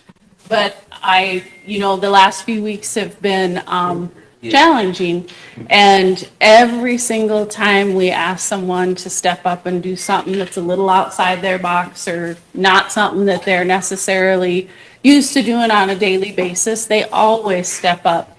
And I'm always humbled and so appreciative of the way that the staff at the Rosebud Hospital do good for the patients in this community. And I just know that they're so committed. I also know that there's challenges we have to work through too, but I just want to give a shout out to that staff. And when we have our awards and our appreciation on the 20th. Invite you all to come and show appreciation too. Thank you, and thanks for having me. Madam Chair. Yes. Before you go, Gil, I just have to respond to that because I don't acknowledge some of the new ones that are there. And I don't acknowledge that they are doing hard work because we've been getting complaints. And for those that are up there that are sincerely, truly working hard, my hat goes off to you and so does this body. We appreciate you. But for those that aren't, remember, we're still here and we're watching it. That's not a threat. We're looking out for our people, the best interest of our people. We don't want to lose lives because of the lack of carelessness and no respect or compassion from those people. Thank you. Thank you. Bill, if you want to go around and. Yes. My tour out of my league. I'm grateful for the new members. I'm grateful for them.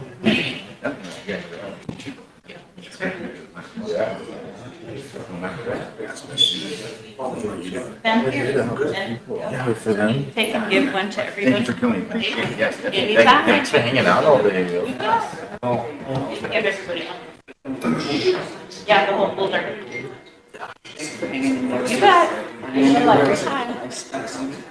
I know that's true. I didn't want to get started. Okay. My door's open. Yeah, I know. Come and I'm kidding. You can come and get started any day. Thanks. Help you, pig taste. Yeah.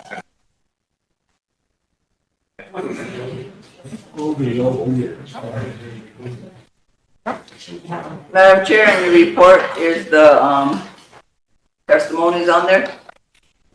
If we have someone here who would like to speak on behalf of what she experienced with those testimonies.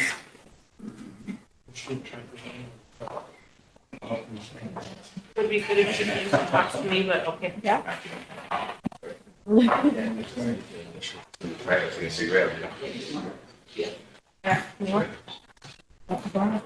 like to give the floor to one of our community leaders.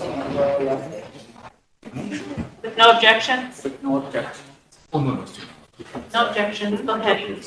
Good afternoon, Council.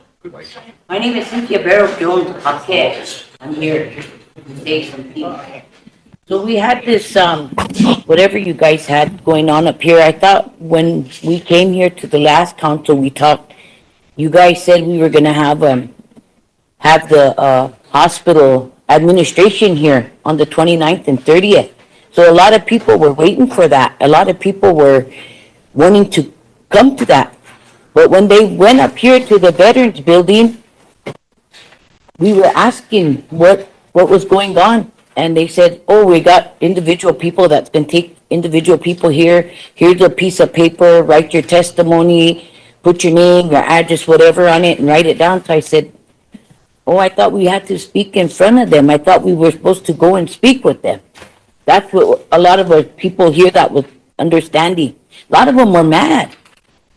A lot of these elders that came, they were like, what are we doing? Where's the people at? Where's the chair? Where's the hospital people? Where they at? I thought that's what this was about. So I said, I don't know. You're asking the wrong person. So I went to this, they called me. They said, oh, you're going to be the third person. So I said, okay, I got to go real quick though. I'll let my husband take that position. Now, when I come back, I'll come back. So I did my thing. I came back. There was quite more people there. And so we were standing there, and then they said, oh, here's your paper. Sit down, fill it out. You'll be the next person to come in. So I said, okay. So this guy took me in there, and he put his phone at the door to make the noise so nobody hears us or whatever. So I said, what's your name? And he said, my name is so-and-so. What's yours? I gave him my name. And I said, before we do anything or start anything, I said, I'm not going to sit here and waste your time, and I don't want you wasting my time. What are you here for? He said, I'm here to listen to your testimony and whatever complaints you got. I said, okay, where are these going to go? who's gonna listen to these? Who's gonna read these testimonies? He said, oh, that's a good question. Let me go ask. So he goes out and he asks this person comes in and says, oh, to my understanding, you guys, whatever you write and whatever you say is gonna go to the president's office, and then they're gonna act on it. So I said, well then, there you go, I'm done. I don't wanna say nothing, I don't wanna do nothing, because it's just a waste of my time and it's a waste of your time, because we sit in front of all of you guys here. We stand in front of all of you guys. Remember who put you guys here. We did. We voted you guys here. All of you guys, every single one of you guys here. Where's half of these people at? I sit here and I watch on council, some of these guys are sleeping, some are yawning, like they don't want to be heard. They don't want to be sitting here listening to anything. Remember, the people voted you guys here. And everything that goes on, nothing gets done. Nothing gets done.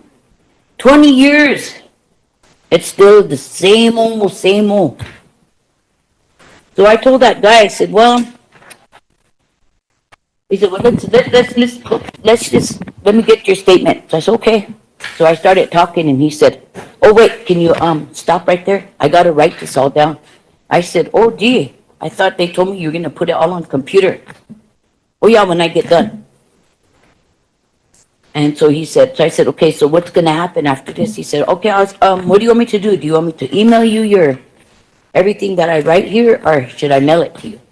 So I said, well, you could mail it to me, because I'm going to put it in the trash the same way that they're going to do theirs too, because you know what? Nothing's going to get done. I'm wasting your time just like you're wasting mine. And he said, well, I'm sorry, but I mean, I'm just here to listen to the testimony. I'm just here to listen.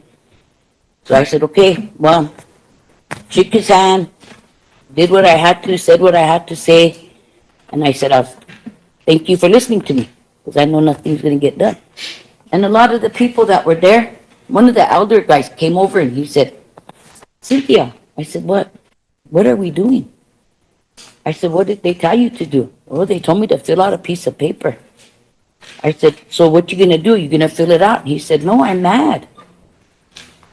He said, I thought we were going to talk in front of these people, because we got a lot of complaints about that hospital. We got a lot of issues at that hospital. So I said, well, I don't know what to tell you, but I'm going to write mine. That guy or that girl or that other woman over there, they're all going to listen to us. Well, where's it going to go from here? So you're asking the wrong person. I said, when I get to that guy and ask him, I said, are that woman in there? I said, I'll let you know. So when I came out, he was sitting there writing his statement. He said, so what did they tell you?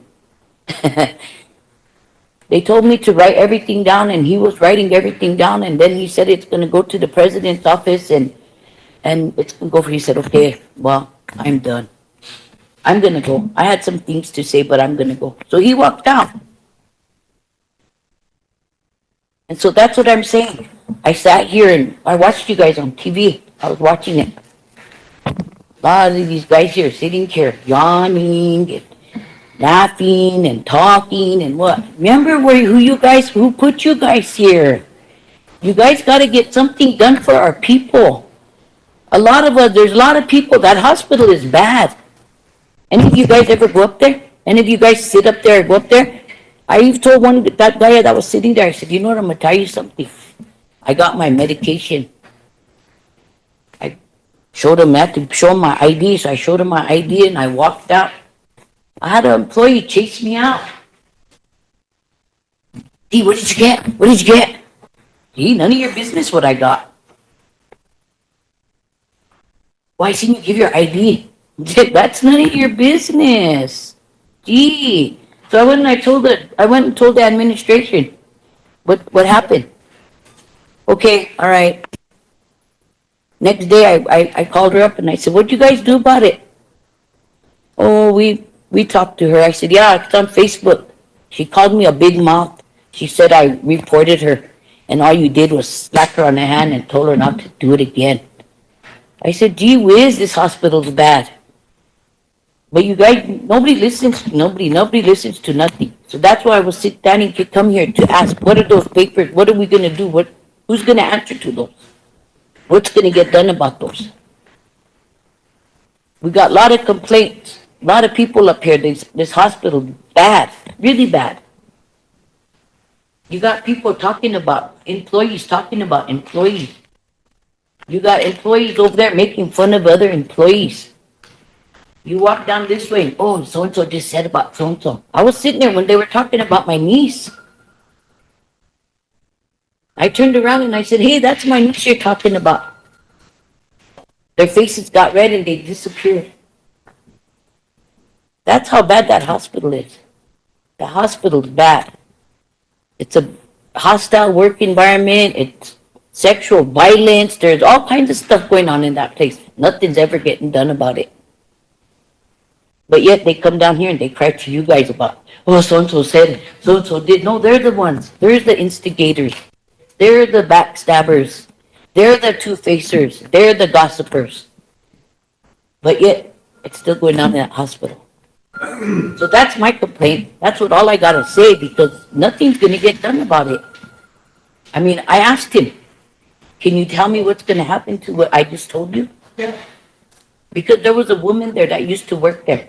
I don't know if I should say her name, but she used to be a director there. She told me one time, I went up there and I complained about a person. And you know what? I told him, I said, I got a letter 2 weeks later in the mail. She mailed me to tell me what she did, the disciplinary action that she did to that person. I said, now you just go up there and you tell somebody, report somebody. Somebody puts it on Facebook. Oh, I got reported. So-and-so came in and reported me and blah, blah, blah, blah, blah. And then they talk about Facebook. You can't put this on Facebook. You can't go on Facebook. You can't, but you got employees, you got everybody writing on things on Facebook. I don't know. That's what I want to know. Where are our complaints going to do? Where are our complaints going and what's going to happen? Well, first of all, Cynthia, they have to be written, documented testimonies. You can't take all the patients and put them in one room to talk about their health conditions. It was put that way for the protection of your personal information. All of that, in order for us to do anything about it beyond the tribe, it's got to be documented. And so that was the reason that it was requested that the people, when the council wanted to do this, then they gave it to us to do. And so what we did was we put it together for a planned written testimony. That written testimony is going to be put together. I can't talk about it on the air. What's going to happen after that? You have to have anything. You have to have it documented. So it was really important for anybody that had a bad issue with IHS healthcare, with a personnel, and it was two separate. One was for you as a patient. What experience did you have that was negative? Then you put the doctor's name, what happened, the situation. The other testimony that was taken was from the employees for what happened over there. So there's two separate. Okay, so he did it, the guy that talked to me, he didn't put it that way. All he said was, I'm here to listen to your complaint. I said, okay. So he said, if you don't want to write it down, I could write it down for you. So I said, okay. First of all, this is for the hospital. I'm gonna give you two statements. I said, one is about the happenings of the hospital when I went in there. I said, I sat there for 8 hours and didn't get seen. I said, and I told him about the other time when I sat there and I heard all these nurses and whatever gossiping about their former employees there. And I heard another person, so I told him, I said, it's going to be two separate ones. This one here is about the care of the hospital, and the other one is going to be about the employees and what I heard. And he said, oh, gee, that's good to know. I didn't know that. So he took two of my statements. And I said, so what's going to happen after this? And he said, well, I give it to the director here, then I guess it's going to go to the president, and then you're gonna hear something after that. I said, oh, so I get it in mail? And he said, if you want it in mail, we'll send it to you in mail, or we'll email it to you. Yeah, that part's for you, for your records. But everything that is written and combined, that all has to be drafted. Just like when you go to court, and you see the court reporter there, then everything's becomes a legal document. So everybody that reported something, it's going to put into that draft format for us to take an action. But we're on the air, and people, not just local, listen to us. People all the way to Washington listen to what happens in this council chamber. And we have to realize that. So that's going to help us with something. So we'll get an answer from you guys, right? Okay, that's what I wanted to know, because like I said, a lot of people there didn't understand what that was about, you know? And I didn't know either, so I had to tell them, I don't know. You're asking the wrong person. Yeah, at the moment, at the heat of the moment, you know, you want to get it done, but then there has to come a plan after and how you're going to get it done. So the how you get it done was what you guys went through. We have to have written documentation signed by you that says, this is what I experienced. If you're just telling me, it's just hearsay. If you write it, it's documentation. And that's what we have to have if we want to take some action going forward. So I'm sorry you didn't get it correct the first time. Yeah, but that's my explanation. Yeah, because I had to tell him, I said, what can I give you two? One that happened to me while I'm at the hospital, and then this one here's employees. So he said, yeah, hey, that's, you know. Yeah. So he wrote 2 pages of paper for me. And then we have to be careful with all the information that we got. And so anybody that did go do testimony, we had developed a release of information that's from the tribe, not from the IHS, but from the tribe itself, where you are releasing your personal information to us, because otherwise we're violating HIPAA, we're violating your rights if we don't have you saying we can take this testimony. Okay? All right, thank you. All right, Cynthia. Yeah.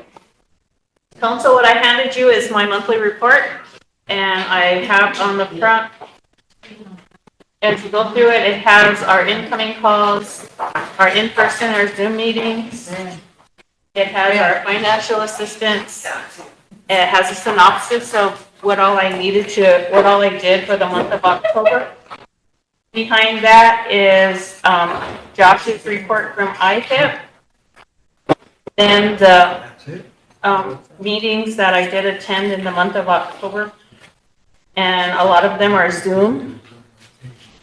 And toward the back, I have the governor's email to us letting us know that he wasn't coming. And by the way, he did call today, and he is scheduled to be here on December 11th. So he will be here to meet with all of you. And then I did inquire with Roberta Bazzardi about the elementary school, and that was her response to me.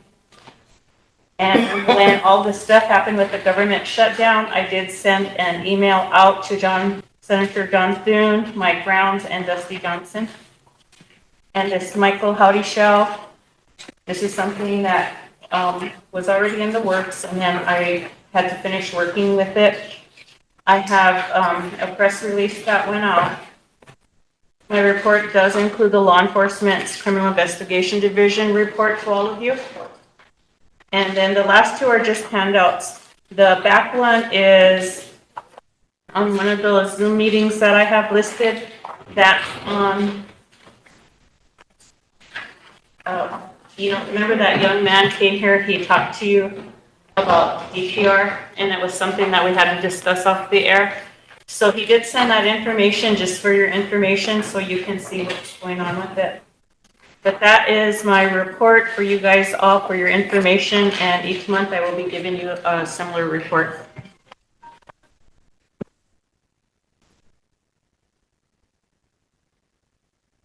Go ahead, Toots. I'd like to finish the officers before we go. Madam Chair, in here with the people that you help, Yeah. can we get those names every month of who you help? You what? The names. No, it's not top secret because it's been done before with previous presidents. You know, because we would like to see who you help, because sometimes we hear from within, gee, we have the same, that woman's in here. We don't help the same people. It's a requirement. We have an application that says that once you come, you don't get assistance again for 90 days. Some of them don't like it. But the reason we do that is because we try to help more than person. It's always the same. It is in the past, and because we've seen past records, the same people always got help. All different amounts. The assistance we provide is the same amount, and as you can see, it does have what it is, and we do help elders with propane. We do help people with electricity. As long as the funding, every month we're allocated so much, we have to only spend so much monthly, otherwise we're gonna run out of money. So everybody gets a certain amount every month, but it's every 90 days. And then how can you see your tracking form? So sometimes you'll say, give me their name and their number and I'll reach out to them. And that's a lot of these people that you give me. So So you just ask a few people yourself, is it okay if the president posts your name that you got help? Because maybe some of the people who don't have that pride and they don't want everybody to know that they're getting help. it's our money, it's the people's money, we should be able to see. 'Cause I know that, we get but I'm complaints just from saying people. you gotta think about the people too that we're helping. So I'm asking about a tracking form. I would like to see that tracking form. That's because what this is. I have, no, it's not, because I have several people that I've given names to. And I have an elderly You can come to lady. the office and look. I have an elderly lady. No, I want to see the form. So from a year ago in September, when I'm I not gave saying this. you can't, I'm saying you can come and see the I plan. know, but I want to finish here. I gave an elder lady's house who burned 3 years ago, and she's to this day still hasn't gotten the help that she needs. So I want to see the tracking form from the time you receive a call, Madam Chair, or someone comes in the office and says, I need help. You should actually have a form that says, so Jane Doe came in on this day, requested help for her roof or propane, and then the date she received services or how it was followed up on. That's what I'm asking for. Is that form in place? Yeah, that's how we do these. Can you send us a When copy? everybody comes, they fill out a form But and they're the gonna be tracking. there. But, if you all want this, I want the consensus of this council. Do you all wanna see who's? I would like to make a motion that we receive the documentation, because we always talk about documentation, that we see the tracking form that Madam Chair and And Vice Vice, President. yep, and Vice, I was just gonna say that, because it's both of you that have to answer to us.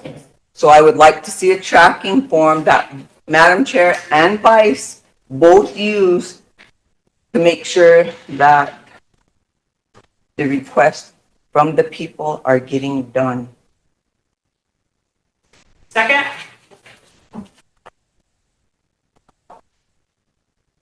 There is no second, your motion dies, but you can come to the office and you can look at the forms. Every time any of you call me, we immediately help if we can help them, and if they haven't already gotten help for that month. If they've gotten help for that month, they have to wait the 90 days. Okay, I need approval for my report. Almost good. Motion by Chris, second by Marion, question by Willie, all in Can favor? I say something else before we approve it? It's already in motion, so if they're done voting. So for those out there listening, make sure you pay attention to all of this and see how many chairs are empty, and that you're, with your tracking system for you people who haven't been receiving care or anything done for this whole past year, there's, come in yourselves, start coming in and requesting things from us. You voted us in. All in favor?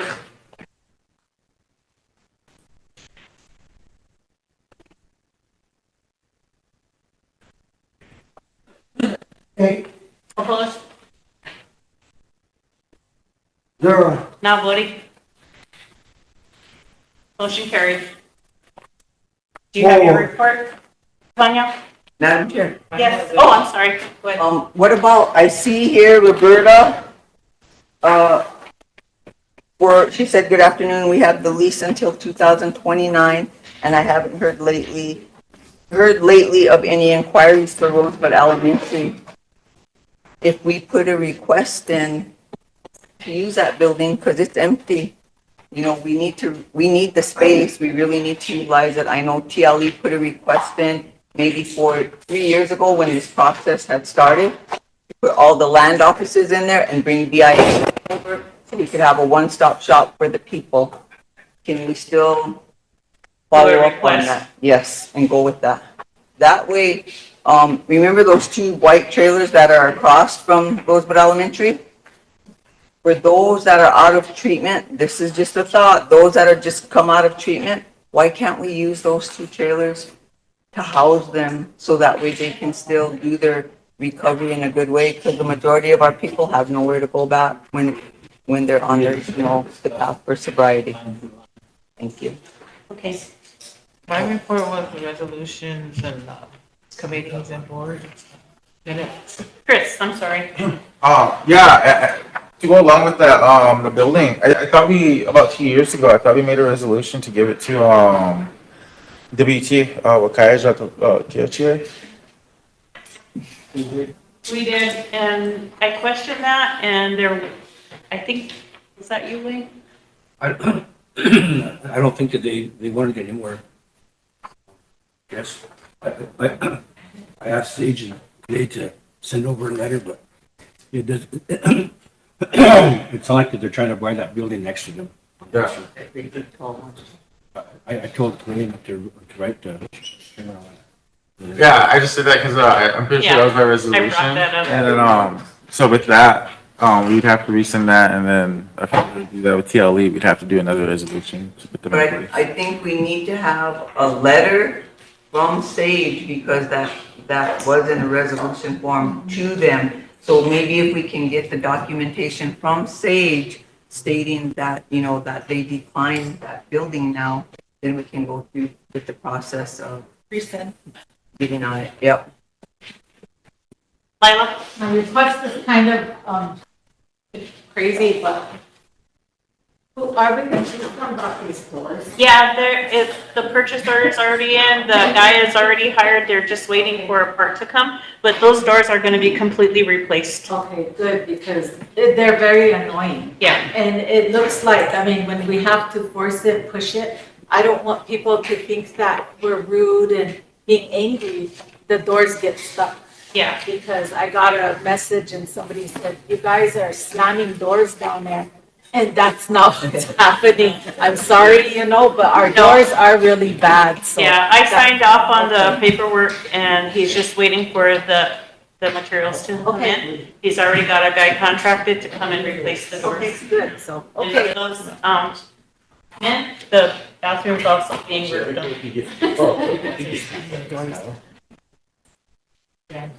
Then, Just a quick question too, I guess, talking about the doors here, this one right here is coming open. It was supposed to be a padded thing on there. Is that Yeah. still going through or something, or? yeah, it's gonna be fixed as well. Okay, yeah, I know people. You pop open on don't it. like, somebody coming in that you can't see, huh? Yeah, definitely, that's what I'm saying, it's a concern, I mean, yeah, just like that. We want key fobs. Keep up, yeah. Okay, all right. Can I make a motion before we lose form? Remember we did the turkeys already?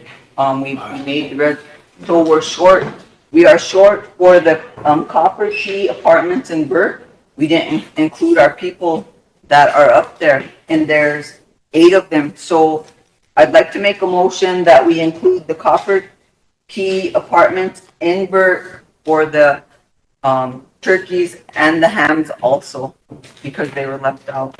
I have a second. Chris, question. Michelle, all in favor?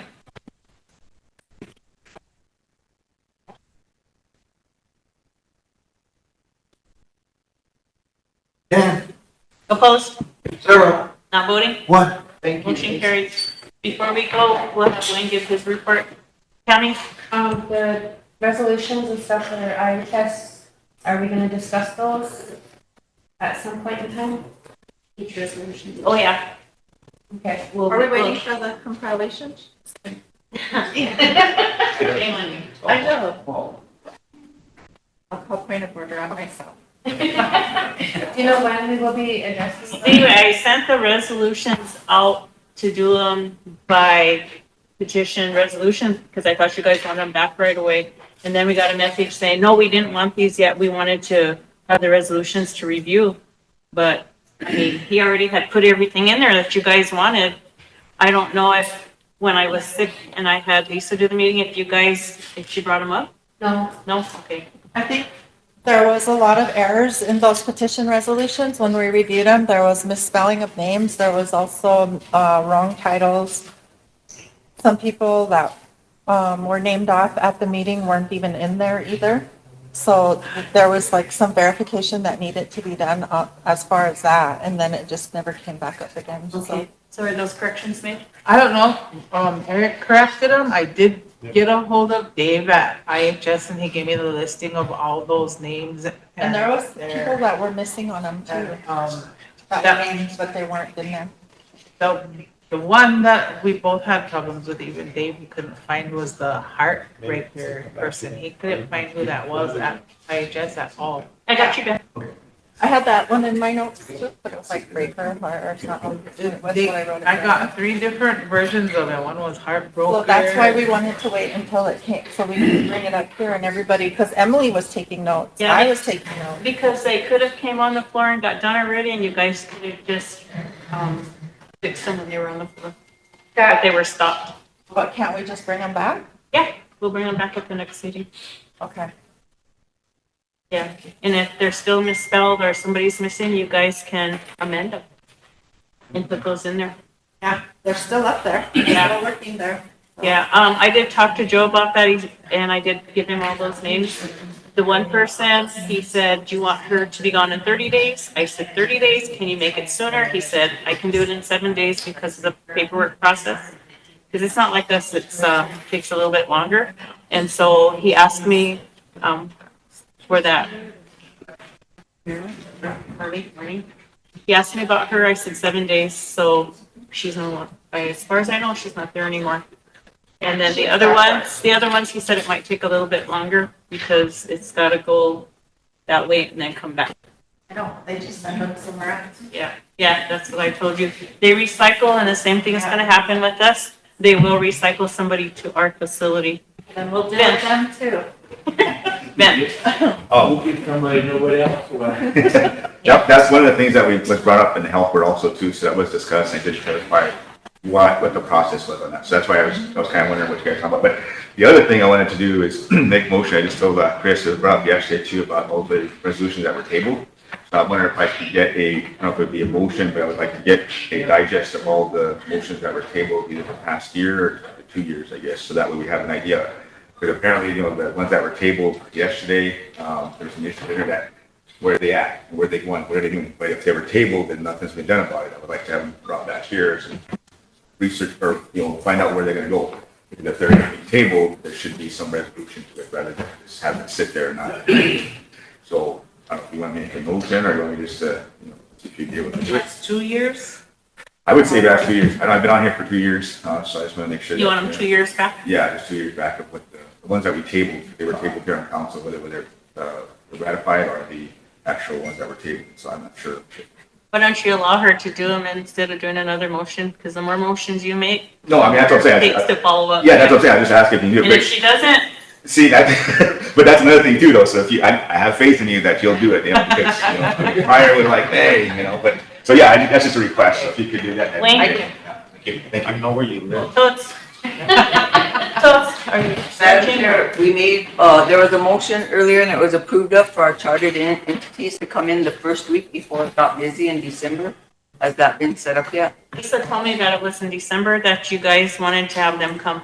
The first week. So I emailed that, motion excerpt out to those 4 entities, and that's what I wanted to ask you before we left, because they're all asking which date. It didn't set a date on there, it just says the first week. So they're all 4 of them have responded and they want to know a date. We didn't set a date because it was gonna, you know, after you send. One day after another. Yeah, because there were, yeah. Let me look at the calendar and then I'll set a date and I'll let you guys all know. December is always really a hard month because everybody's going this way, that way, and L&I and this, there is another, I don't know if it's Cole or NCI, one of those meetings coming up, so Let me take a look at the calendar You and get it I done will, right I'll have away. her let you guys know. Can we do it on the first week? Yeah. There's not a lot going on the very first week of December. Like that third, fourth, and fifth would be a Yeah. good day. Yeah. Those 3 days, Wednesday, Third, Thursday, and fourth, and Friday. fifth of December. Yeah. Make a motion? I'll make a motion that we go with the third, fourth, and fifth of December for the, chartered entities reports, please. I'll second We need all 3 days. Well, just in case, 'cause you never know. Yeah. And then if we don't, we don't. Okay. Get the word out. Because we just don't know right away, yep. 2 weeks, they got it, they can do it. Yep. I'll second. Question? Michelle, all in favor? Third, fourth, fifth, sixth, seventh, and eighth. Just kidding. Be here. Yeah, just in case. You never know. Wayne? Oh, opposed? 0, Not voting. 0. Motion carried. I'd like to hear Wayne's report before the day ends. My report, I don't have a whole lot to report. No, everybody knows the shutdown is done. That doesn't mean that we automatically have money in the bank tomorrow. It's probably going to be 30 to 45 days before it gets here. But we do have enough reserves to keep those programs going until then. I'm glad it's done because we were getting tight. Had like almost $1.5 million set aside, and we probably got close to that supporting these programs. So if this ever happens again, I'm not sure it could last longer than a month and a half. It got pretty tight. The CR is good until the end of January. So that means most of our programs are going to get 1/3 of their budget. I talked to Lori this morning, and Lori thinks that they're going to fund LEAP for the whole year. That's what she thinks she's supposed to let me know. And of course, all of the USDA programs like SNAP and them, they're funded for the whole year. The whole year. So they don't have to worry about those anymore. Our draft audit finally got here last week. We responded to it, and we should get the real audit by either Friday or Monday. That's been a long time coming.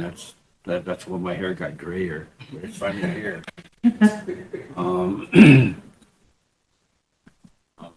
Other than that, you're going to be getting the monthly financial reports in your emails. If you want hard copies, stop by my office. I'll give you hard copies, but they're pretty thick. It's just a profit and loss statement for all of our programs that you know what was appropriated and what we spent last month and so forth. That's there. LNI is coming up. The council has to set a rate for the motels. Last year was not to exceed 250, but so you guys think about it, and then the next council meeting of the month, I'll ask you to set a rate. And then the reason we do that is so that people don't go out and all get suites, Airbnbs. Yeah, or whatever. But last year's rate was 250. Other than that, I don't think there's anything else. Totes? Even though we're slowly getting back into things, Mike, Budget and Finance said earlier too that they're still gonna maybe send a memo out and let people, directors and people know that just because it's lifted till the end of January doesn't mean that we can spend. You said they've been pretty good so far, but we need to keep reminding also, because we're not done. This isn't over yet. I'll be like Mike here. I'll be a bit of a Debbie Downer, okay? No, be the Debbie Downer. I have no basis to say this, but one of the big fights that was going on in Congress besides the healthcare thing was that they were trying to put some controls in these appropriation bills so that the president couldn't be taking this money back. That didn't happen. This CR went through without any of those restrictions, so he still has the ability to fund what he wants to fund. So I'm just throwing that out to you guys because this fight's not over yet. And we need to start our lawsuits too. And Madam Chair, you sat around the table many times when we used to have quarterly meeting with the Ocheti Shakoi. And I know that you guys have the Great Plains Health Board meetings and all, and people go to those. But wouldn't it be nice for all of us to sit around the table and discuss some of these things, be more powerful to voice in that way too, and have our concerns, because we used to do it that way. And it was pretty successful because everybody got to voice and bring things together as one. Yeah, but I want to give a shout out. They didn't make it today, but we have Cherise Bordeaux, Dr. Kristen Hyatt, and Blaze Lenole Regal. They've been counselors, you know, and I'm gonna say this because I know that they've already left but they're starting their own business. They've been actually doing counseling out of their cars, and something very needed. And the reason why they made this choice, and they'll come tell their story hopefully on the 25th, and it won't be very long. So maybe if we can just give them some time at the beginning of the meeting to explain what they're doing, because when they were working in the schools, the hospital, they're under those guidelines, and they don't meet the needs of our people when it comes to wellness and counseling. So they're creating their own. This is awesome what they're doing. No one's ever done it. You know, they're leading in this. So if we could just support them, and they'll come tell their story, because they're amazing women, and they're going to help our people with their wellness. Thank you. I'll make a motion to approve Wayne's, report, our treasurer's report. Second, Ben, question, Marion? Marion. All in favor? What do you guys think?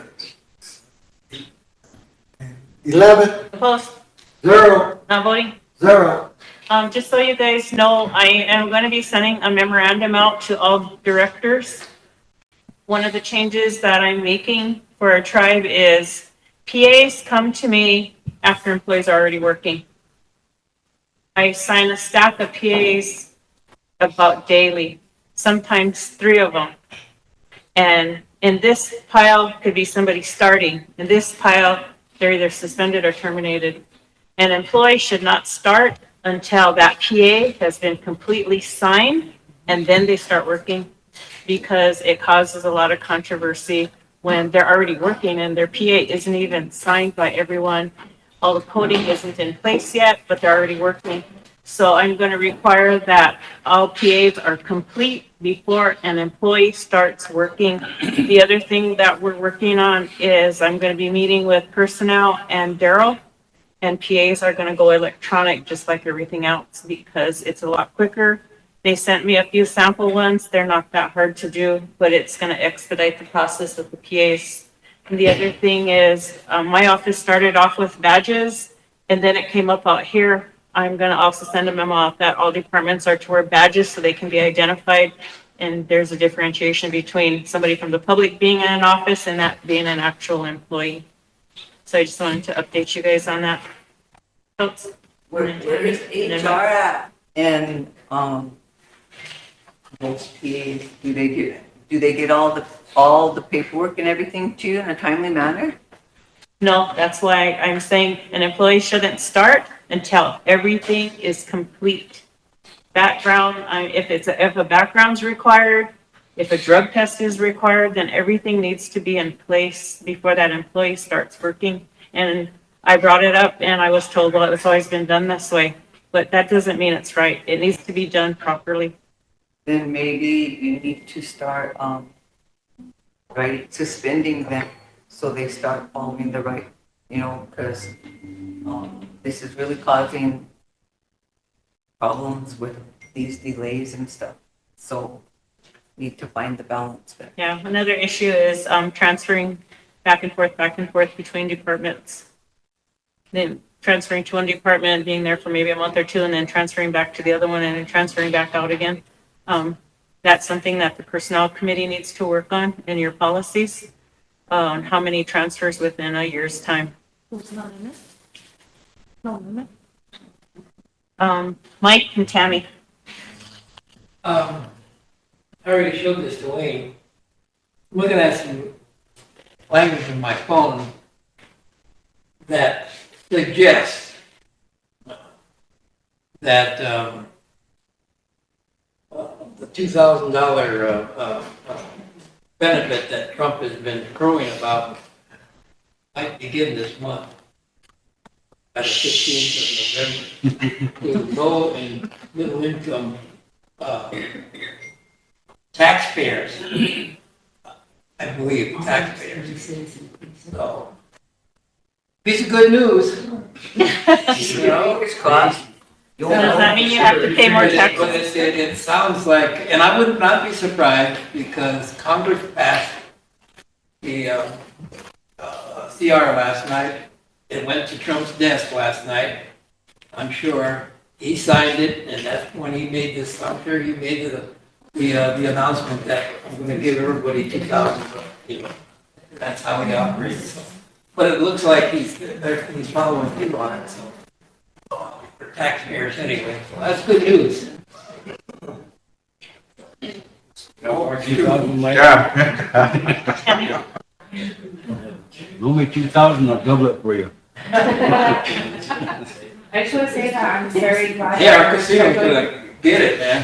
Mike, stop it. I'm gonna bring Debbie down here. I just want to say that I'm glad that you are finally initiating that PA process because that was supposed to be done a long time ago. And It's gonna happen. the finance department, are they working on like the request for payroll reductions and things like that instead of doing the whole paper process? Because that was supposed to be, that was, wow. I'm not sure, are you knowledgeable on that? Part of the payroll, inside, yeah, we're trying to streamline all that. Okay. And we did, I'm trying to get that second person to help, so it's gonna take a lot of burden, Yeah. be a lot more. And then with the personnel stuff, one of the long-standing items we've always had with our audit finding has been backgrounds. And every year I have to argue with them, but what we finally kind of agreed to is they're not so concerned that the backgrounds are taking so long, but they're concerned about our number of programs that we have that have not even submitted background requests. So we're going to recommend to the council that our package now includes a background investigation form that you have to fill out and sign as a part of the personnel packet before PA signs. That way, hopefully, that will be a finding in the future. All right. All right, before you go, oh, sorry, Michelle. Sorry. Wayne, with that, requiring those backgrounds and then having to fill that out, is there any way that we can look into more funding for that office so they can hire help? They need to, and we had Mary, a part of our committee that we talked to, so hopefully she comes to Budget and Finance and requests additional money. Okay. Good, they need help. They do. Thank you. And speaking of that office too, we just had, an employee here who went through the whole process of that background checking also and the fingerprinting too. So that would help if we would transfer her over there and we got, like Michelle said, more funding to buy the right machines. You know, we don't need to be doing the black ink anymore. Like, roll it. No. There's an updated version. Yes, we should just update it where you just put your hand there and it just reads it. You know, that's what we really need. That would really, make it go faster too. Actually, if they had updated equipment before I came to the tribe, I did backgrounds for the hospital. And with that electronic system, I could clear contract doctors and doctors within 24 hours. We need that. We really do. So before you go, I want a miracle to happen. We did Constitution Officers Bureau and trustees. They just got back to work today. Indian Health Service came. If you can stop me, but if there's nothing from communities, Attorney General, Budget and Finance, Community Presidents, Economic Development, Education, Enrollment, Governmental Affairs, Health Board, Judiciary, Land and Natural, Personnel, Social Services, SWA, Transportation, Tech Rural, Tribal Utilities, and Veterans Affairs, If there's nothing from any of those committees or programs, then I can say that we finished an agenda. Do we have anything? I don't know, I was gonna ask you that. I'm not prepared. Because, so at our next month's meeting, the chairs of each committee, it's your responsibility to report to the council. If you have nothing, you just need to stand up and say, I have nothing to report. But if you have something that the rest of the body needs to know, that's the point in time when you bring up something from your committee. Ben? Yes, Madam Chair. Yeah, I think we did, I sit on a few of those committees, and health board is one of the biggest ones, but I know our chair has quite a bit of information regarding the health board. And like I said, I mentioned before too, with IHS, they are coming to the health board meeting, so we do have a lot that we do want to share with the council, so that way it's, a lot more informational.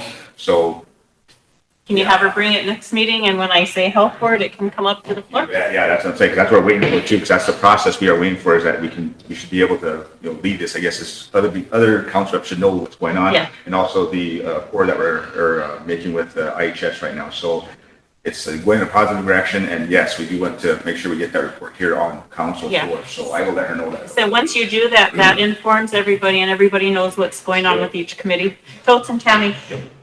For communities, what is our plan when we get below zero weather? How are we gonna help the community buildings stay open for the homeless? Because holy buckets, we have a lot of homeless, and our shelters are full right now.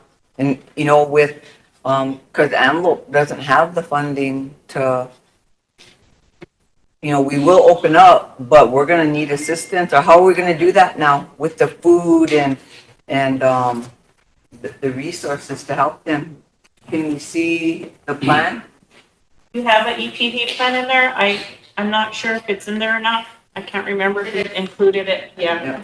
Okay. But the EPP plan is in there, that when we met up there, all the program directors came that would have anything to do with an emergency, and it's all in there. If we need to elaborate on exactly what we're gonna do in those situations, then we can do that as well. All right, and then in governmental affairs, we invited the chairmen from the communities, 15 of them showed up, and it was a very successful meeting.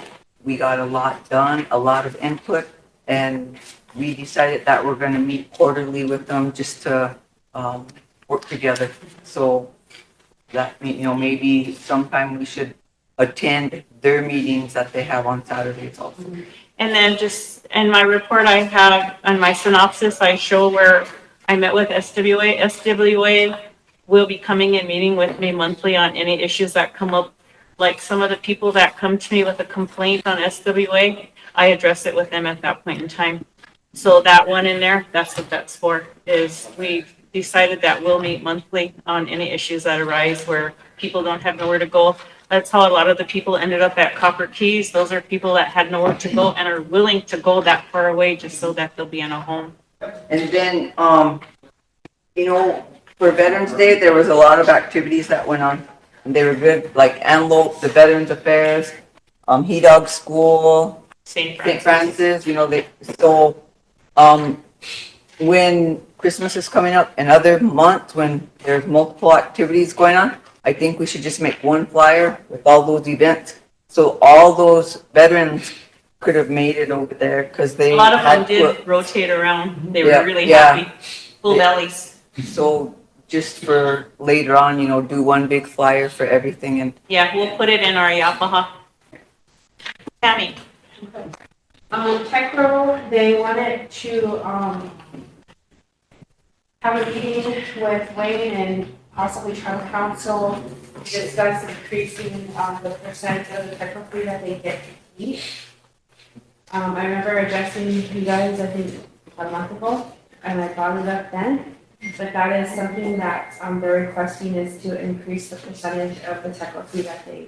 Did they make a motion or something? It was a motion, Bring it to the next, or who's the chair? Pam. Have her bring it to the next meeting. Okay. And then what was the other one? I know the board wants to meet, with Wayne, Myrna, and you soon. if that's a possibility. Yeah, before that meeting, can you guys kind of look at your ordinance to figure out who has control of the budget? You guys are different than the transportation committee, or you have your own charter, your own board, and you have your own authority. There seems to be some bickering over, you know, who sets the budget and stuff. I'm of the opinion you guys have control of that. You guys need to get all your ducks together when you have this meeting, okay? But that's my opinion. Okay, I understand all that, and that's one of the reasons why we wanted to meet with, well, actually, the suggestion by the chairman was really wanted to meet with, you, Myrna, and, Madam Chair. And back there, and, It's Yeah. needed.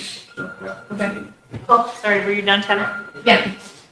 I'm unprepared because we've never made it this far. I don't know if I have anything for judiciary. I have to go back and look at my notes, but I can probably address that at the next meeting. But I do have a request. Sorry. Oh, my God. Here. Oh, my God, he's talking to me. Oh, my God.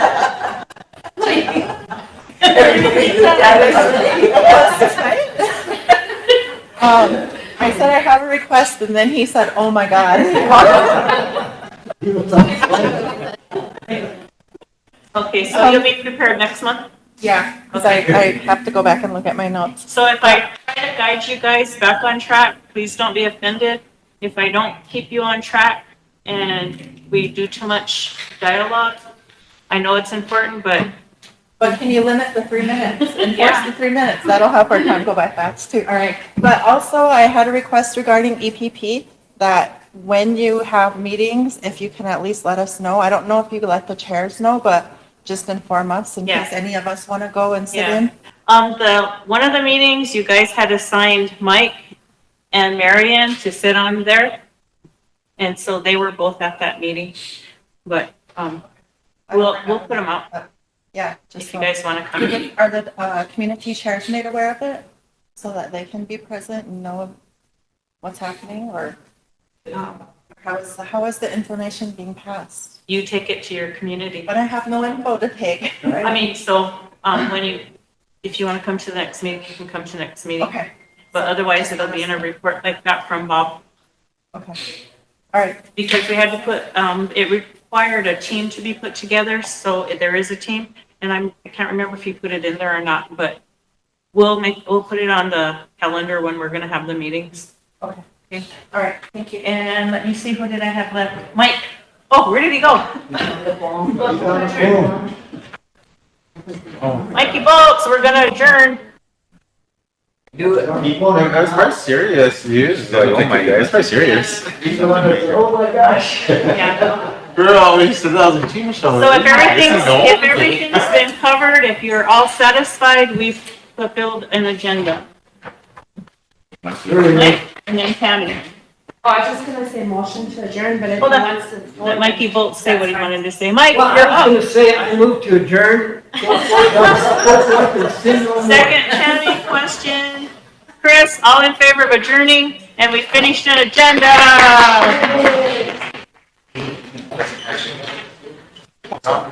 You have a really thick like 8. Yeah. See you guys at the next meeting.